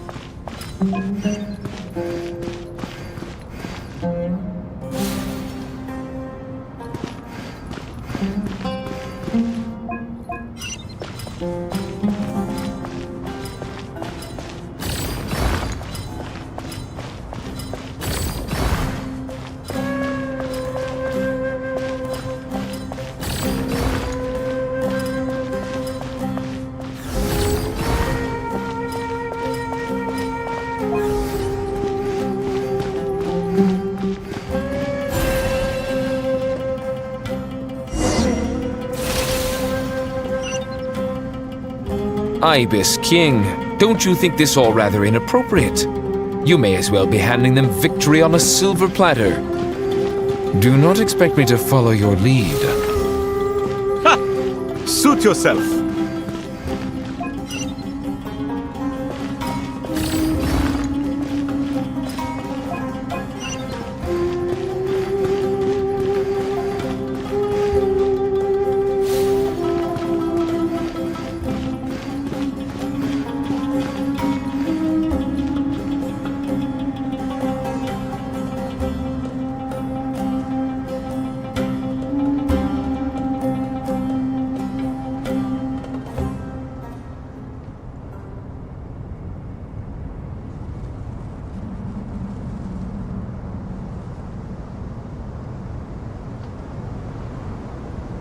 Alhaitham, what are you thinking?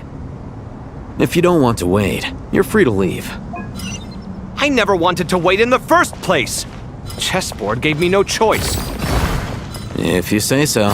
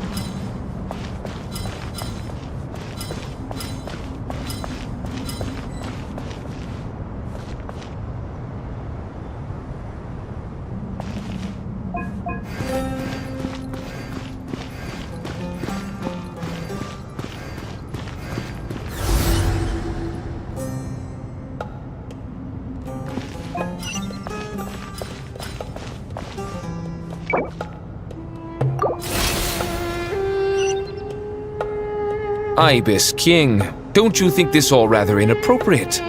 You may as well be handing them victory on a silver platter. Do not expect me to follow your lead. Ha! Suit yourself.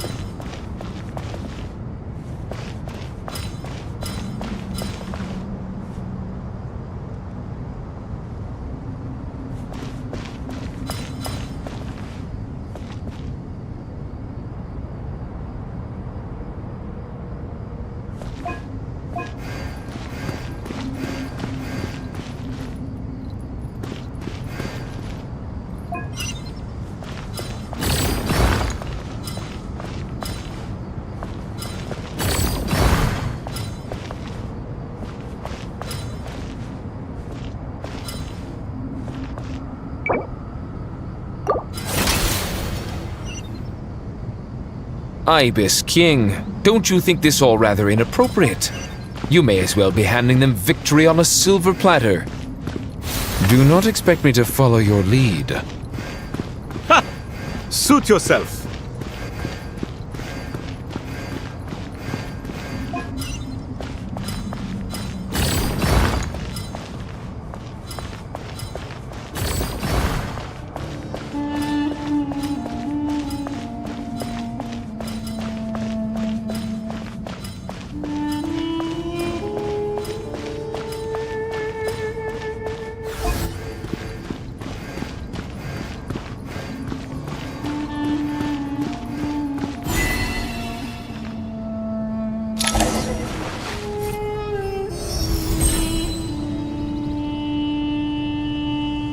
Done. Finally. It's over. But seriously, that was incredible! Standing on the chessboard felt completely different from standing on solid ground. And also... Oh, sorry. I'll save my thoughts for later. Thanks to the three of you for helping us out with this. Is it just me, or were you giving us quite a lot of guidance along the way? We made but a humble contribution. You lived up to our expectations. Bravo!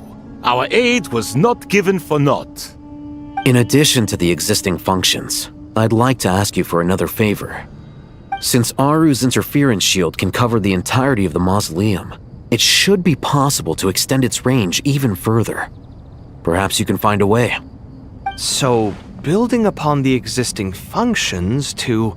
I'm with you! Imagine for a moment. What would the ideal outcome look like if this function were compatible with the devices? I agree. This is the best solution possible. Please, everyone, we beg you to help us. Me, oh my! Well, since you ask so very nicely, I suppose... Goti? Croco? What do you say? Naturally.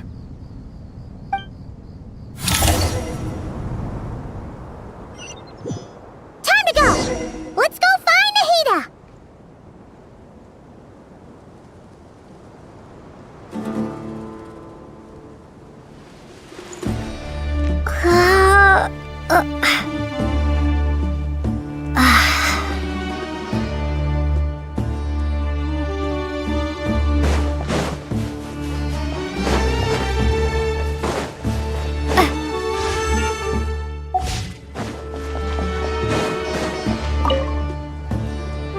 There you are.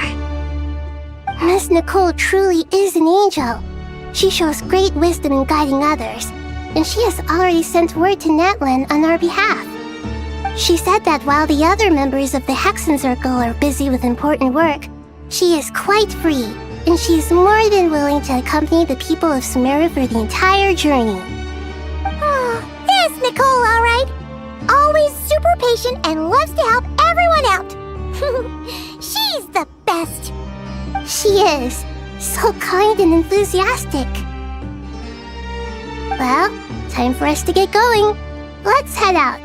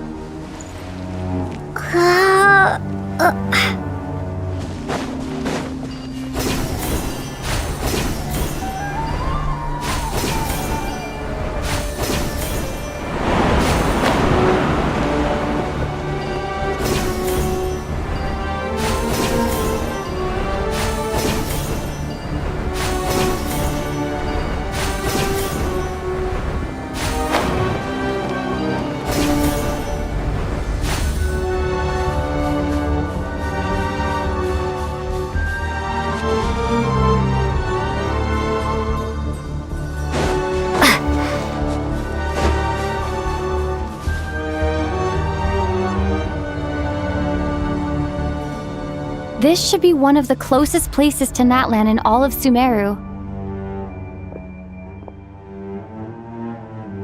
There's the barrier Nicole and Nefer mentioned.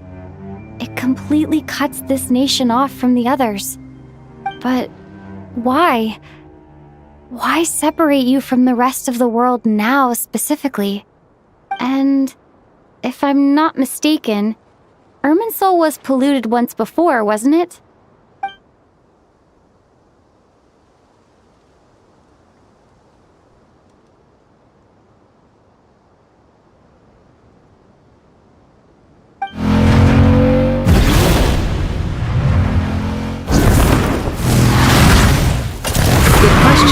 I'm wondering the same thing myself. That voice. Moika, you got here pretty quickly. Hello, traveler. It's been a while. Hello there. Hello, Dendro Archon. Malika, I apologize for asking you to meet at the border on such short notice. I also apologize for not being able to greet you in person. The form in which you see me now is one carried by the Traveler. The real me is inside the mausoleum of King Deshret, and I am reaching out to you with my mind from here. Irminsul has been infiltrated by the Doctor. We must be on our guard, as he can spy on information in the world from within the tree. Fortunately, there is no record of the Traveler in Irminsul, and you are still within Natlan's borders. My records will be preserved in the Night Kingdom, rather than the ley lines. As long as the Night Kingdom remains disconnected from the ley line cycle, the Doctor has no way of knowing my movements. Exactly. So by meeting each other in this way, the meeting essentially never happened. No wonder Paimon didn't come. You were concerned that her activity would be recorded by Irminsul. The Natlanese have heard about the situation in Sumeru. With the borders sealed off, merchants have been forced to stop their shipments. It's pretty serious, and you're the ones bearing the brunt of it. I'd like to address the question you raised at the beginning. I can offer a brief explanation, although it will sound rather cruel. I don't reach this conclusion gladly, but Irminsul predates the heavenly principles. It existed long ago, when the dragons of Natlan were at the height of their power. So even when the people of Sumeru became ill because of pollution, it was not a critical issue from the perspective of Irminsul itself. As long as it continues to function normally, the barrier will not be activated.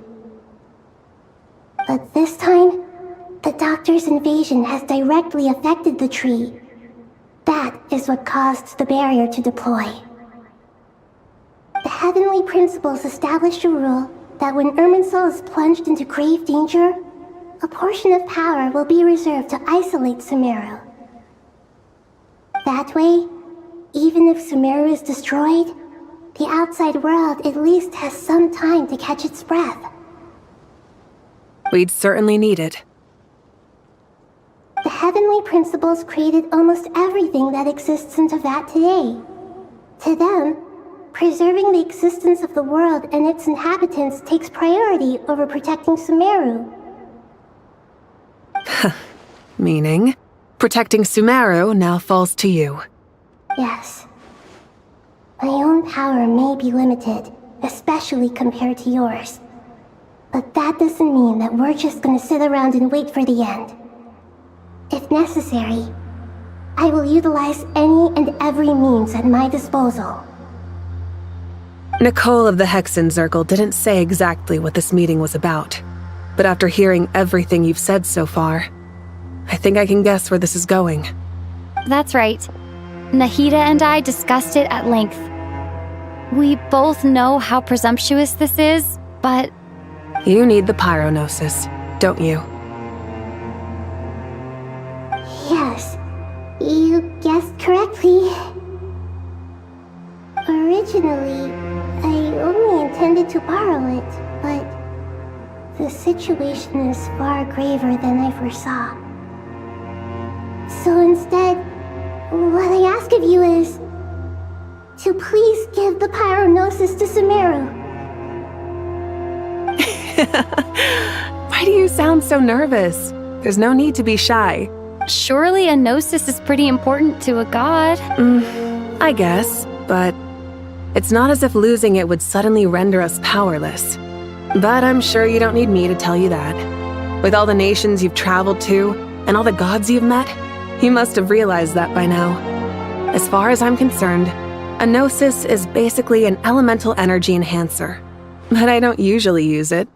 You know me. I like to think I'm pretty strong without it. Yeah. Not about to dispute that. So you see? You don't need to sweat it. Here, take the pyronosis. Uh-huh? Just like that? Uh-huh. Just like that. To tell the truth, I've always toyed with the idea of giving it to someone who needs it more than I do. I know you accompanied Nahida here to try and increase the chance of success. It's a good thing you did, because your involvement is one of the main reasons you've managed to persuade me. Are you sure about this? Handing over your Gnosis just because of me? I won't try to quantify it, but trust me. Handing over the Gnosis to Tumaini is far from the craziest idea I could think of. Besides, even if you hadn't come here personally, I think I still would have agreed to Nahida's request. Irminsul doesn't just affect Sumeru. It impacts all of Teyvat.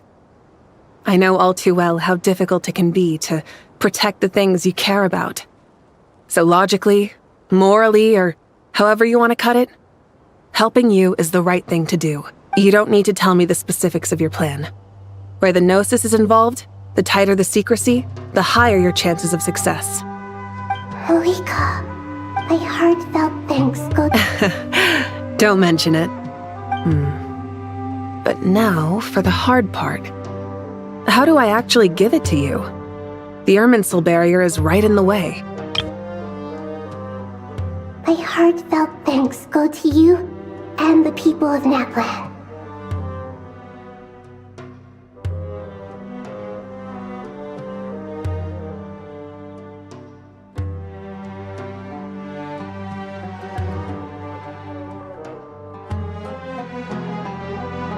I have an idea.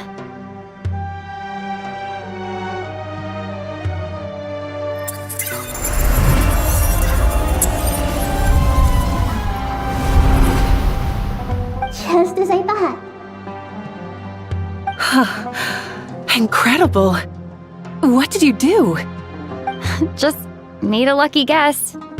This seems to happen quite a lot. Things that apply to everyone else don't seem to apply to me. I figured the same might be true here. Irminsul usually produces effects based on the records it holds. Since the Traveler is a descender, Irminsul contains no records of her, and thus has no way to impede her. Is that right? You really are full of surprises. Catch. Whoa! Thank you, Moika. Thank you for trusting us with something so important. All right. No need to get so formal. It's not like we're strangers. Besides, there's still one problem. You might be able to pass through the barrier, but I don't know about the Gnosis. Any other surprises for us, Traveler? Let me try something. I have the Pyrognosis in my hand. It feels strangely ordinary, not particularly heavy. And yet, this tiny thing symbolizes the mighty authority of a god. I need to think hard about my memories of Pyro. My memories of journeying through Natlan. All those important experiences I've had. The Gnosis disappeared. Traveler, are you alright? I'm fine. The Pyrognosis disappeared into my body, just like phlogiston. Maybe it resonates with you because you've mastered the power of phlogiston. You might not be recorded in the ley lines, but you're still our Tumaini. Whew.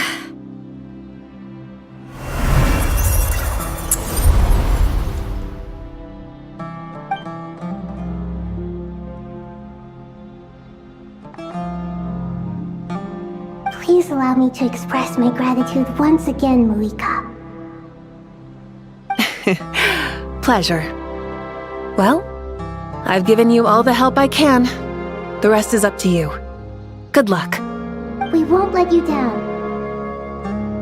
Yeah, we aren't about to lose.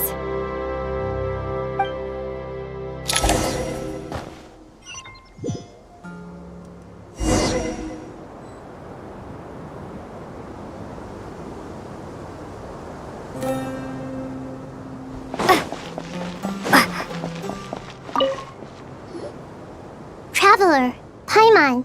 How are you feeling? Paimon's a teensy bit nervous, but only a teeny tiny bit. Seems like she's gotten way braver over the last few years, huh? Of course. After all the adventures you've had with the Traveler, I'm sure you've gained a lot of experience and grown as a person.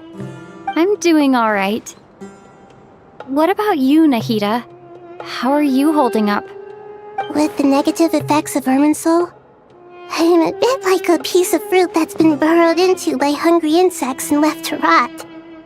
I'd be lying if I said it was nothing. But please don't worry. We all know what we're getting into, and we've prepared as well as we can. I believe in everyone. I believe in you. And I believe in myself. Stoking the fire inside oneself is certainly one way to live, but knowing when to rely on one's companions is also a form of great wisdom. I've been quietly learning little things from everyone, like plucking tufts of fur from a sumpter beast. Me too. With the constant traveling, I'm always learning and growing. That's the journey of life. I think there's someone else here who would share that sentiment. Don't worry about what I think. I was just passing by and happened to overhear your conversation. What are you talking about, Hat Guy? This is the top floor. No one passes by the top floor. Says who? You can fly just like I can. I would have thought it makes sense to you of all people. I don't know why, but I feel a little more relaxed now. It shows that you feel comfortable laying down your burdens in our presence. It means that Sumeru is a place you can trust, where you know we have your back. And we feel exactly the same way around you. That's what it means to be friends.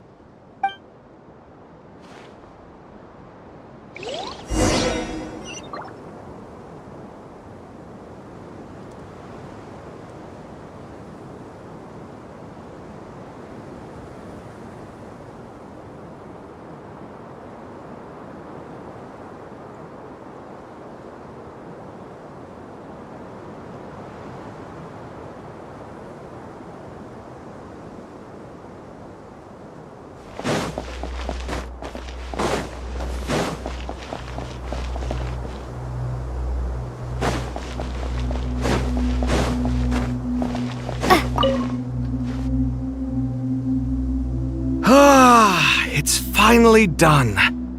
Ugh, but I have a nagging feeling that there's something I've forgotten. Oh, there you are. Everything wrapped up on your end?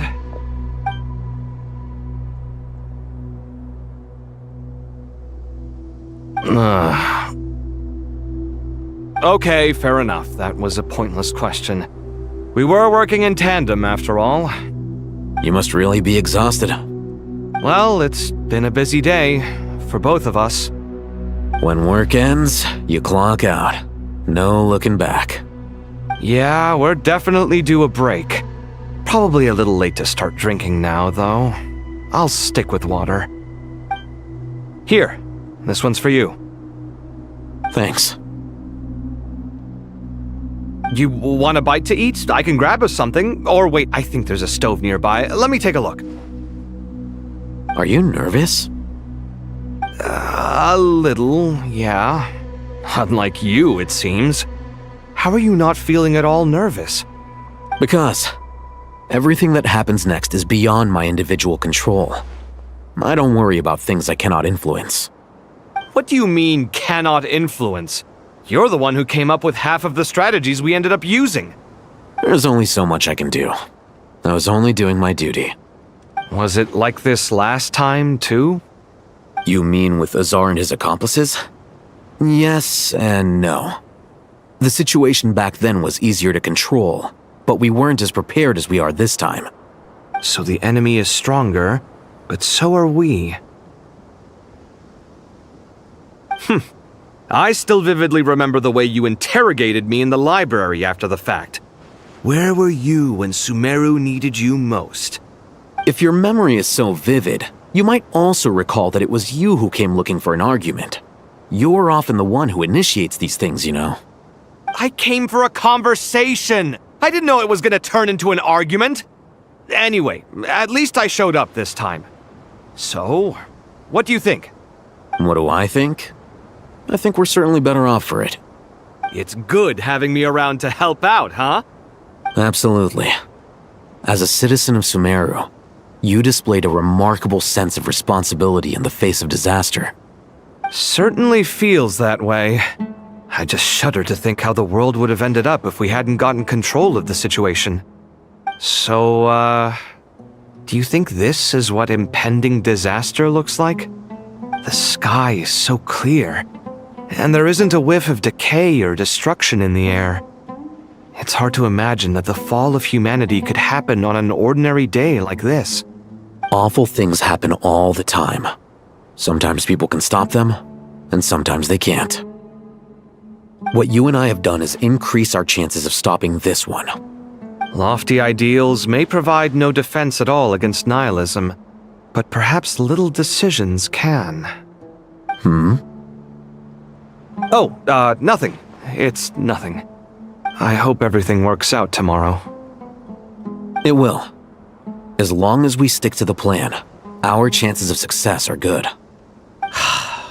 It's really strange. You're my junior, yet you always seem to act more like an upperclassman than I do. I think it's mostly a matter of temperament. Ugh. Walked right into that one, didn't I?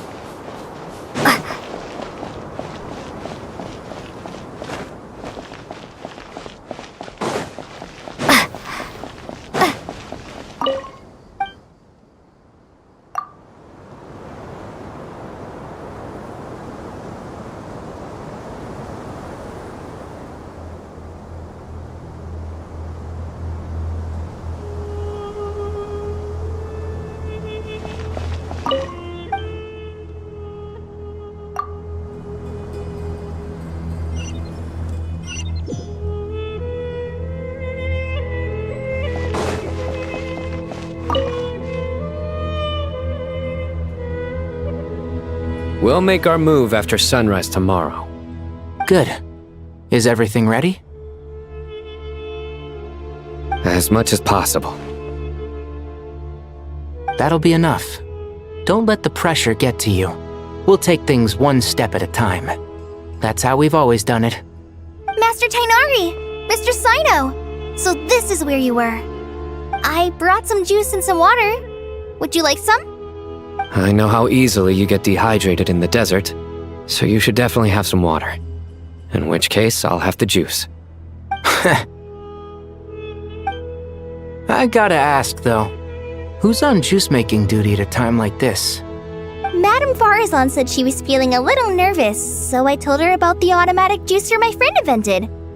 She took it right off me and started making carton after carton of juice. A juicer? Did Sucrose send that to you? Yeah, I hadn't had the chance to try it out before this incident occurred, but I couldn't bear to leave it behind in Gandharvaville. The juice is very sweet. I think so too. Kale, how are you feeling? Physically, I'm okay. But it just still feels strange to me. Why would a great power like this come to someone like me? I know the feeling well. That same question ran through my mind every day as a kid. At least now, you have someone who can relate to you. All the more reason that you should apply for Spontamod. Tighnari fiercely opposes the idea, though. Those two things are completely unrelated. What are we all chatting about, Would anyone like any juice? Oh, you have some already. I had some earlier, ma'am. Maybe give the extra to someone else? Very well, very well. I shall be off then.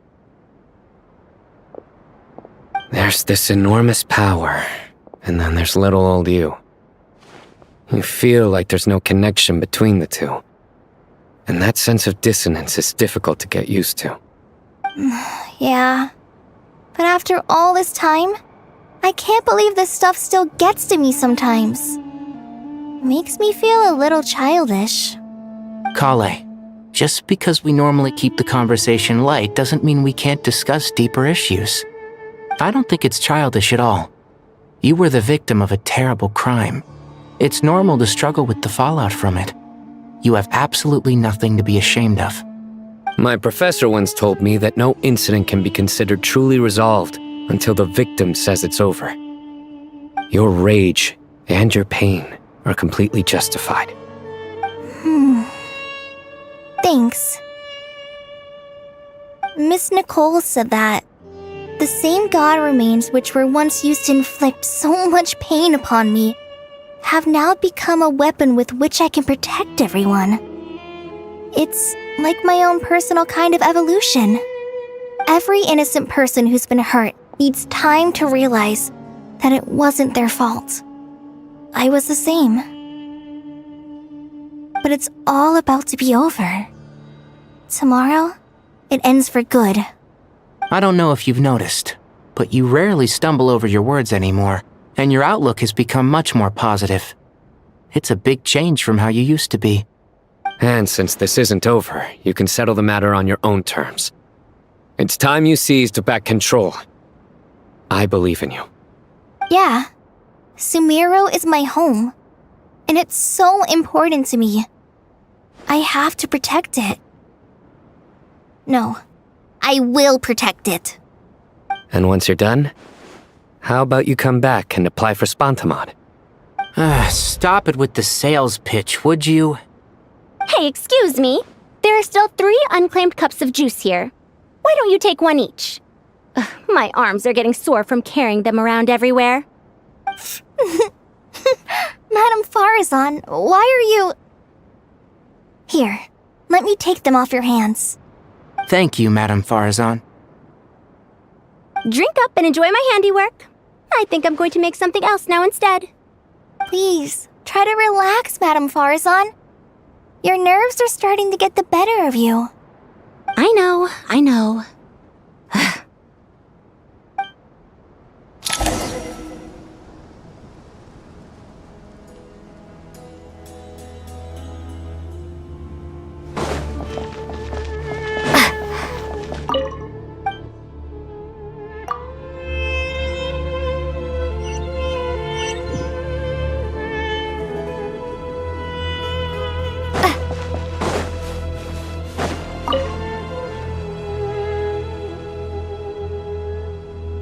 Something on your mind, Miss Nefer? Nothing in particular. It's just... right now the future feels strange and unfamiliar. But the future has not yet arrived. How can you say how it feels? Some people know that there's an impending disaster. Others remain blissfully unaware.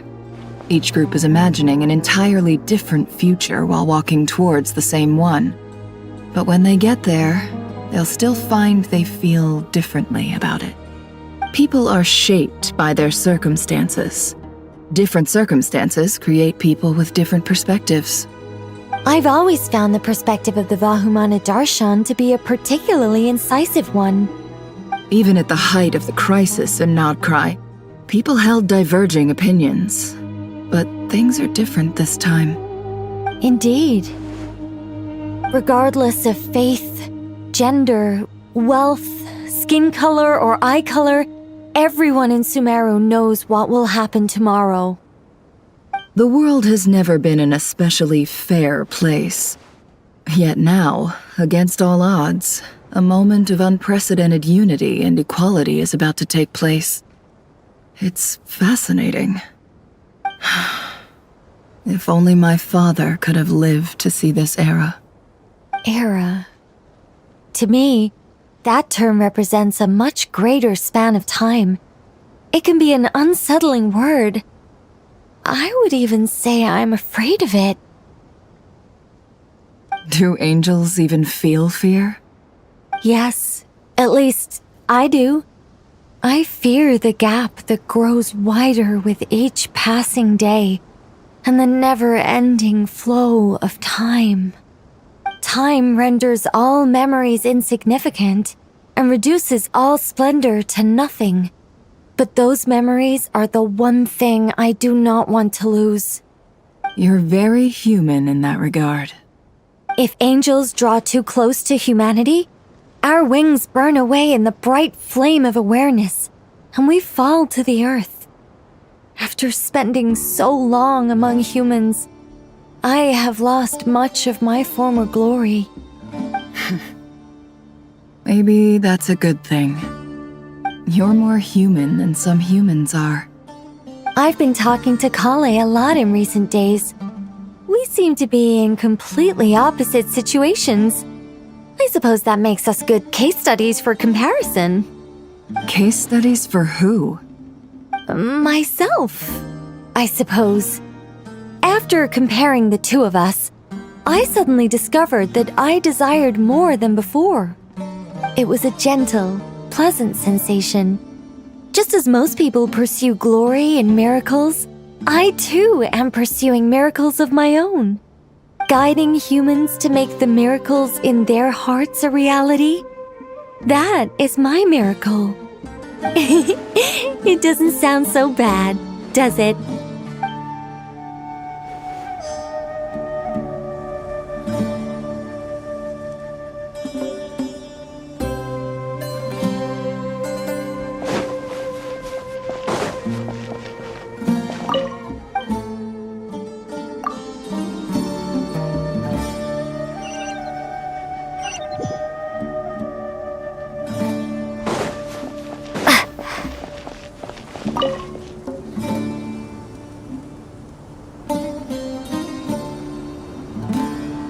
Look at the time. I should head back.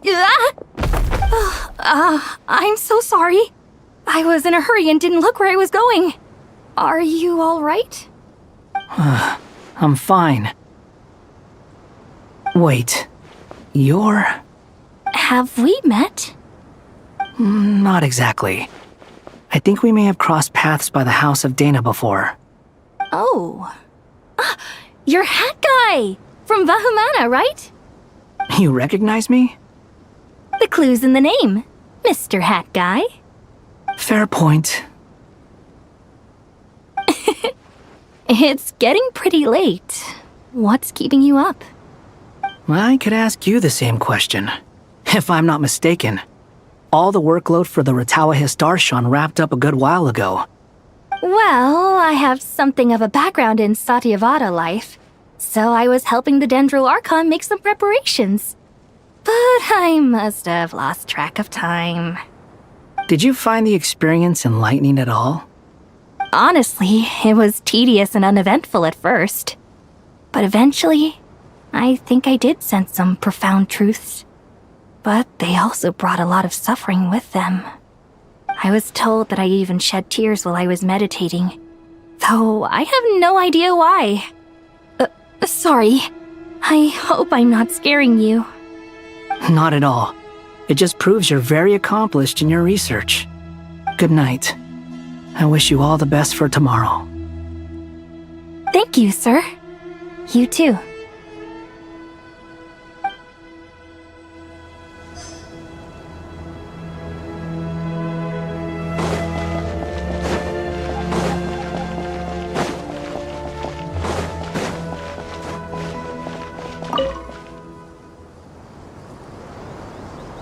Too bad we've got a fight tomorrow.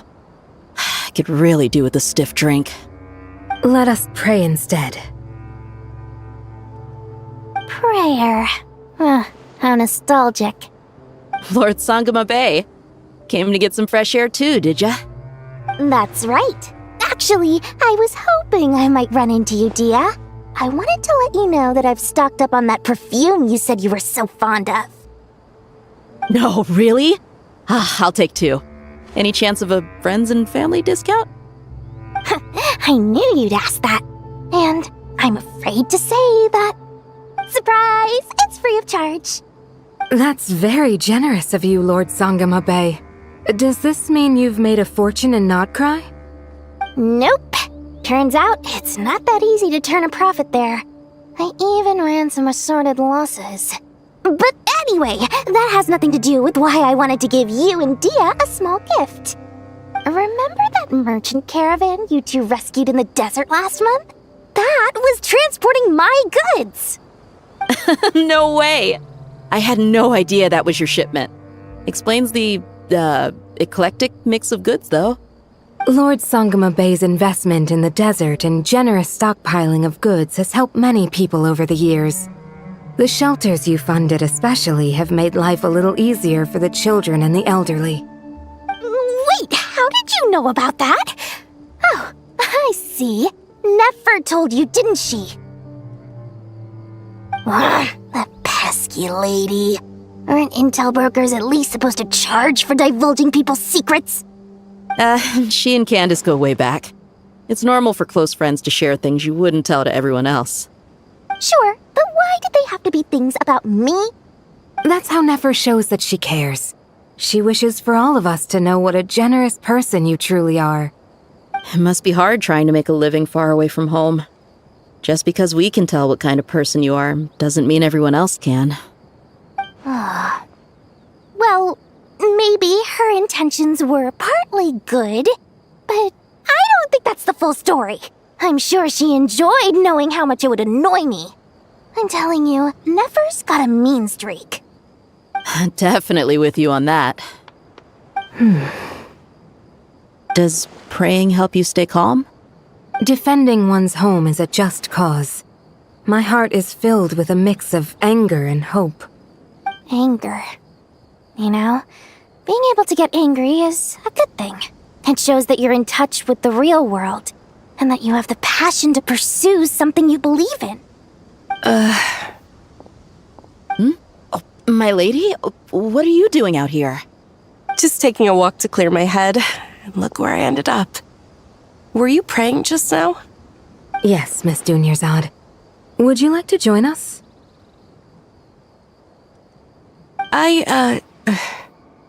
Come on, it's fine. She won't mind who you pray to. Oh, then sure. I remember you, Miss Dunyarzad. You visited my shop before. If I recall correctly, the god you worship is the Dendro Archon, correct? That's right. She is such a gentle and kind god. But to me, she's more than just a god I worship. I see her more as a friend. And so do many others. She's not some almighty god who reigns on high, but a genuine friend. Agreed. She's a wise teacher and a good friend. I spoke with several people during the evacuation. Everyone's aware that tomorrow's battle is one that ordinary people can join too. A battle to fight for our friends and our homeland. Oh, it makes me glad. I can finally do something for those who protected me. You've grown so much since we first met. Oh, a compliment? Ooh, more please. Thank you. My lady, you've always been a remarkably strong and ambitious person. It's indisputable. And that's not just a compliment. It's a statement of fact. What are you praying for? Our beliefs may not be entirely the same, but we both wish for the same thing. I pray that everyone will rise to the challenges ahead and return safe and sound. I pray for the safe return of all my companions.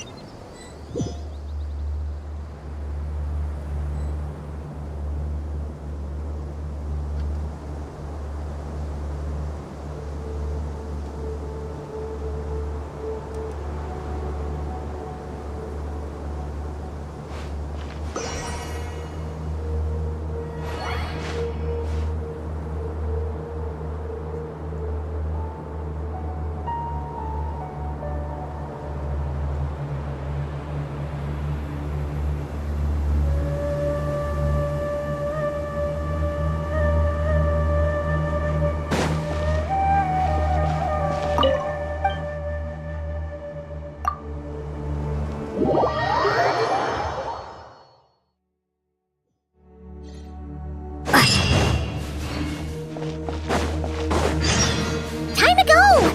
Let's meet the others!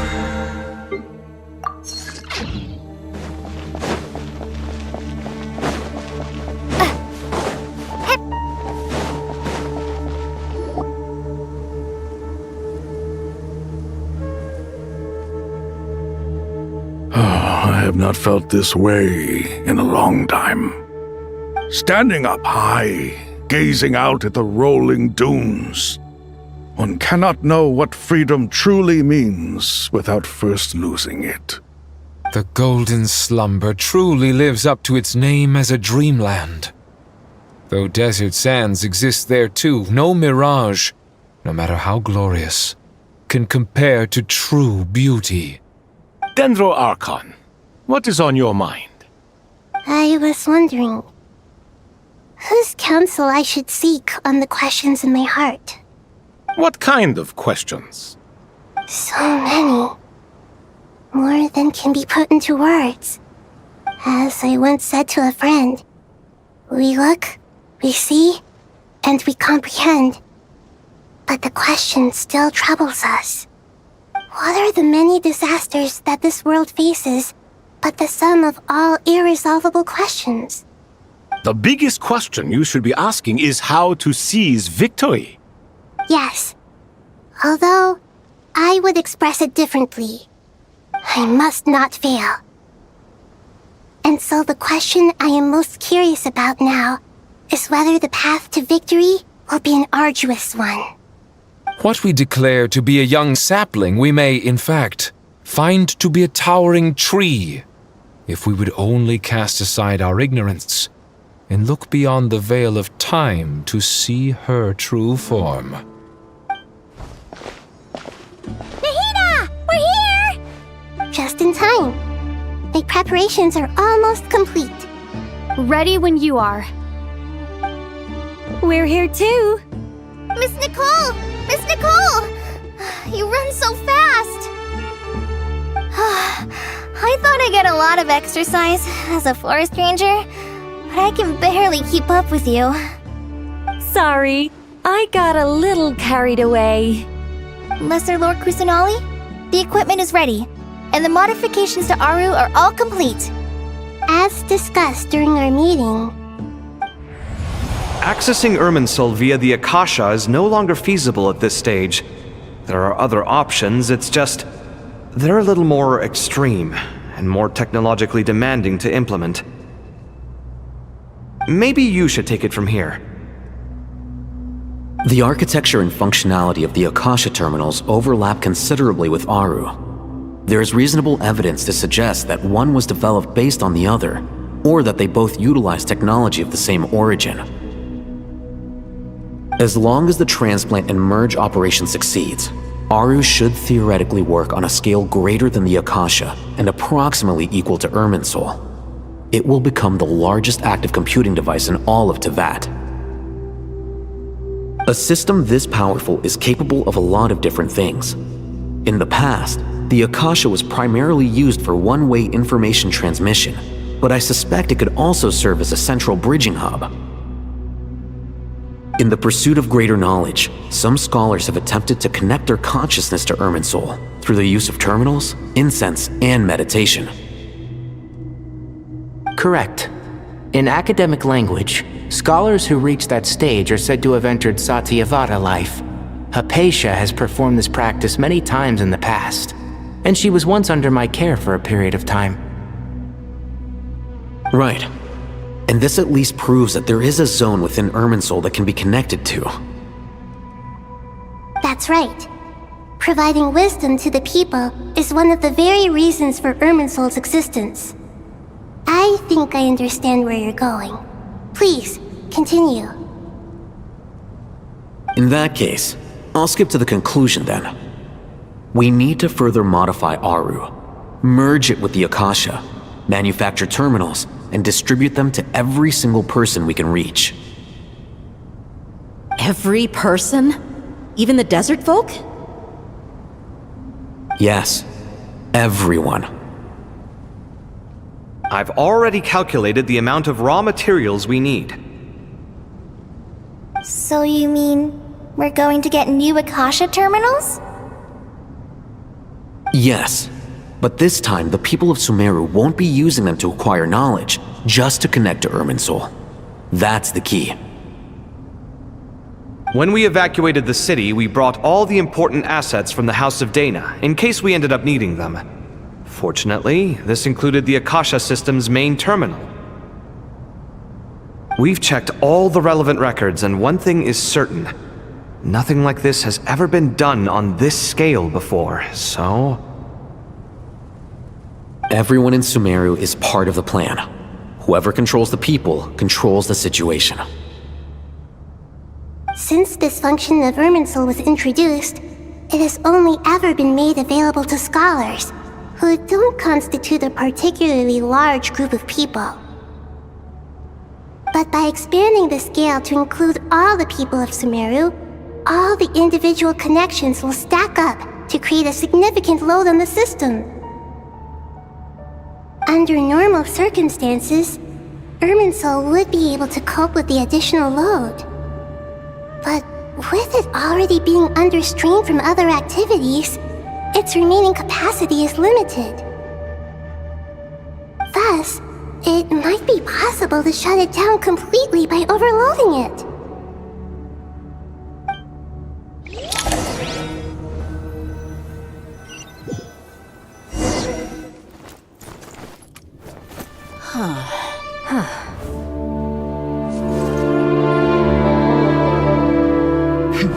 Counting down. 3, 2, 1. Are you ready? Ready!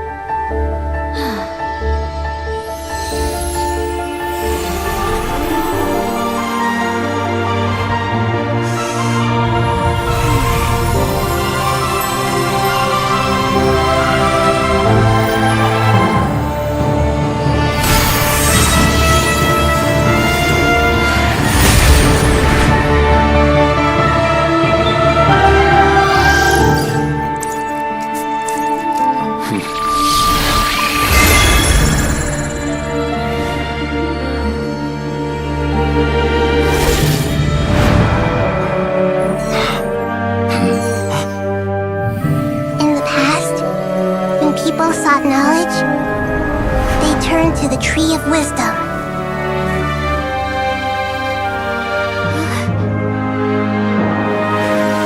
Today, we use it to save Sumeru and the whole world. These boughs that nurtured learning must not become tools for destroying the world.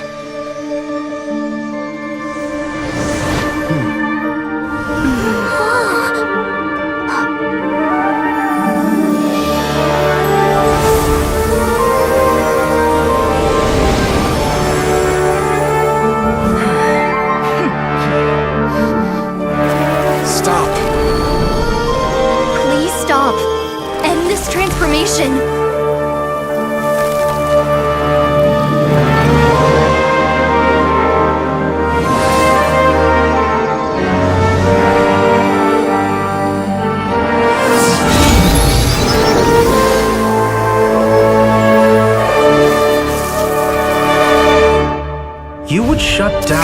Irminsul just to stop me? You fools. I have all the time in the world.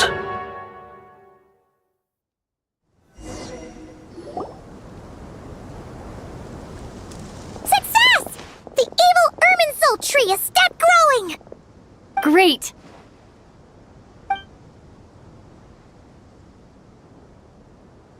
What a display of true courage! The courage to think and the courage to act! I never thought I would witness the shutdown of Irminsul with my own eyes. Perhaps this is human wisdom in action? Indeed, only humans could do such a thing. Gods are few and far between. What was once created for spreading knowledge is now used for another purpose. A rather ingenious plan. I am grateful to you three for your help. Only thanks to you were we able to extend Aru's interference capabilities to cover all terminals. Now, nobody who wears a terminal will have their activity accurately tracked by Irminsul.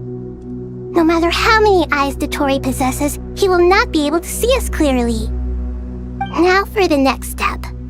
I will need the help of your supreme powers once again. How might we be of service, Lord of Dendro? I need to reach the Eternal Oasis immediately. Right now? In that case, Ibis King, would you agree that this is a fine opportunity to dust off our old tricks? Never. I assume you have that chess set with you? You mean the one you gave to me as a gift? Asking for it back, are you? How could I? You misjudge me. I just wanted to show you another way you can use it. Connect to Safhe Shatranj.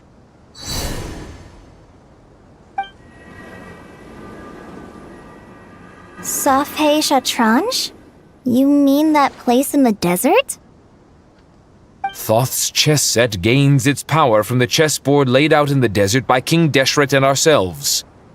All ceremonies conducted using the chess set must be activated via Safhe Shatranj. In other words, the chess set is an extension of the chessboard. In the past, moving a chess piece was a sacred and momentous act. Transfer initiated. Entering live combat mode.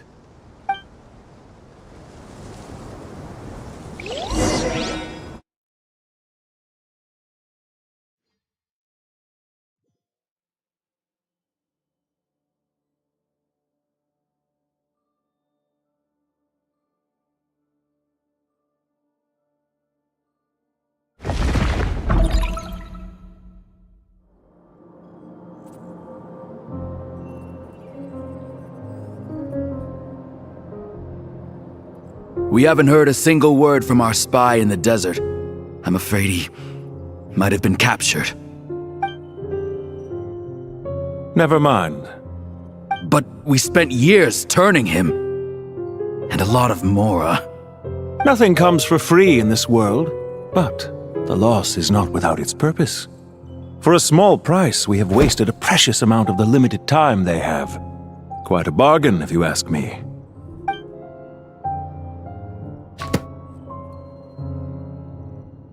Understood. Weighing profit against loss is a necessary part of life. But to tell the truth, I have been operating at a loss since this all began. Since many centuries ago, in fact. For instance, why would a banker act as the executor of a will? If you hadn't deposited your personal belongings at Northland Bank, I would have no reason to be here right now.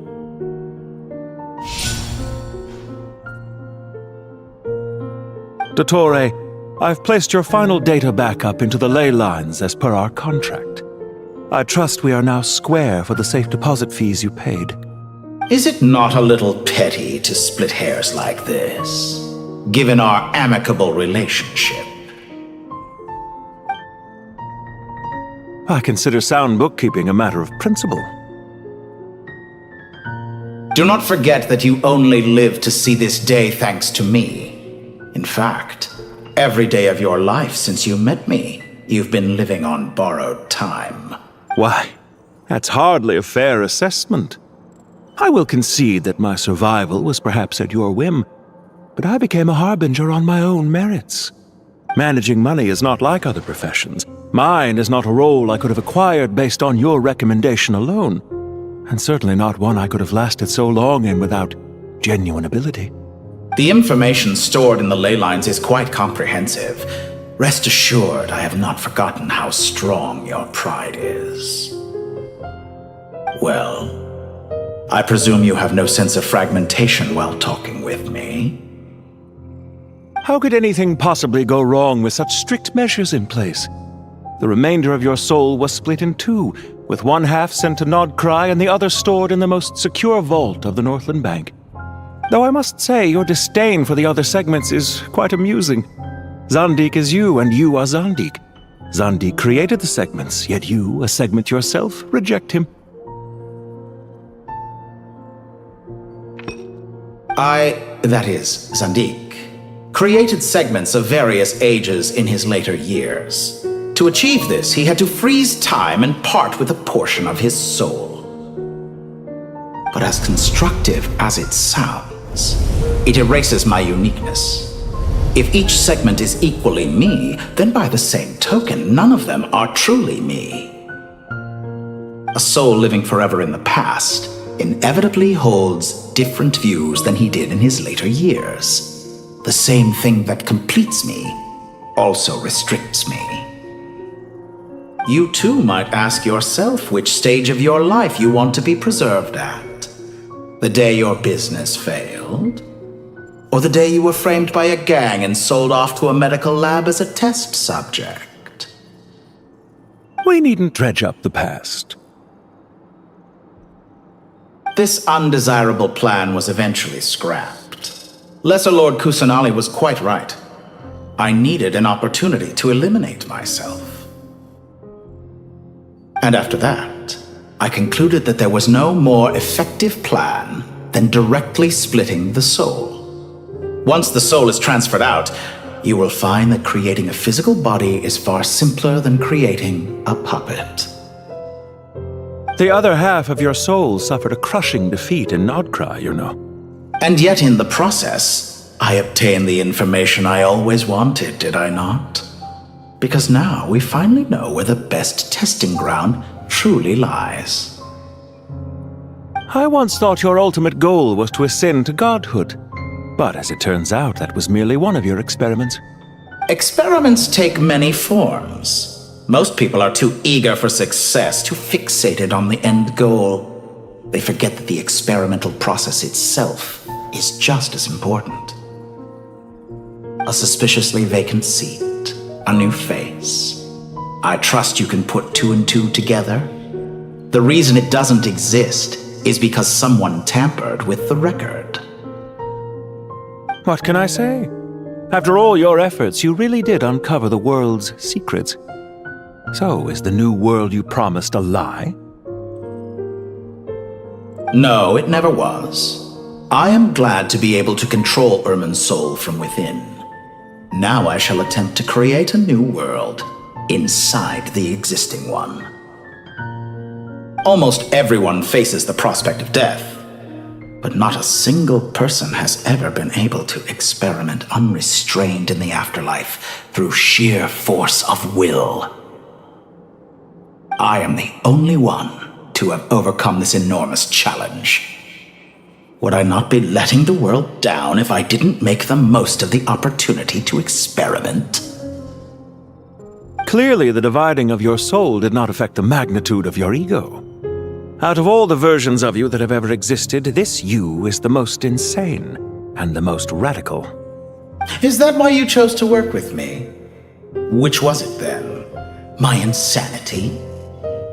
Or my radicalism? Could I call myself a venture capitalist without a suitably ambitious plan to invest in? Yours happened to fit the bill quite perfectly.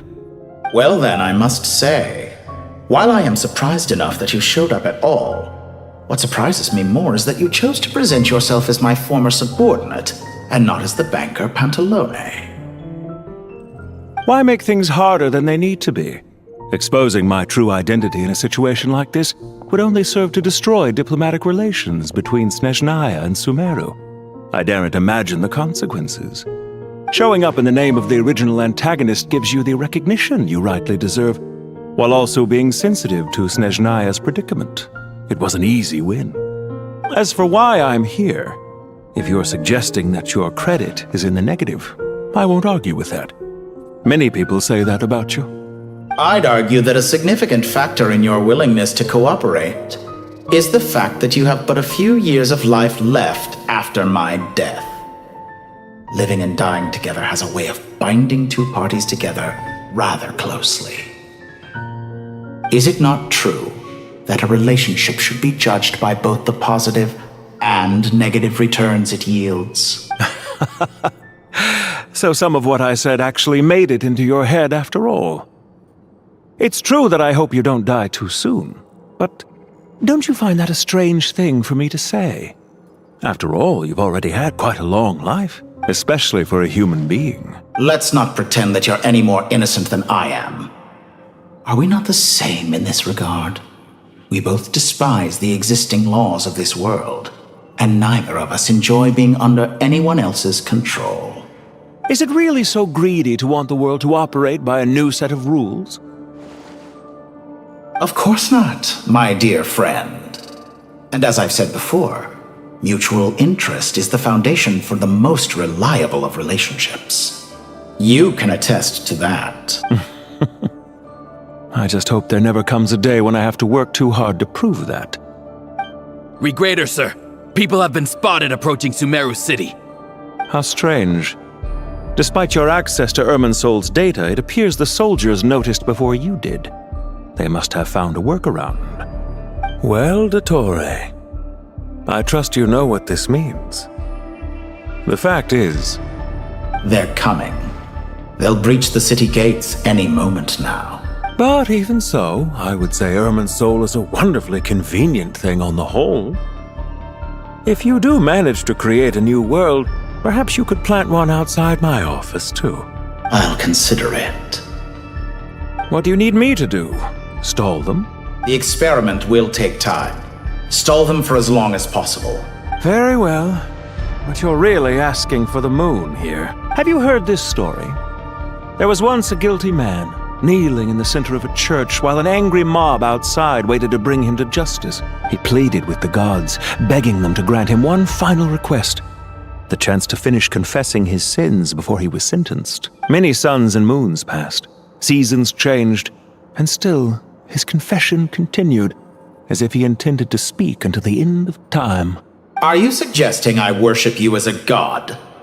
Or were you hoping that I might confess my sins to you? Certainly not the latter. That would make my life miserable indeed. For someone who despises them so, you never seem to have any objections to me creating or becoming one. At first, I thought you'd be furious. Concerned I would terminate our partnership, were you? Not at all. You had reasons why our partnership must continue. Don't you find people's attitudes toward gods amusing? A god descends from the heavens and people worship it unreservedly, blindly following whatever rules are given to them. And yet, when they see an ordinary person gain godlike levels of power by virtue of their own hard work, they treat him with nothing but suspicion, even if he is a compatriot. Is that supposed to be a compliment? No. I was just thinking. I pity the man who would call you a compatriot. There's no need to be so self-critical. I know it's a little late in the day to be asking this, but how have you been keeping? I'm flattered that you would take the time out of your busy schedule to consider my well-being, Doctor.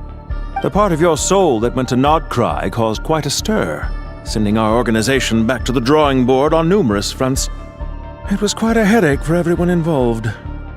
Dear me, I must have caused you no end of trouble. You certainly did. I had the rare honor of being summoned before the Tsaritsa with Pulcinella to answer for myself. A terrifying ordeal. Don't worry, I pulled through. At most, it's a public relations nightmare. I made sure of that. Now I'm curious. How did you explain yourself? Oh, it was quite simple. I just pinned the blame on someone who wasn't there to defend himself. I could hardly be expected to defy the demands of someone as insistent as the Second Harbinger, now could I? How you slander me. You know full well that I am perfectly amenable to reason. There's no question that you are partly to blame for the ruin of my reputation over the years. Do you have anything lined up for when this is all over? Hard to say. Field work always takes quite a toll on me, as you know. Once I'm back at Snezhnaya, I'll start with a well-earned cigarette. Why are you so eager to ruin your lungs after I went to the trouble of replacing them for you? If you have an issue with it, feel free to try to stop me. What's on your mind? The limits of humanity. It's a pity. Despite running countless calculations, I find there is simply no way to reduce any further the amount of one's soul required to sustain an individual. It's rare to hear you admit to being unable to achieve something. I beg to differ. For instance, as I've told you before, the original me was prone to motion sickness and couldn't make long train rides. Ah, yes, of course. One of the reasons you often sent yourself out on errands. What are you thinking about now? A new experiment. In the event that my soul was depleted, say we extracted my data from someone else's memories, yours for instance, and then combined it with your intact soul as the base material, what would we create? Such a scenario would be impossible. Oh? As long as your current soul survives, there will be no need to create a new individual. Don't forget, you were the one who approved of the present situation wherein only one Dottore remains. And if you ceased to exist, who would be capable of performing this experiment?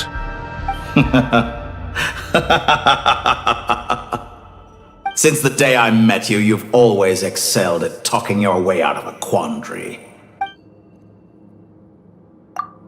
Isn't it a little too early to be saying goodbye? Not that I wish to keep you from your business, of course. Very well. Let's leave the conversation there for now.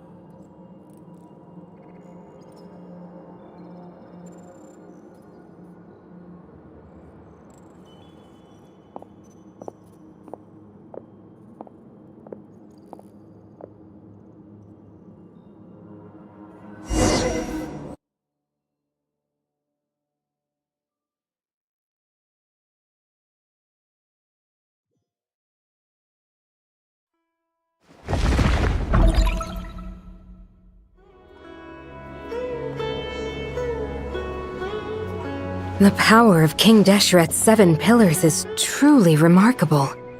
With just a chessboard, you can move an entire unit across the material plane. Yeah, sets us up for a much easier fight. Really makes my day. The last time we stormed the city, it involved a lot more running around. I wonder how many people can say they stormed a city twice in their lifetime. I was just thinking that. I've definitely had more than my fair share of unusual experiences in my life. This is my first time here, actually. We never usually leave Gandharvaville. I hope this will be my last time. Does everyone have to chime in? Can't we just fight? What an amusing comment, my dear lady.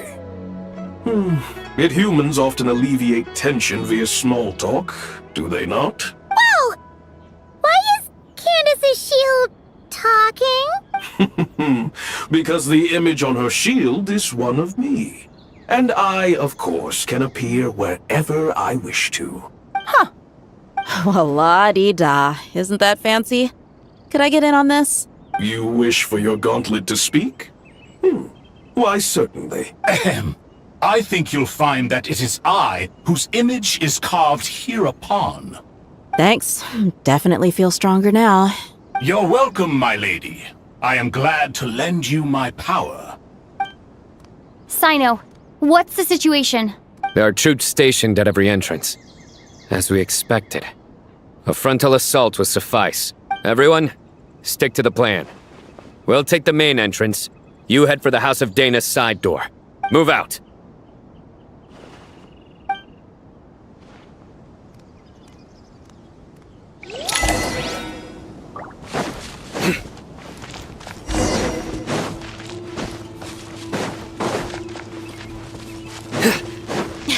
way! Now, That's your maker! Watch out! Get lost! Whew. Thank you, Jet. You gotta be more careful. If you're not ready to put your life on the line, you can't be certain of defeating your opponent. She's right. Keep your wits about you, Rana. Let's get it on!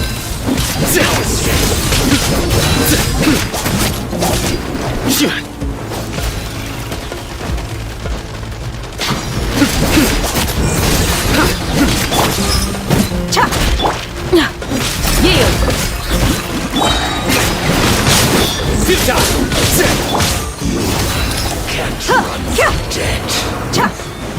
Take them out and secure the harbor.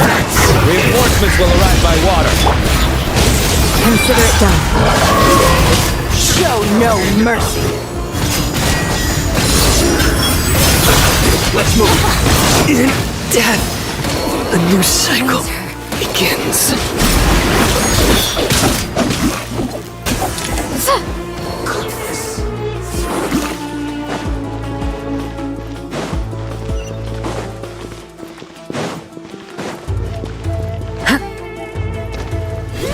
Looks like we're in Do your work! fight.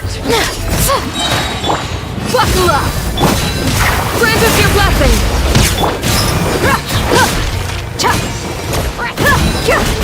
so soon!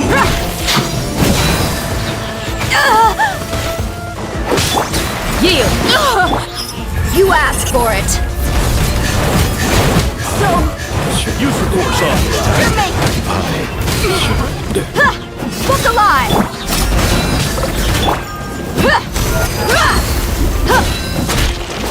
I lost! Do your work! Resistance is futile. We Save shall yourself prevail! the pain. Intel!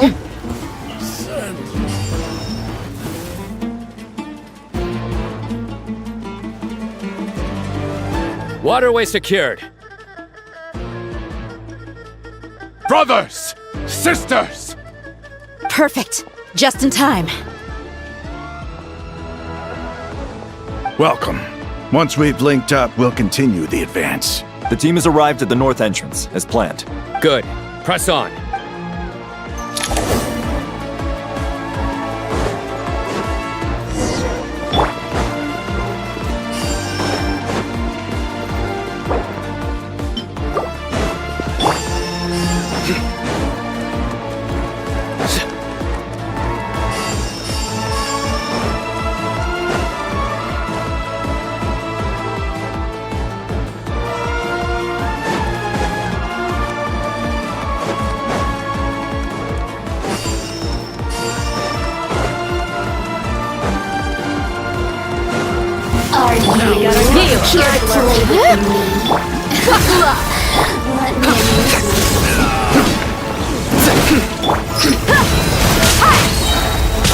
We're dead meat! Over here! Backup is here. Let me amuse myself a little.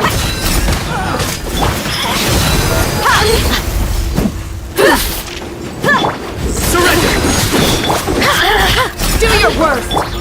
Blink! Cha! The more, the Yield! Hear my prayers! Nowhere to run! Through me, justice is served! You stay condemned! Now penance is due! Did it take too long? Guilty!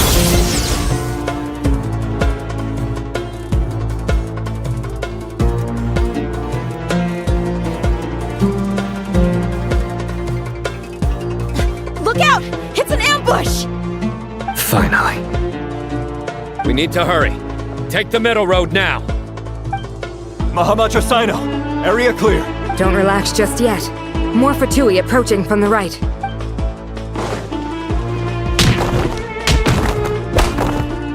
Irminsul cannot track our movements. If necessary, we can split up. Don't worry. We'll wipe them all out. As you can see, our people came raring to go. Good, good. How are things with the Traveler? Can Tainari keep her safe? Don't underestimate Tainari just because he's a forest watcher. He can handle it. All right. You know that's not what I meant.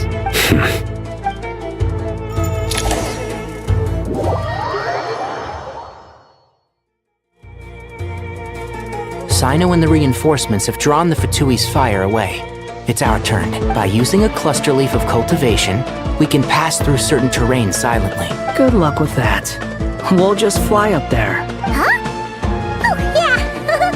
I forgot you could fly. Ready? Ready.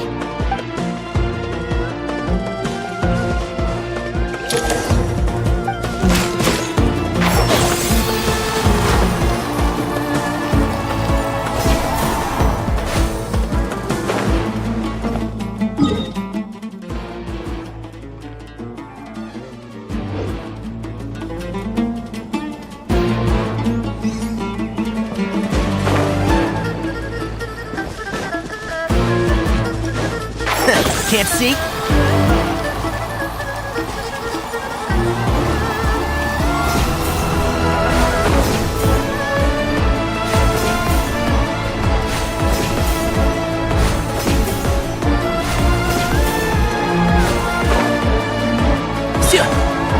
And shroud!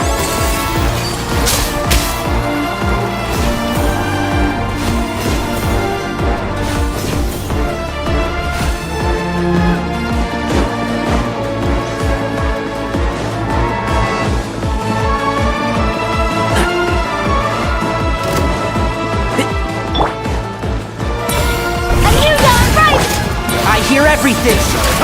One with the force! Behold! Search for it!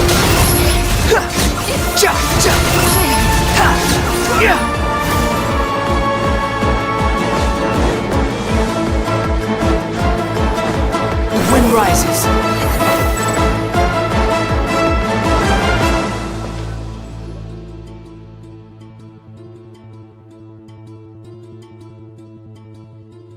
Fatui soldiers up ahead.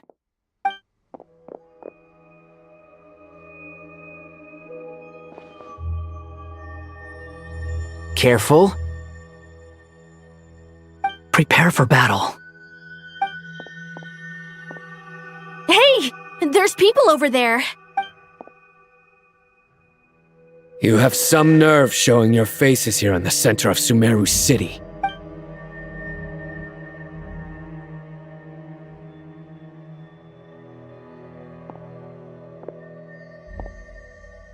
You're right on schedule. Well, this guy sure as heck isn't your average Fatui sergeant. They've stationed quite a few people nearby. It definitely looks like they were waiting for us. But something feels off.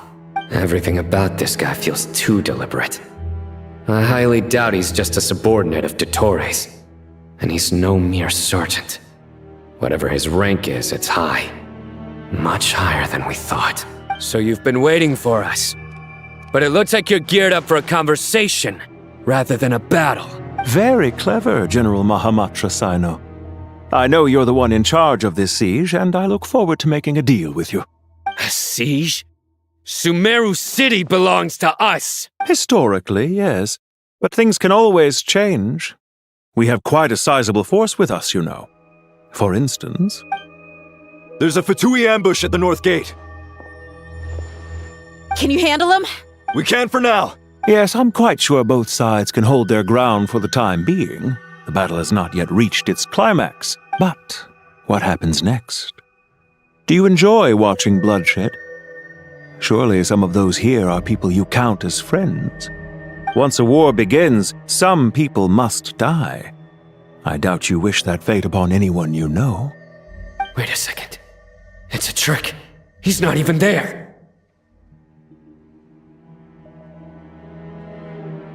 Silence! He disappeared. What was that? A ghost? Curses! He was never there to begin with. That was just a shadow projected there to lure us in. Enough talk. Attack! I apologize for being unable to accompany you at this crucial moment, but I am compelled to leave for reasons beyond my control. Please excuse me. Sumeru's General Mahamatra is quite ruthless. It's a good thing I wasn't there in person. Your illusion held them up for a time just fine. But now that they have seen through it, they will realize you were just a decoy. Decoy or not, what matters now is that they will be heading your way imminently. Not imminently. They are already here.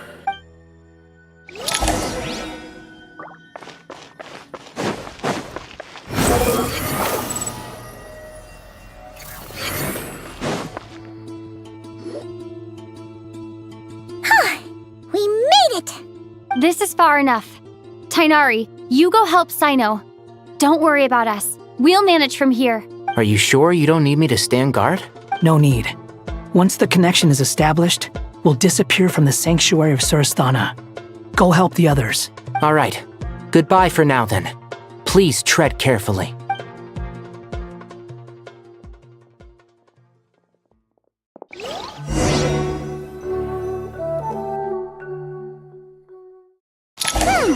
Now where's the interface Nahida mentioned?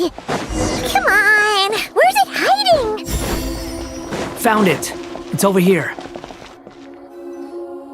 We can connect to the inside of Irminsul through the Sanctuary of Surasthana's built-in security system. You should be pretty familiar with the process. Is it the same route as last time? For the most part. We don't need to adjust any of the parameters. Then I should be fine. And Paimon? Once you're both ready, we'll set off. Wait! The stakes are way higher this time, right? Maybe Paimon should stay outside and help the others. Then, you can focus on the fight without having to worry about Paimon! Huh? Why are you staring at me like that? It's nothing. I just suddenly realized how much you've grown. Hey, you've grown quite a lot yourself. Don't you two start getting into it again.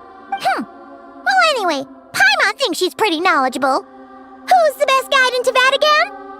And don't forget, Paimon's a college student now. If we say Alhatham's not a weirdo, it's hard to explain how he came up with the idea of you applying to the academia. But for all that he counts, you're doing surprisingly well in your studies. Just goes to show how important it is to have someone supporting you. And Paimon's not the only one. Let's not forget that you only became a student because of Nahida's personal recommendation. That's fair. I have learned a lot in Sumeru. Oh yeah. Did you ever come up with that ugly nickname you promised me? What? No way! We're friends now! Paimon gave up on giving you one ages ago. Anyway, isn't Hat Guy enough of a nickname for you? Fine. Suit yourself. We need to go. Paimon, if you're staying, look after yourself. Will do. Paimon's gonna link up with Tainari and Sino.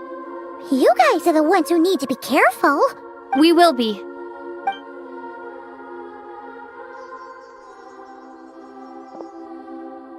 Initiating connection.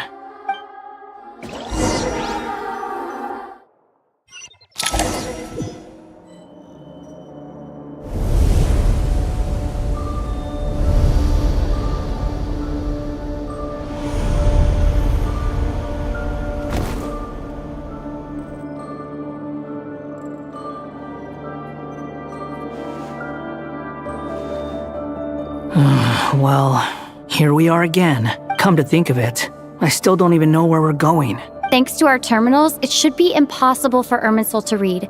I can... Don't tell me. Only you need to know. That way, whatever happens to me next, it won't affect your progress. Listen to me. Your safety is just as important as mine. Don't even think about sacrificing yourself for the greater good. We came here together, and we're leaving together. All right, if you insist. I won't argue with you.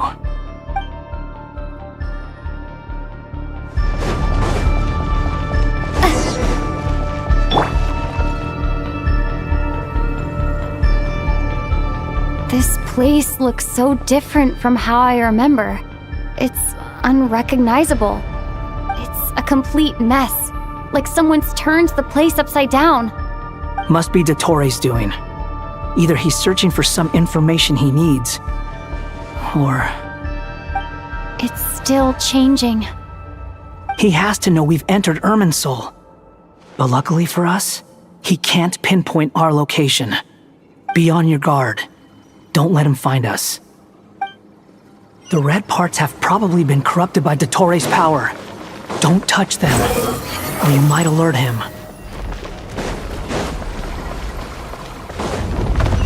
He's looking for us. Tread carefully. That wall could be a problem. Fortunately, it looks breakable. Give it a shot.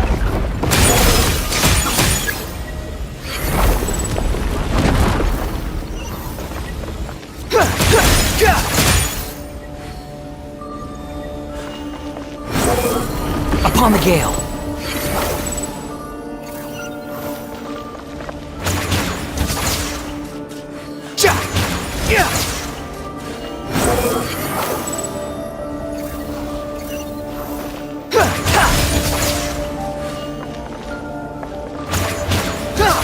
Squall and Fury.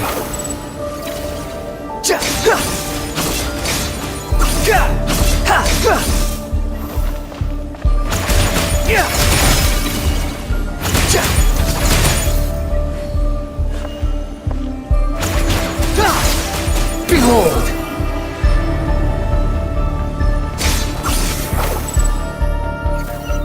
The same old trick again?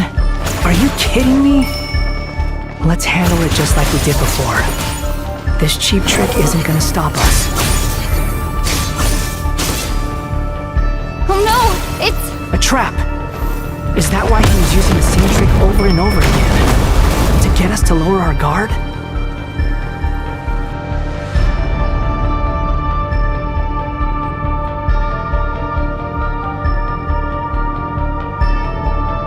I'm trapped!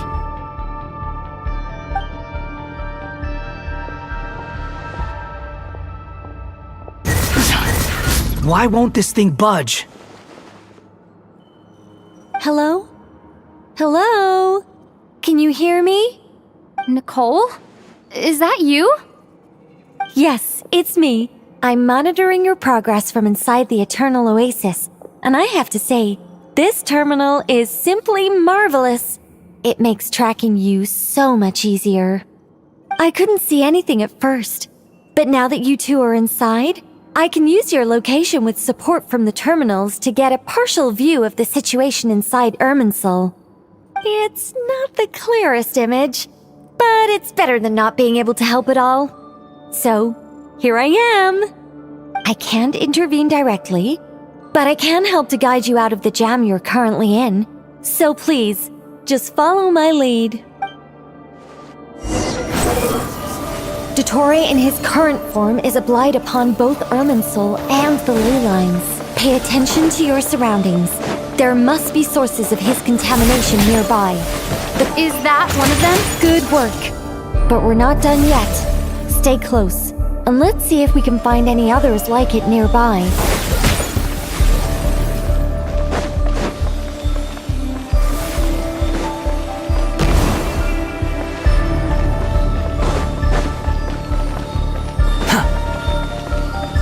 Quit following me.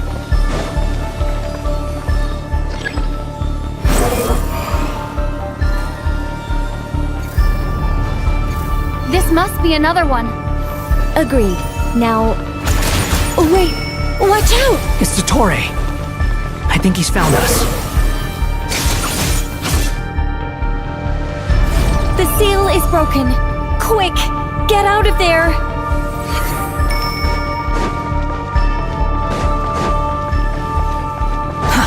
Too slow. And where exactly do you think you can run to? Wait! What is that? Pursuers! That's gotta be it! Run! Don't let that thing touch you! Dodge that attack!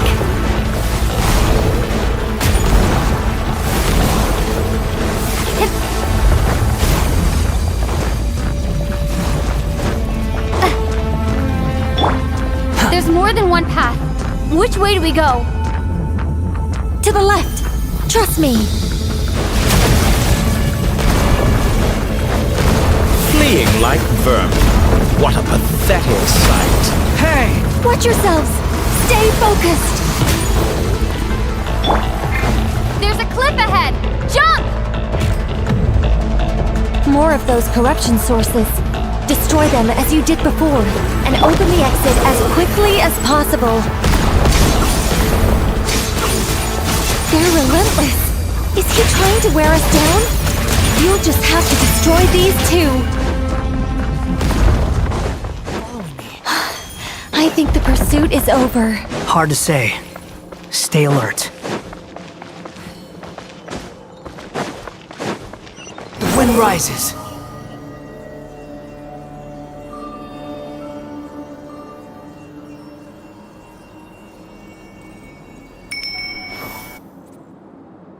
Whew. I think we've made it to relative safety. Whew, goodness. That was tough. You doing okay? I'll be fine. Don't worry. Take a short rest, and then... Nicole? Nicole! The connection's been cut. But that means... Look at you supporting one another. How very touching.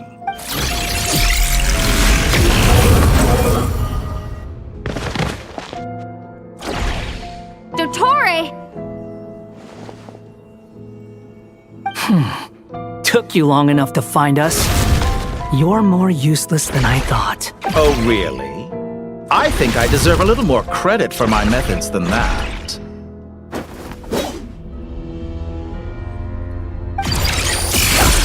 Rather than hunting you down, I chose to let you roam free. I indulged your presumption that I was unable to track your movements, played along with your clever little plan. Fleeing is for animals, but I rather enjoy watching you flee. Some things lose the will to run altogether as soon as you put them in a cage. If that's true, then why did you come looking for us? Because I wanted to observe you up close, of course. Don't misunderstand me, I'm not here for a fight. Is it so unusual that I wish to greet my old acquaintances in person?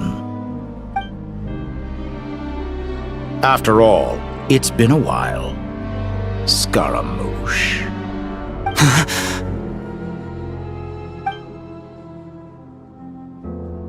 Why are you so afraid? I have done nothing unprecedented in discovering the truth. Nor did I go to any great lengths to uncover your story. You made a bold series of moves in deciding to erase yourself, and with the power of this great chronicling device called Irmin's Soul, you were able to achieve something quite remarkable. Once most people form an opinion about someone, it tends to imprison their mind. Yet you managed to erase every trace of your existence. A novel take on death indeed. However, this meant that you stood out to me all the more when I saw you in Nodcry. I didn't even have to go looking for you. Just the sight of you was enough for me to intuit the truth. For someone in my position, connecting the dots was a trivial affair. It would have been more surprising if I hadn't managed to piece it together. You seem very pleased with yourself for figuring it out. I'm sure you'd even be more delighted to learn the full extent of your crimes. That would hardly be necessary. Besides, isn't there something that concerns you more right now? Something that fills you with dread? Let me put your mind at ease. I have no intention whatsoever of restoring any of the records you deleted. For one thing, it would be exceptionally difficult. But more to the point, I doubt that the prospect of losing your current life is all that frightening to you. Because in your case, the cruelest twist of fate is that you'll never again have the chance to make up for any of your mistakes. Isn't it? Dottore?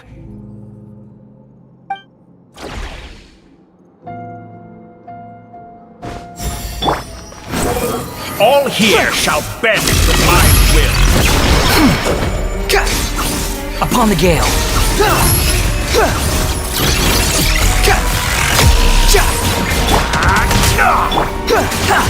Squall and Fury. I'm afraid you'll need to do better than that to take me down. I expected you to have grown stronger. Ah, how foolish of me. I forgot that you lack any means to increase your power. You will pay for everything you've done. Oh, will I now?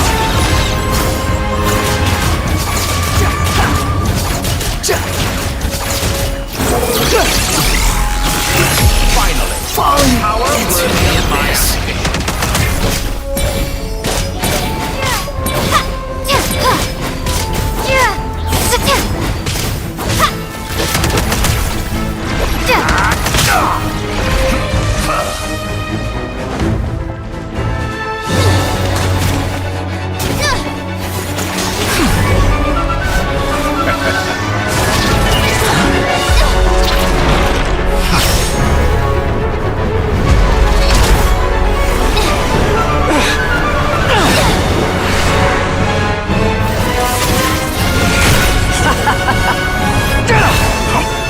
Does the prospect of death amuse you? I could ask you the same question! I'll distract Ettore. You focus on the mission. Got it.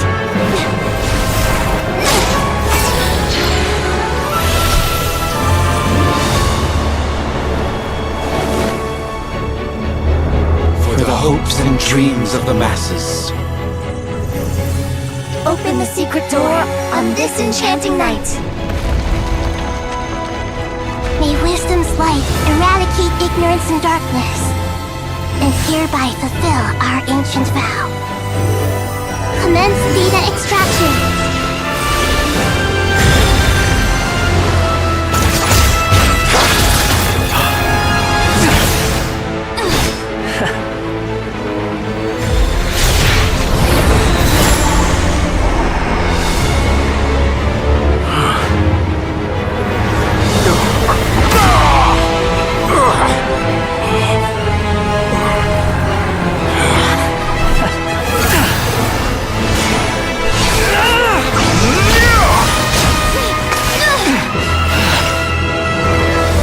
Cling to outdated ideals and stand in the way of progress. You will pay for interfering with the grandest experiment of all time.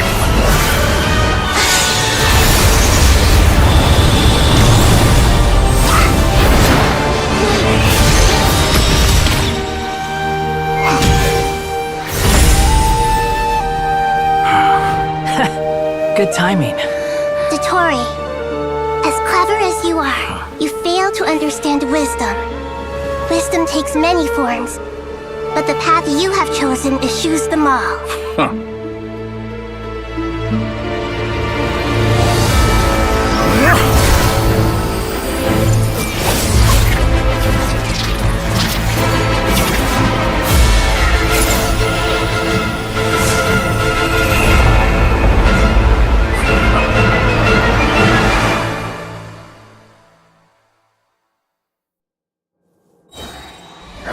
My strength is fading!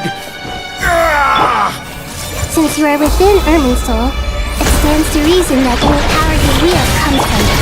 You're extracting the information from Irminsul just to strip me of my power. I will find his weakness.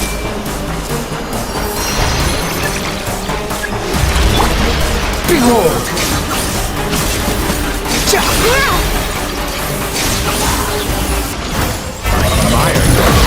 Produce a new variant, but it's nowhere near enough! Squall and Fury! A petty trick!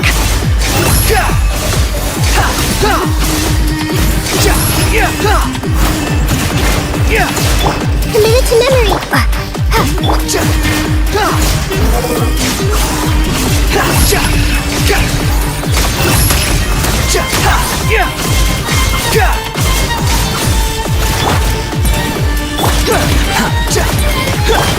This may hurt a little. Burn Make all yourselves at home. before you!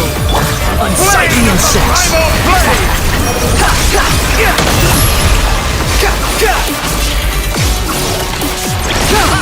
You won't just... You're so close!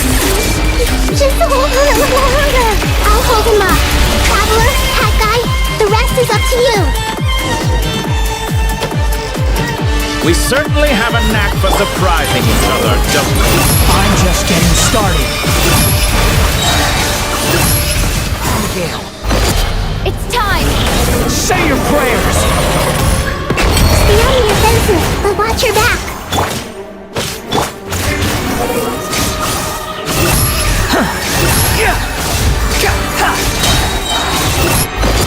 It's time! Say your prayers!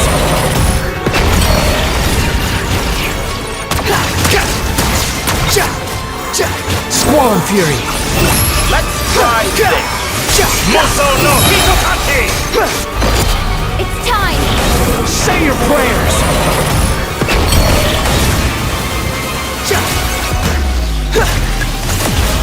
Scorch and burn! Too slow. The wind rises. Search for it. Burn all before you! Flame of the Bible flame! It's time! Say your prayers! Time to attack!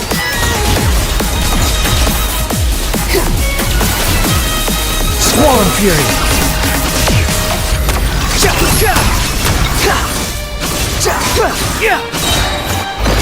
It's time! Say your prayers!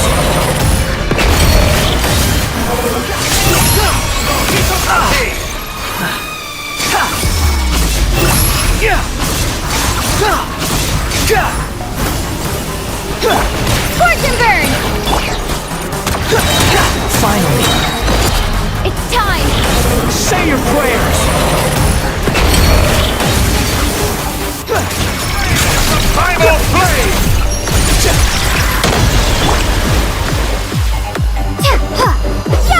Behold!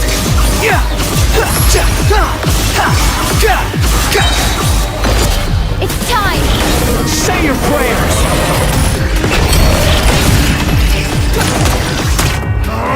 That's enough!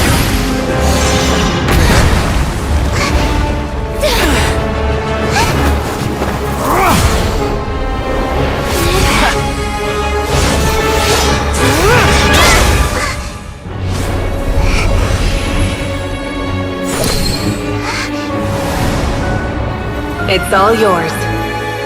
Do with it as you see fit.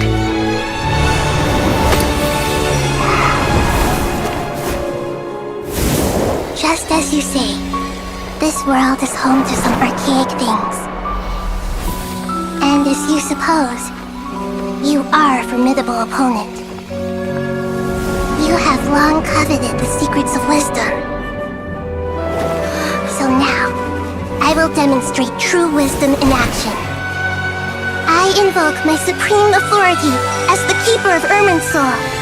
Command me or condemn me. But give your verdict now!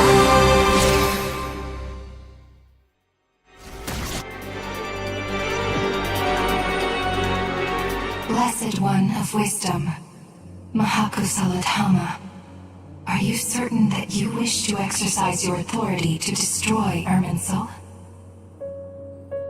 It represents both your roots and your finest accomplishments. You truly intend to abandon the very thing you have always fought for? This is my decision. Irminsul has been corrupted beyond redemption. Irminsul is the original tree of Tevat. It is the means by which the heavenly principles maintains fate itself. The 7 Archons should honor and revere it, for their authority was bestowed upon them by the heavenly principles.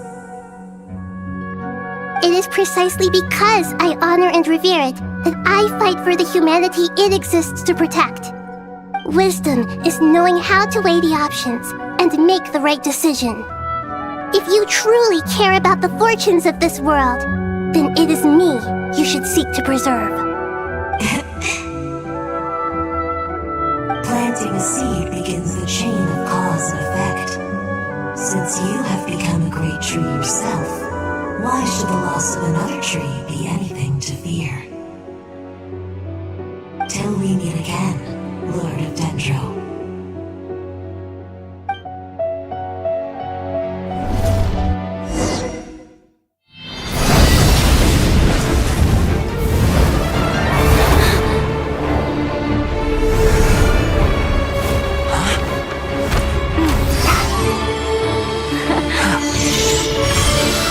The first flame. The pure, cleansing fire.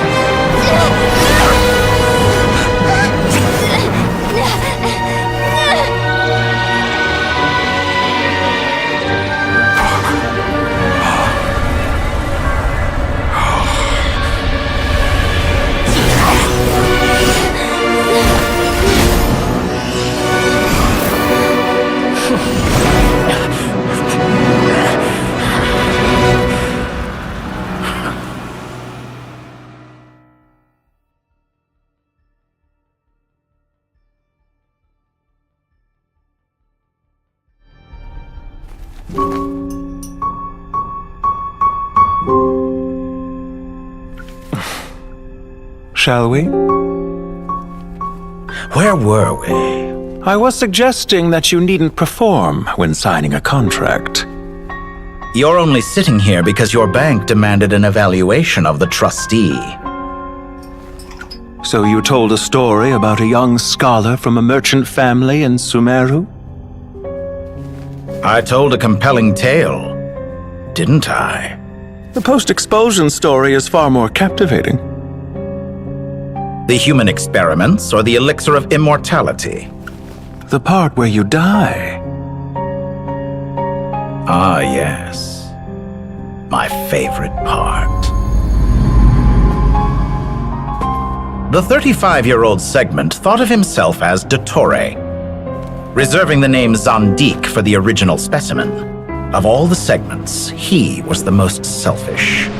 After his expulsion, Dottore searched for a new direction. He joined the Fatui, studied Elazar in great depth, secured resources. He was rather fortunate in his career. Zandik turned to Conrian technology and successfully created his segments. But this was not immortality. Even with backup segments, his body would still age. Still, thanks to Snezhnaya, Zandik found the ideal base for his experiments.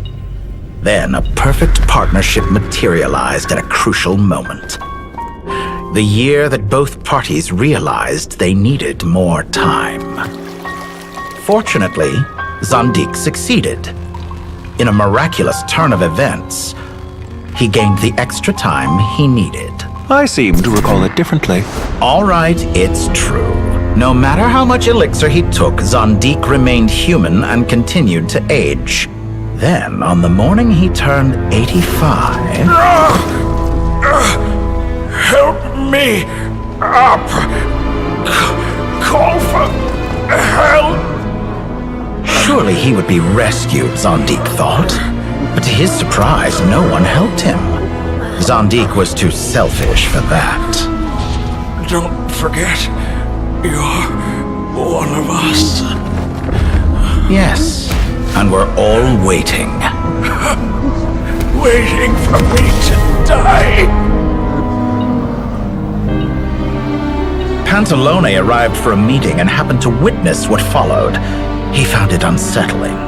I never said that. But the Zandiks were unfazed. It was a rare opportunity for self-dissection.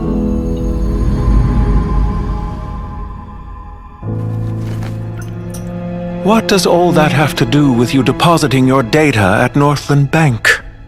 It has made me cherish my time in this world all the more. Fair enough. So you do have a sense of self-preservation.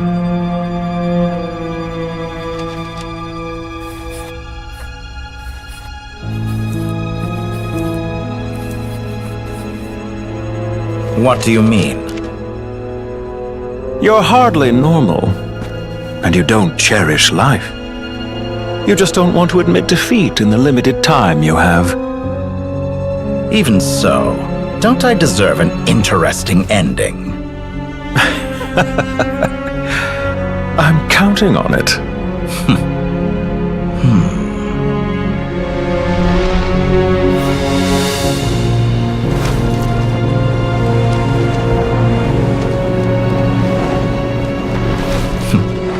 If nothing else, I expect my funeral will be a grand affair indeed.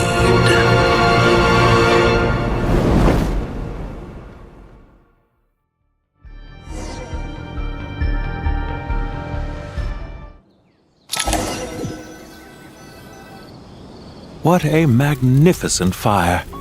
In Snezhnaya, we light fires to ward off the cold. Fire, it seems, is antithetical to ideas such as cold, frozen, and unchanging. Perhaps it has always been that way. From the beginning, fire has been used to drive away wild beasts and warm the body and mind. You could say it's a form of treatment. One that cures the human heart of mortal fear. Mortal fear? Something you haven't been acquainted with in a long time, by the sounds of it.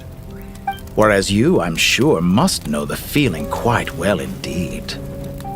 I remember when we first discussed the elixir of immortality, you claimed that extending your lifespan was about buying more time. But was that really the truth? You fear the prospect of dying a wretched end in this world, don't you? Of course I do. I'm only human, after all. And while you may have forgotten it, you cannot deny that you too were once human, Dottore. I do not believe that there is no such fear in your heart. Perhaps you are right. But I abandoned it long ago and devoted myself to my experiments. I have felt no fear since. From the very beginning, I never thought you could win this game. But still you came, contract in hand, to honor our agreement. Because I am a reputable partner. And as we have discussed, experiments are about more than results alone. The process is equally important. I have come here and completed my creation, and I do not regret my decision. I'm afraid your journey ends here. After I die, there will be no one to make the elixir of immortality, and your remaining stock will only last a few more years. How then will you prove that you didn't perish in this incident alongside everyone else? When I feel optimistic about market environments, I never forcibly adjust them. They have their own direction. And I myself am one such environment. I have been quite particular about many things in my life. But where the manner of my death is concerned, I choose not to be. You make yourself sound so magnanimous. Oh, but I am. And I hope you will be too. It may have been a long time since anyone told you this, Dottore, but I recognize that you are a truly rare talent. Ha! I can see it. The experiment in blasphemy that I've been performing all this time. It has been a long process, and I do not care about the results as much as people might imagine. If the very goal of your experiment was to explore infinite possibilities, then there was never any reason for it to end. Indeed. Yet now, the experiment has officially drawn to a close. What should I call you? Zandik? Or do you prefer Dottore? Suit yourself. Goodbye, Feofan. This time, that's what it truly is. And don't I know it? Goodbye, Zandik.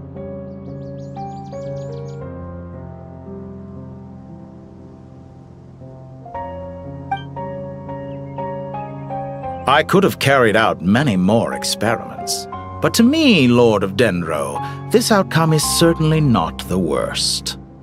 I believe you. But unfortunately, this is where it all ends for you. This experiment does not belong to you, nor do any of the results.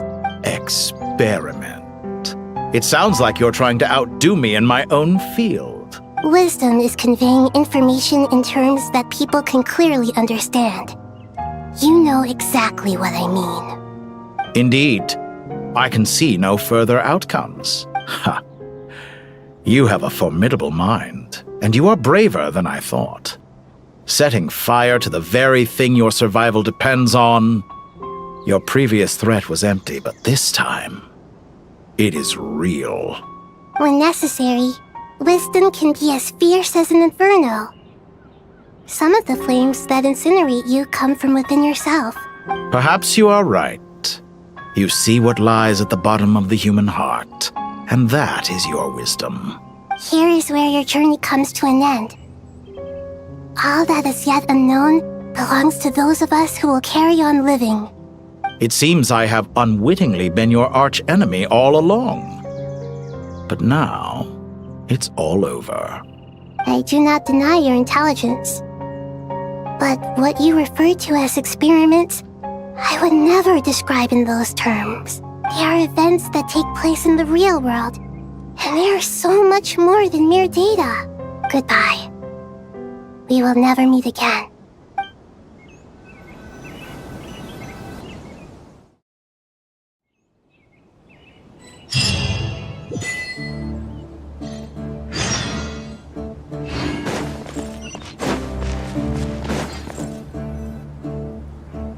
Well, that's the last of them. Everyone on the list is already back where they should be. It was a long, hard road, but we finally finished escorting everyone back. I just pray that we'll never need to leave again. I hope we can stay here forever in this peaceful paradise of our own choosing. Paradise. In the annals of the Temple of Silence, that word carries great significance. It represents the hopes and desires of the gods. Their longing for a place to rest. I wouldn't think gods need such a place. People always think they're the only ones who can lose their homes. They forget that gods too need a place to reside. As the Goat King once said, "A god without his people shall cease to exist." Gods need their believers every bit as much as their believers need them. Only we can truly understand how much the desert faith has faded over the centuries. But we still talk about the gods as though they're part of our lives.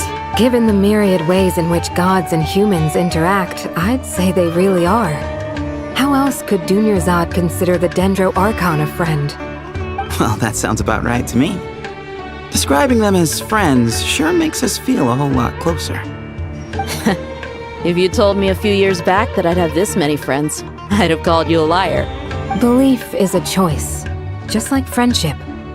We've made our choices through battle. The right ones, wouldn't you say?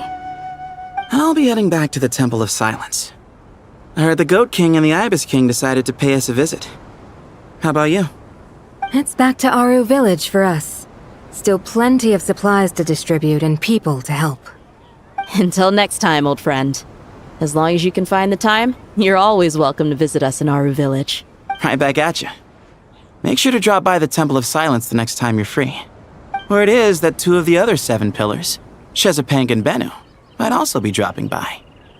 Since you're wearing the symbols of their power, it'd only be fitting if you came to see them for yourselves. Dropping by? That makes it sound like they're visiting a neighbor's home. Well, the temple was founded by Hermanubis, so I guess to them, that's exactly what it is. Guess that's true. All right. We'll make sure to find time to stop by. Stay safe on your journey home. I will.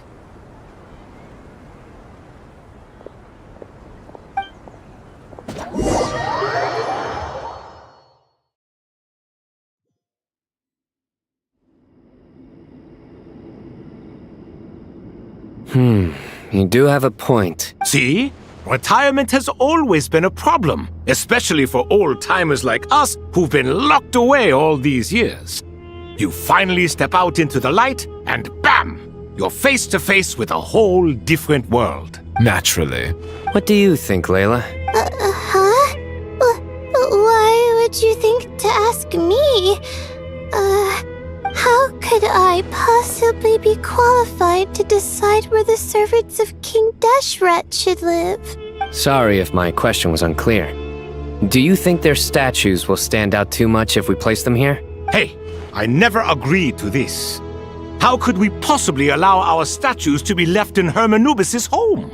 That would be like breaking into someone's house, then pretending it belonged to you in the first place. Different beliefs can coexist. We still need to respect one another. By which you mean, you two plan to stay at the Temple of Silence, for a while at least, but you have no intention of relocating your statues here. So, you see this as sort of a family visit? Is that correct? Family. You could say that. In a sense, Hermanubis would view this as his home. Just look at this place. Magnificent, is it not?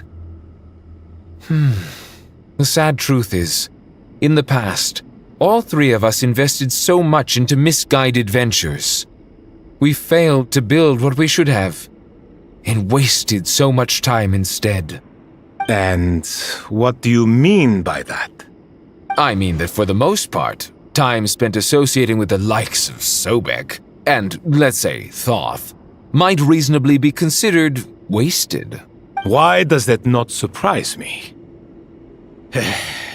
Go on. Anyway, given how much time we'll all be spending together, I'd say that the bonds we built will end up proving to have been a sound investment. Once Sethos, the current leader of the Temple of Silence, returns, you can discuss the matter of staying here with him. But judging by the expressions of everyone here, I imagine you'll receive a very warm welcome. This sacred ground houses untold knowledge, after all. What better place for the servants of King Deshret to appear in the mortal world? How about we share a meal together first? I imagine it's been many years since you last tasted fresh food. Oh, that sounds wonderful! After so many hundreds of years, I can only surmise that desert cuisine has become a lot more varied. Are we having a get-together? If you'd like, I can help prepare some food. After all, Lord Thoth, you helped me so much in the desert, and I still haven't properly thanked you. Oh, my, that would be wonderful. I'm touched that you still remember. How the times have changed! To the people of today, it seems the Ibis King has become a kind and passionate god. And you, Mr. Herreshoff? What kind of god do you wish to be? To be honest, I haven't given it much thought. How about you, Dendro Archon? Do you have any hopes for your future? Me? I'm very happy with my current life. Forgive my bluntness, but you do not seem to derive your authority from majesty and might, like Lord Al-Ahmar. Clearly your approach has its advantages, but also its dangers, don't you think? I do, but projecting a majestic front doesn't really suit me. Besides, my relationship with others isn't simply one of a god and her people. Not putting on airs might earn you more adoration. Exactly. Besides, I really like parties where everyone brings their own food, and we all come together to share. You should join us.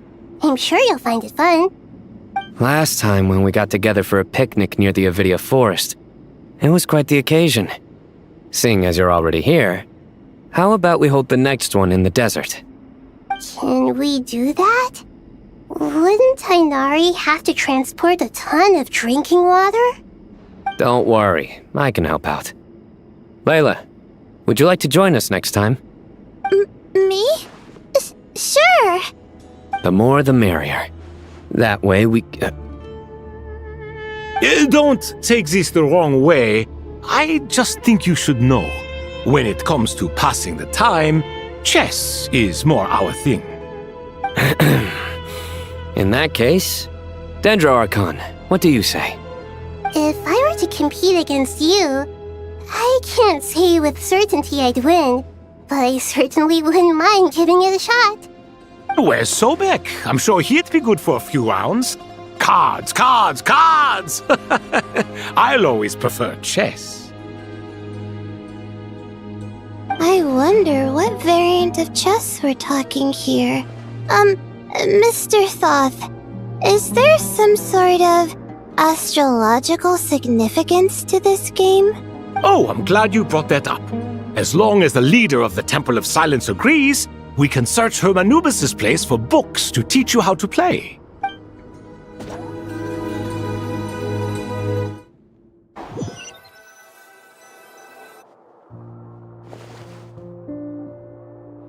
Such devastation visited on Sumeru City.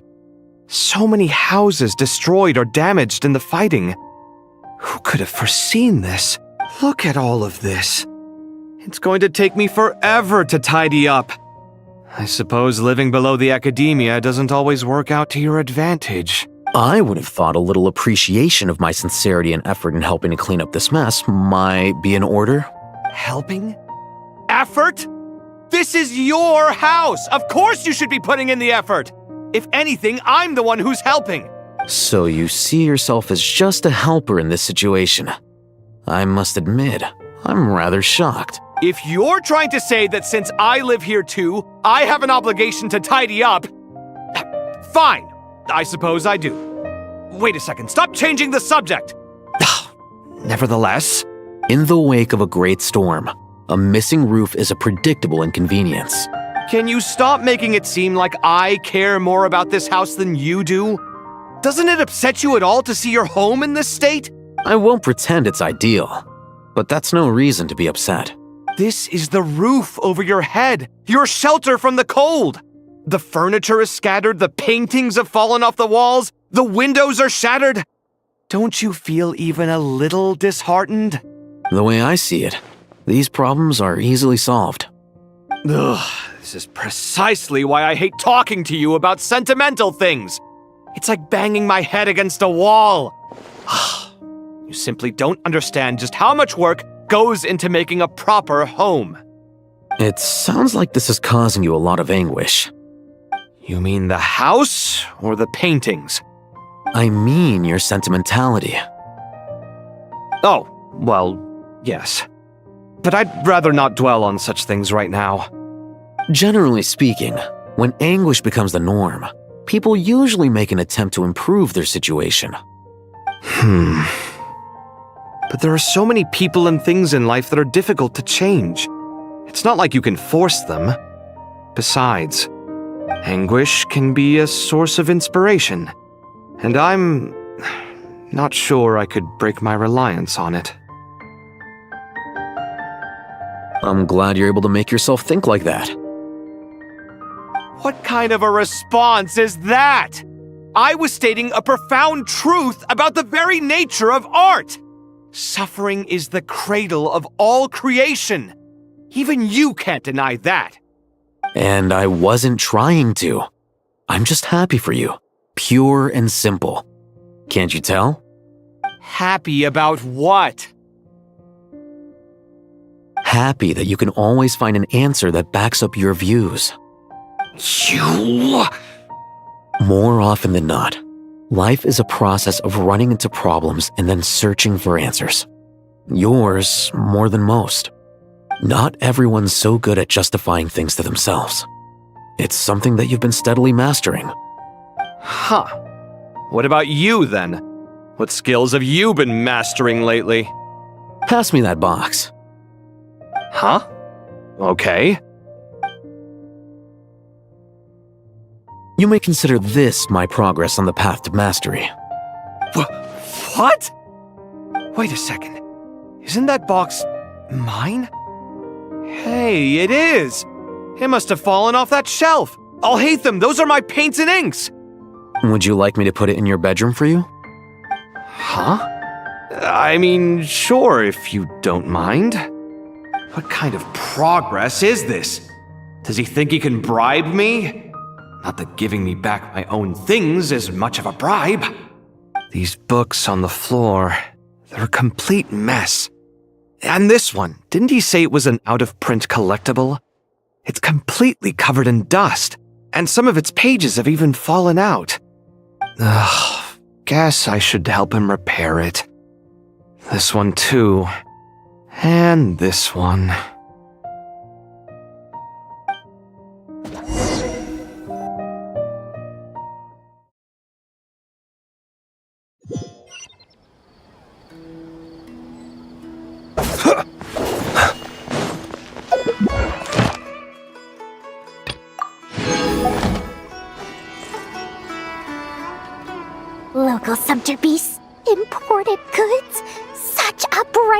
dread. I can picture the Mora just rolling in.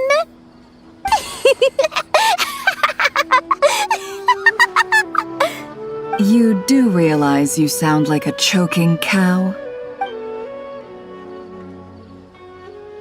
It's called being imposing. Can't you feel it?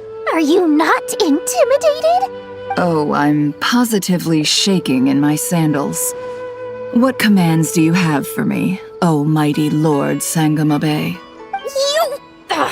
You've got a lot of nerve, Nefer. You went and told Candace and the others everything, didn't you? Seriously, do you have any idea how differently they see me now? Surely that's a good thing. I presume they're more disposed to actually like you now, maybe even view you as a friend. You traded my secret for sympathy! Thanks to you, I've lost every last shred of my mercantile majesty. How am I supposed to make anyone think I'm a big, scary investor now? The dark days of Lord Sangamabe are behind you. Why not take this chance to make a few honest friends? Speaking of friends, since when did the notorious Lady Nefer gain such an admiration for holier-than-thou types?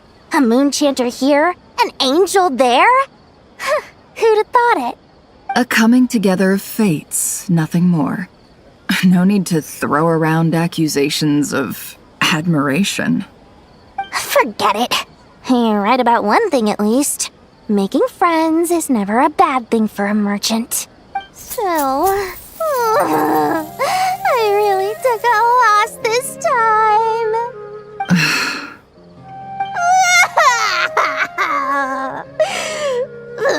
What are you looking at? I'm trying to see if you're really crying or if those are just crocodile tears. A little birdie told me that when Lord Sangamabe makes money, the tears flow from the center of her eyes. But when she loses it, they flow from the corners. Which is it this time? Ugh, you are so annoying. I'm not talking to you anymore.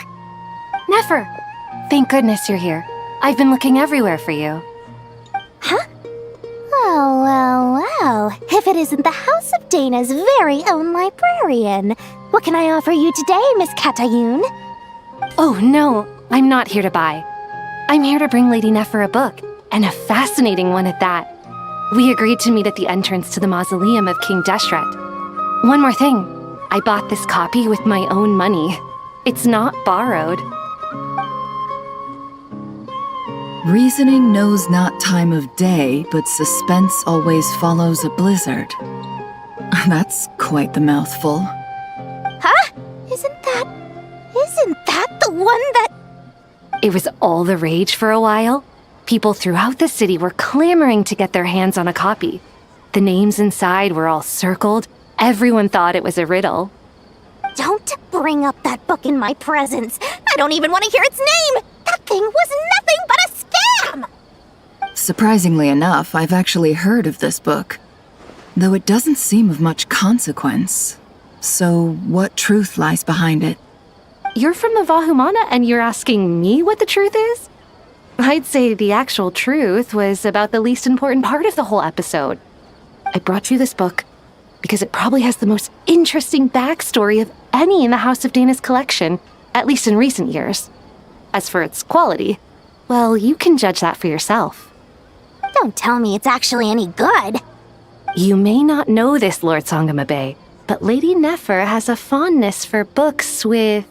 how should I put this? Mixed reviews? No eye for good literature, huh? Perhaps she feels that bad books hide interesting secrets? But I shouldn't put words in her mouth. It's probably fair to say she prefers the conversations that books can spark over the substance of the books themselves. Suits my style as an intel broker, wouldn't you say?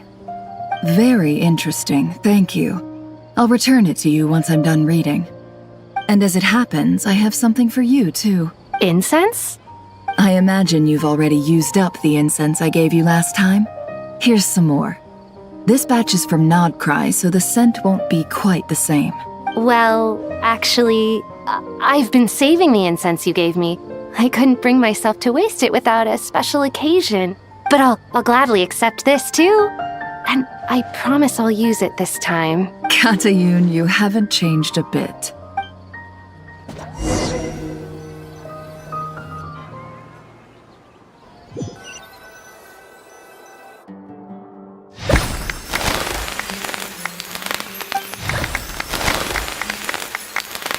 Congratulations, Kale.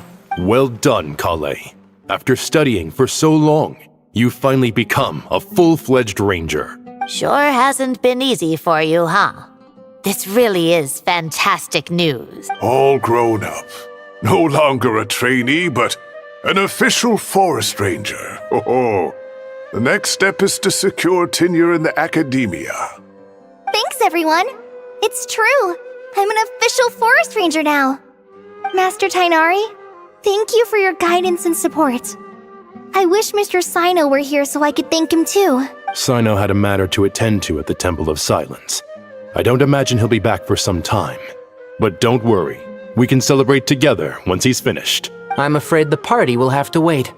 Kale still has some matters to attend to first. Kale? Is everything all right? No, it's not what you think. There's nothing wrong with my health. I just have a few things I need to deal with. I've made plans with the Traveler and Paimon to visit Mondstadt. Master Tainari and Mr. Sino will be accompanying us too. Well, that's a relief. Let's get together when everyone's back. I'm sure you'll be doing even better by then. Of course. I have a feeling you're right.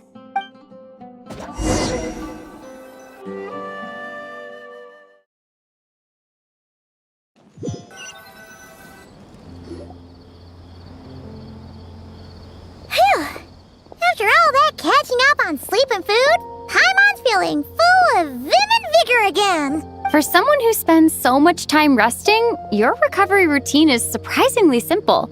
Hey! Paimon's been working her butt off too, you know. She flew all over the city helping everyone out. Don't worry. I saw how hard you worked. Alright, we all know you're the most hardworking person in Tavad. As long as you're rested and full, that's what really matters. Paimon's been looking around the place, and it seems like the city's already on the mend. But Paimon's been wondering how Nahita's doing. We should check in on her.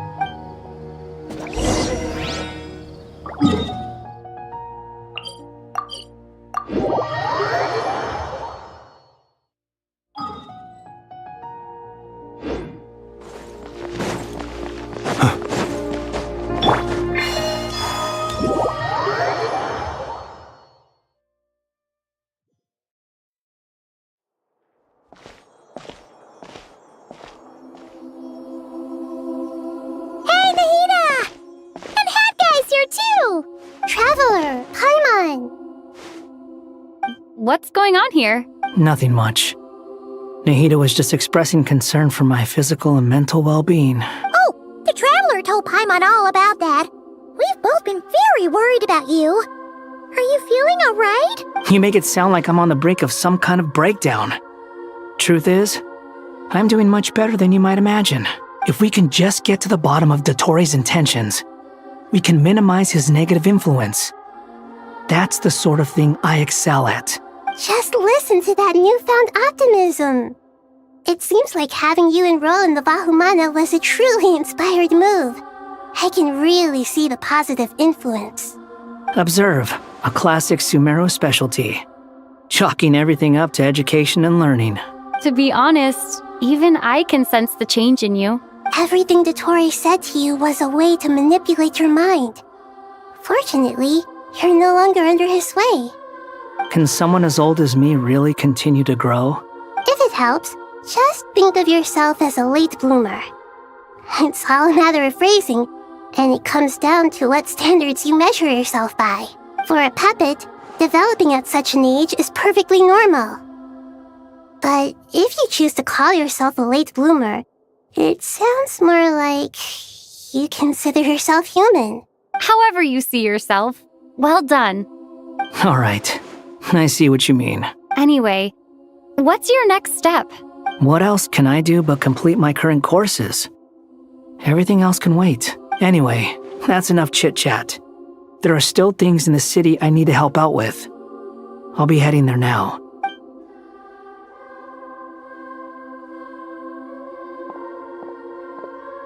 I'm so happy that Hat Guy is doing better than we thought. But what about you, Nahida?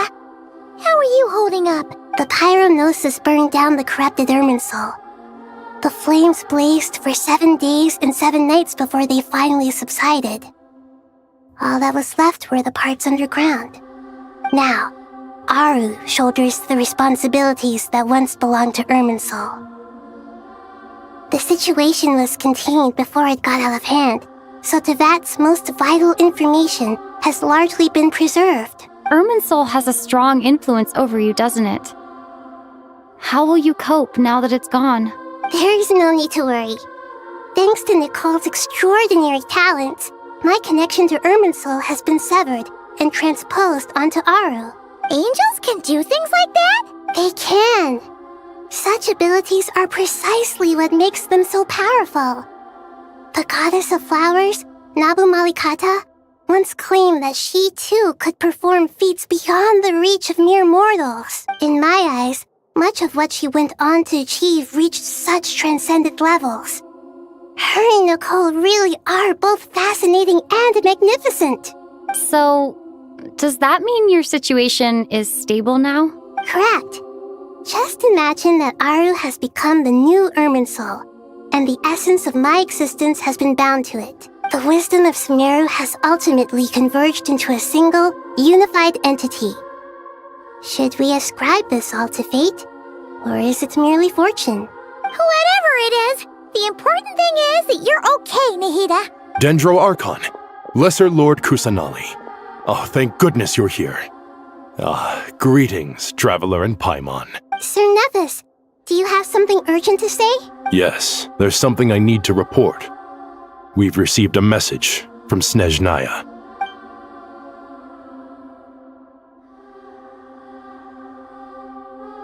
The Fatui Harbinger, the Rooster, sends us his sympathies, along with all the usual pleasantries. His stance is that, following the unrest and Nod Cry, Dottore was subjected to internal censure. This madness was the act of a rogue element, one who cannot be seen to represent the Zapoliarni Palace. No less than can be expected. Snezhnaya paid a heavy price working to stop him. They even lost one of their own harbingers. The letter goes on to say that even so, Snezhnaya cannot claim to be blameless. Apparently, they will deal with Dottore's subordinates in accordance with Snezhnayan law, holding all those involved in his crimes accountable. Additionally, they are supplying relief funds and supplies, which are already en route. They hope this will aid in Sumeru's reconstruction. Sounds like he's got an answer for everything. True, but as diplomatic rhetoric goes, it's highly effective. Completely watertight, both in logic and sentiment. This disaster has had a profound impact on Sumeru. There is much that I will keep in my heart. The matter of Dottore can be seen as settled for now. We are sure to cross paths again in the future, and in that light, Snezhnaya would do well to uphold their responsibilities and keep a tight rein over their actions. With Irminsul burned, the flow of fate now carries many more possibilities. I will be watching carefully. Perhaps we can move on to a less serious matter? Dendro Archon, will you eat with us once this matter is dealt with? Everyone wishes to celebrate together. Your presence would be most welcome. Of course! Junior Zod, Sino, and Hypatia all told me the same thing. If there isn't enough room for everyone, we can arrange back-to-back feasts. What a wonderful idea. That just leaves the question of what we should eat. Not more tomatoes, surely. More? Dendro Archon, what do you mean by more tomatoes? Those good friends of yours are always talking about tomatoes. Sometimes when I'm walking through the city, I can even hear them arguing in the fields. Since you see them so often, you must hear about tomatoes even more than I do. Tomatoes. Tomatoes. The word has a certain magic to it. like the autumn fur of a sumpter beast swirling in the wind, sometimes flying up my nose. Tomatoes. What can we make with tomatoes? Wait, why tomatoes? Take your time, there's no need to rush. The traveler, Paimon, and I still have somewhere we need to visit. You'll have plenty of time to think it over before I return. Does this mean you're going to Natlan? Meeting them there in person. It will require a long journey. I know. But this is necessary. I must go myself. Traveler, Paimon, we'll set off as soon as you're ready. Is that alright? Sure. We'll be ready whenever you are. You'll hear no objections from Paimon. We should grab some snacks along the way, though. It'll be just like going on a long holiday. Wonderful. I'm looking forward to this so much.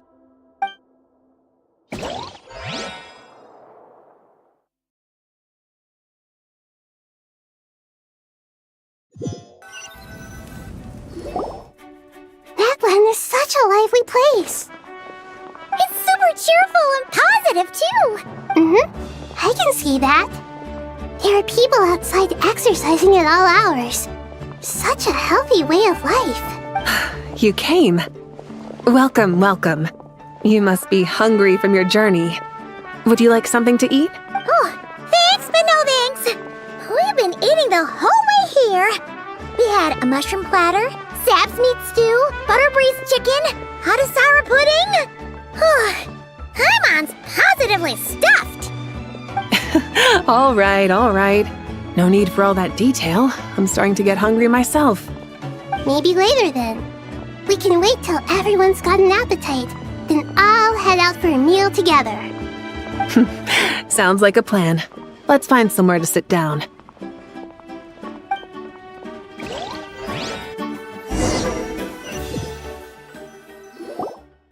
I should tell you, I already have some sense of why you've come. Why's that, Malika? To say thank you. Your senses are spot on. But on top of that, we also feel guilty. Because the pyronosis has vanished? I sensed its loss. Despite scouring through the remnants of Irminsul, we couldn't find any sign of the pyronosis. Not even any trace of it burning to ash. That's certainly unusual. Still, the potential fallout from Irminsul's loss is significant, to say the least. Perhaps the pyronosis's disappearance is simply a knock-on effect of the impact it's had on a certain strand of fate. There's no need to feel guilty. We were clear that this time, there was to be no returning, only giving. Pure and simple.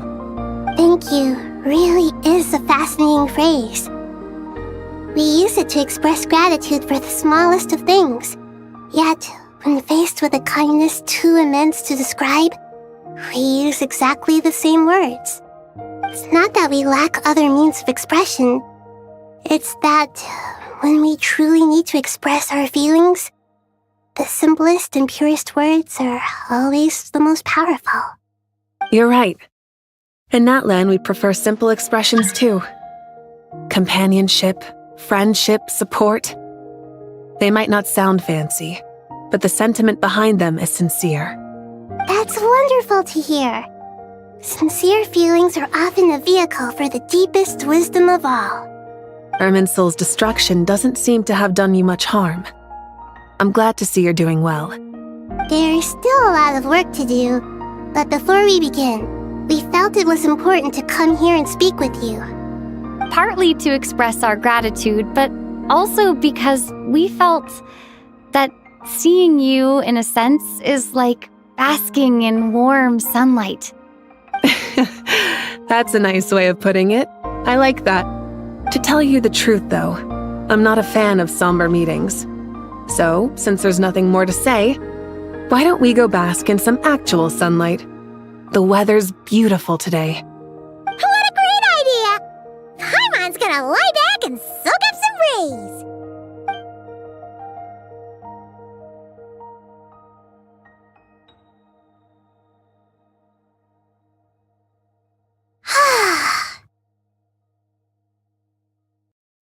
In that case, I think I'll lie down for a bit too before we head to our next stop. And where might that be? Mondstadt. Paimon and I are gonna head back there with Kale and the gang. Long ago, I sensed that the god remains inside Kali had come from the goddess of flowers, but I kept it a secret. Those remains weren't hurting Kali, not as she is now. They simply exist. Besides, I could sense a deep yearning within her. A yearning for an ordinary life. A yearning to hold on to the hard-won happiness she now enjoys. With someone like her, I have a responsibility to keep her secret. She should be ready to face the truth by now. Whenever people meet, there is always the potential to create warmth and kindness. Every child grows up, but even as adults, they are still children in the eyes of certain people. Oh, just like how Paimon sometimes sees Nahida as a little kid. Is that so? Well, anyone who's friends with a kid is probably a kid themselves. Of course! And there's nothing wrong with that. When we get back, we'll actually be hanging out with another of our friends who happens to be a kid. Or more like looking after, in her case. Anyway, we'll always be there to watch out for our friends. Dear Sucrose, when you receive this letter, I'll probably be as busy as always. But busy with wonderful things. That's because I'm no longer a trainee. I'm now an official forest ranger. Impressive, right? Sino said that official rangers sound much tougher than trainees. Though he did say it was already pretty tough to start out with. You probably heard that something big happened in Sumeru recently. Don't worry, it's all been taken care of. We're heading to Mondstadt soon, so if you're free, maybe we could meet up? Plus, it's not just me, a few of us are going. Hey, do you still remember that time we all got together? You know, when we all went to the Windbloom Festival? It'll be just like that.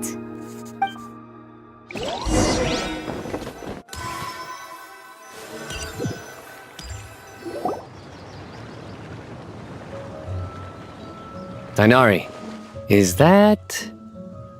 Don't you say it! Is that the great Vayuvyastra? Behold, the great Vayuvyastra, General Mahamatra. How times have changed. I wasn't expecting you to beat me to the punchline. You've changed. You've really upped the aggression in your battle against Sino's jokes. Kale, how did you know what I was going to say? For the love of... Hey! Traveler! Paimon! You're right on time! I hope we haven't kept you waiting. Kale! Sucrose! It's been so long! How have you been? I've been well. Everything's going great. What about you? Are you still busy? Not at the moment. Oh, right! That juicer you gave us works amazing! Farzan loves it. Seriously? That's wonderful. I don't suppose you drew up a detailed test report. Oh, what fruits did you use? How's the texture of the final product? Sucrose, you might want to try asking your questions one at a time. Albedo! Paimon didn't see you there! It's been a while since all of us were together like this. How about we follow the same plan as last time? Good idea, my friend. You never disappoint. So, what are your identities this time? Don't remind him. First things first. Allow me to introduce our very own official Forest Ranger Kale. The rest of us are simply her humble travel companions. This sounds like one of those mushy stories that gets people hooked on some corny, heartwarming premise. Oh, is our story not heartwarming? If I recall correctly, there was even a scene like this in King of Invocations. Besides being heartwarming, our story's also about tough, impressive-sounding job titles. At least that's what I think.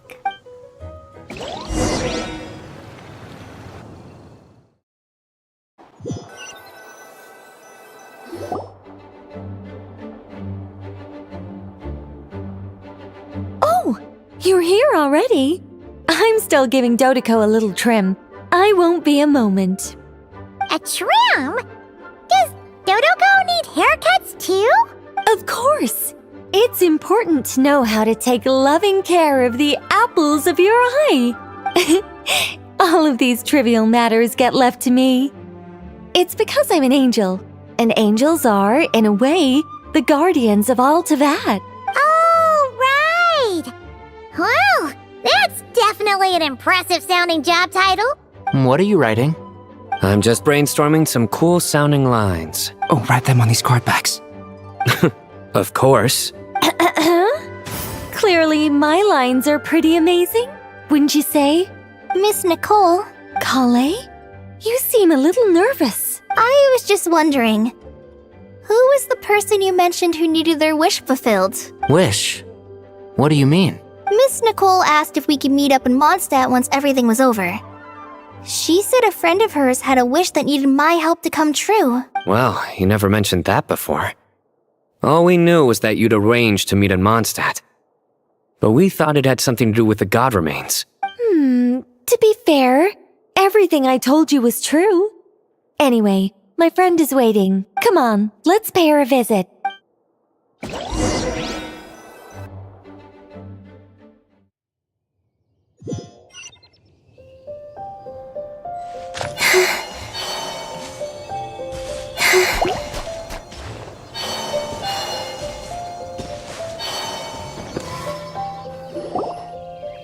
Huh? You're... Surprised? I bet you weren't expecting to meet a woman like me beneath this beautiful tree in a faraway land. An oasis will spring from the place where a djinn resides. That saying falls somewhat flat here in Mondstadt, given that everywhere is already so lush and green. Lilupar, what are you doing here? I made friends with Miss Nicole. I asked her to bring me here and then invite Kale to come. The prologue to this story is that I have a wish. It has stirred within my heart for centuries, millennia even. Originally, it was merely Al-Akhmar's lie, but now it has become reality. Could this be... related to the goddess of flowers? My dear young lady, my mistress left her final trace in this world upon you. I can't tell you how glad I am to see you here. And now I have seen you, and peered into your heart. You have experienced hardships and suffered setbacks. The torment an ordinary person might expect to face has befallen you threefold. This is the source of your resilience. But beneath all this, I have witnessed the seeds of desire. You yearn to return to the simple life you once knew, do you not? I do. I want to throw away everything that isn't mine. But how do you decide what is yours? The scars that others carve into your flesh? The kindness and love they inscribe? Are these things not yours as well? They are. This is something I've talked about with Miss Nicole.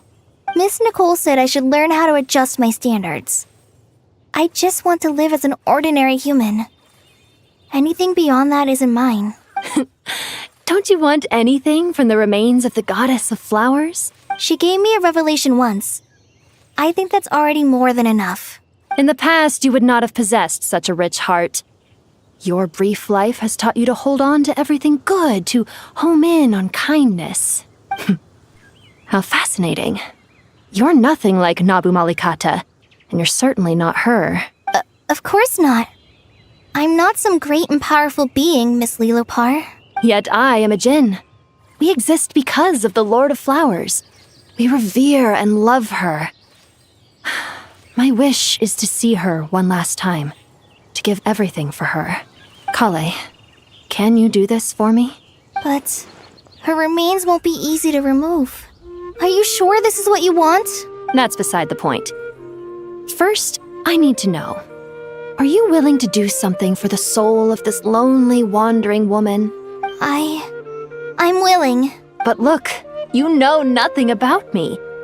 Even if you have heard the stories about me, all you would know is that I was rightly punished for the many evil deeds I committed. So you do know. Your lips are quivering, your eyes trembling, and still you're willing to do something for me. Life has been cruel to you, and yet you've learned to be kind. My dear young lady, to repay your kindness, I too must play my part. Are you sure about this, Lilupar? I yearn to see my mistress. For this moment, the world can burn to ashes, the universe be engulfed in flame. I care about nothing else. And you, Kale, I can give you a gift. You'll become just another ordinary human. But Miss Lilupar, what will happen to you? My wish will be fulfilled, and I can die happy. Why would you wish for that? A long, unending life might seem desirable for one who has never possessed it, yet it brings torment to one who has. My remains are scattered across the yellow sands, but my soul can find no peace. Since you've promised to grant my wish, give me that release. Allow the dying to die, and let the dead rest in peace. You have my thanks. Kale, there's no pressure on you. What she said, it's all true. A wish is a genuine desire, after all. It's as if you want to use the last of your life to give me a better future. Nothing's so selfless. We'll be using our futures to fulfill each other's wishes. This is a noble act, a beautiful and secret transaction between two women. I understand. Miss Lilupar, I'm ready. Close your eyes, Kale. Then open your soul. From there, I will embrace my mistress. The downpour of flowers is your touch. Like returning to the very beginning. Like surrendering to your grace, my mistress. People say that devotion is beautiful, yet filled with pain. How foolish of them. For me, devotion is beautiful, pure and painless. Devotion is my love. Thank you.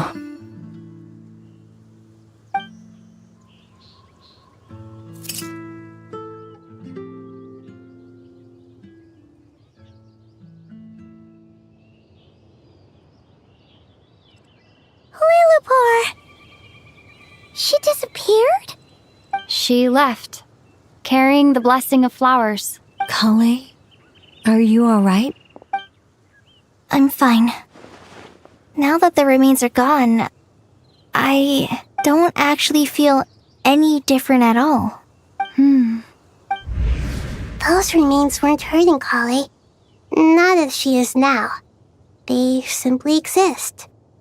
Besides, I could sense a deep yearning within her. Kale must have already received what she was yearning for. I'm doing fine. I feel relaxed.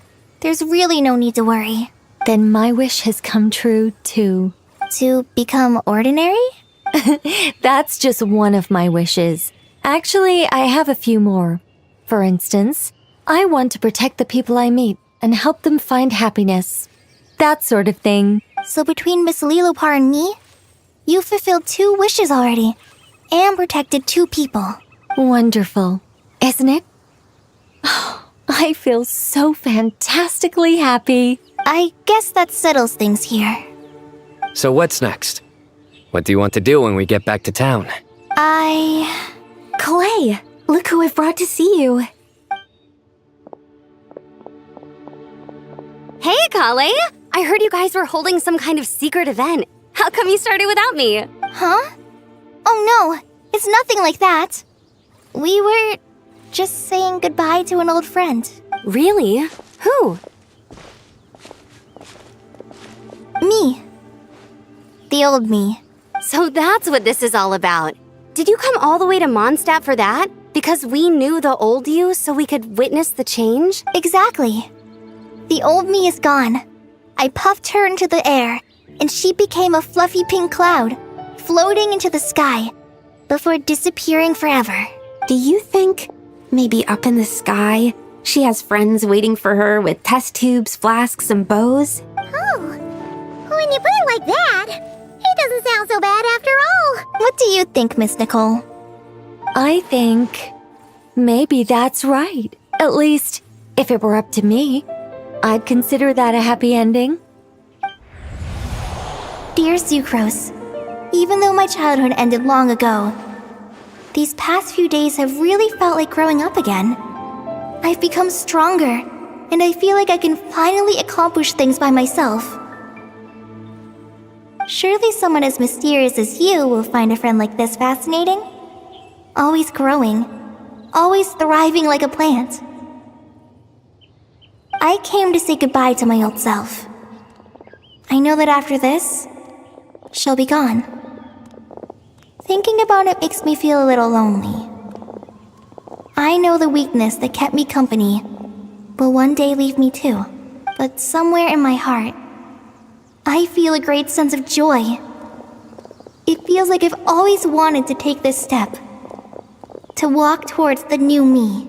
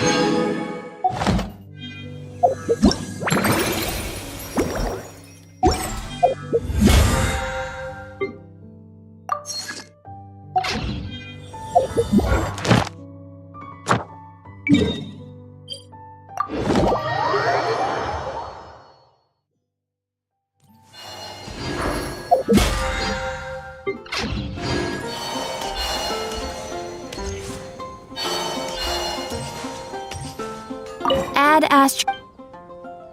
Thank you for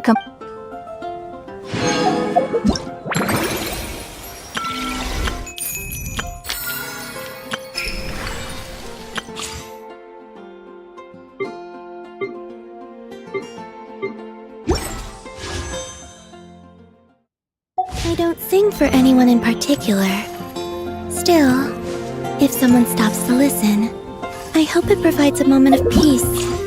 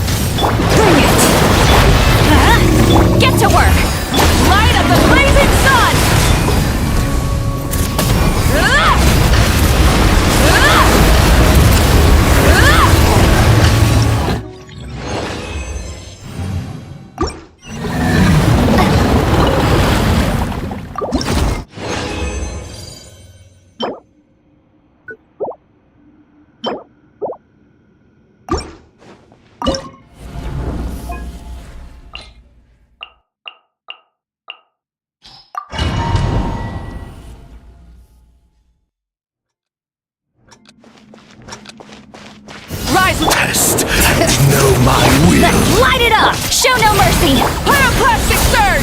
Judgment! Incinerate!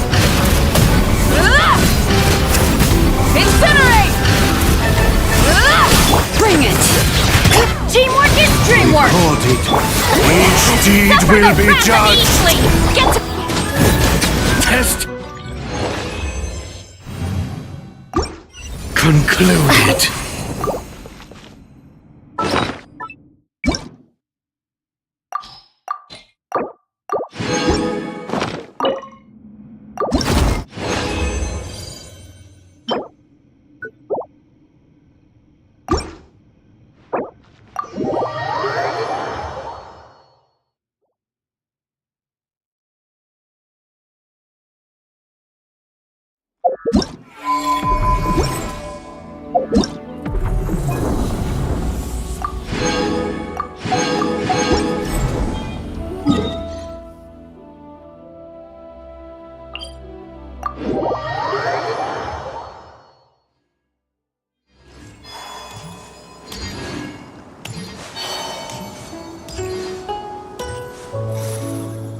A new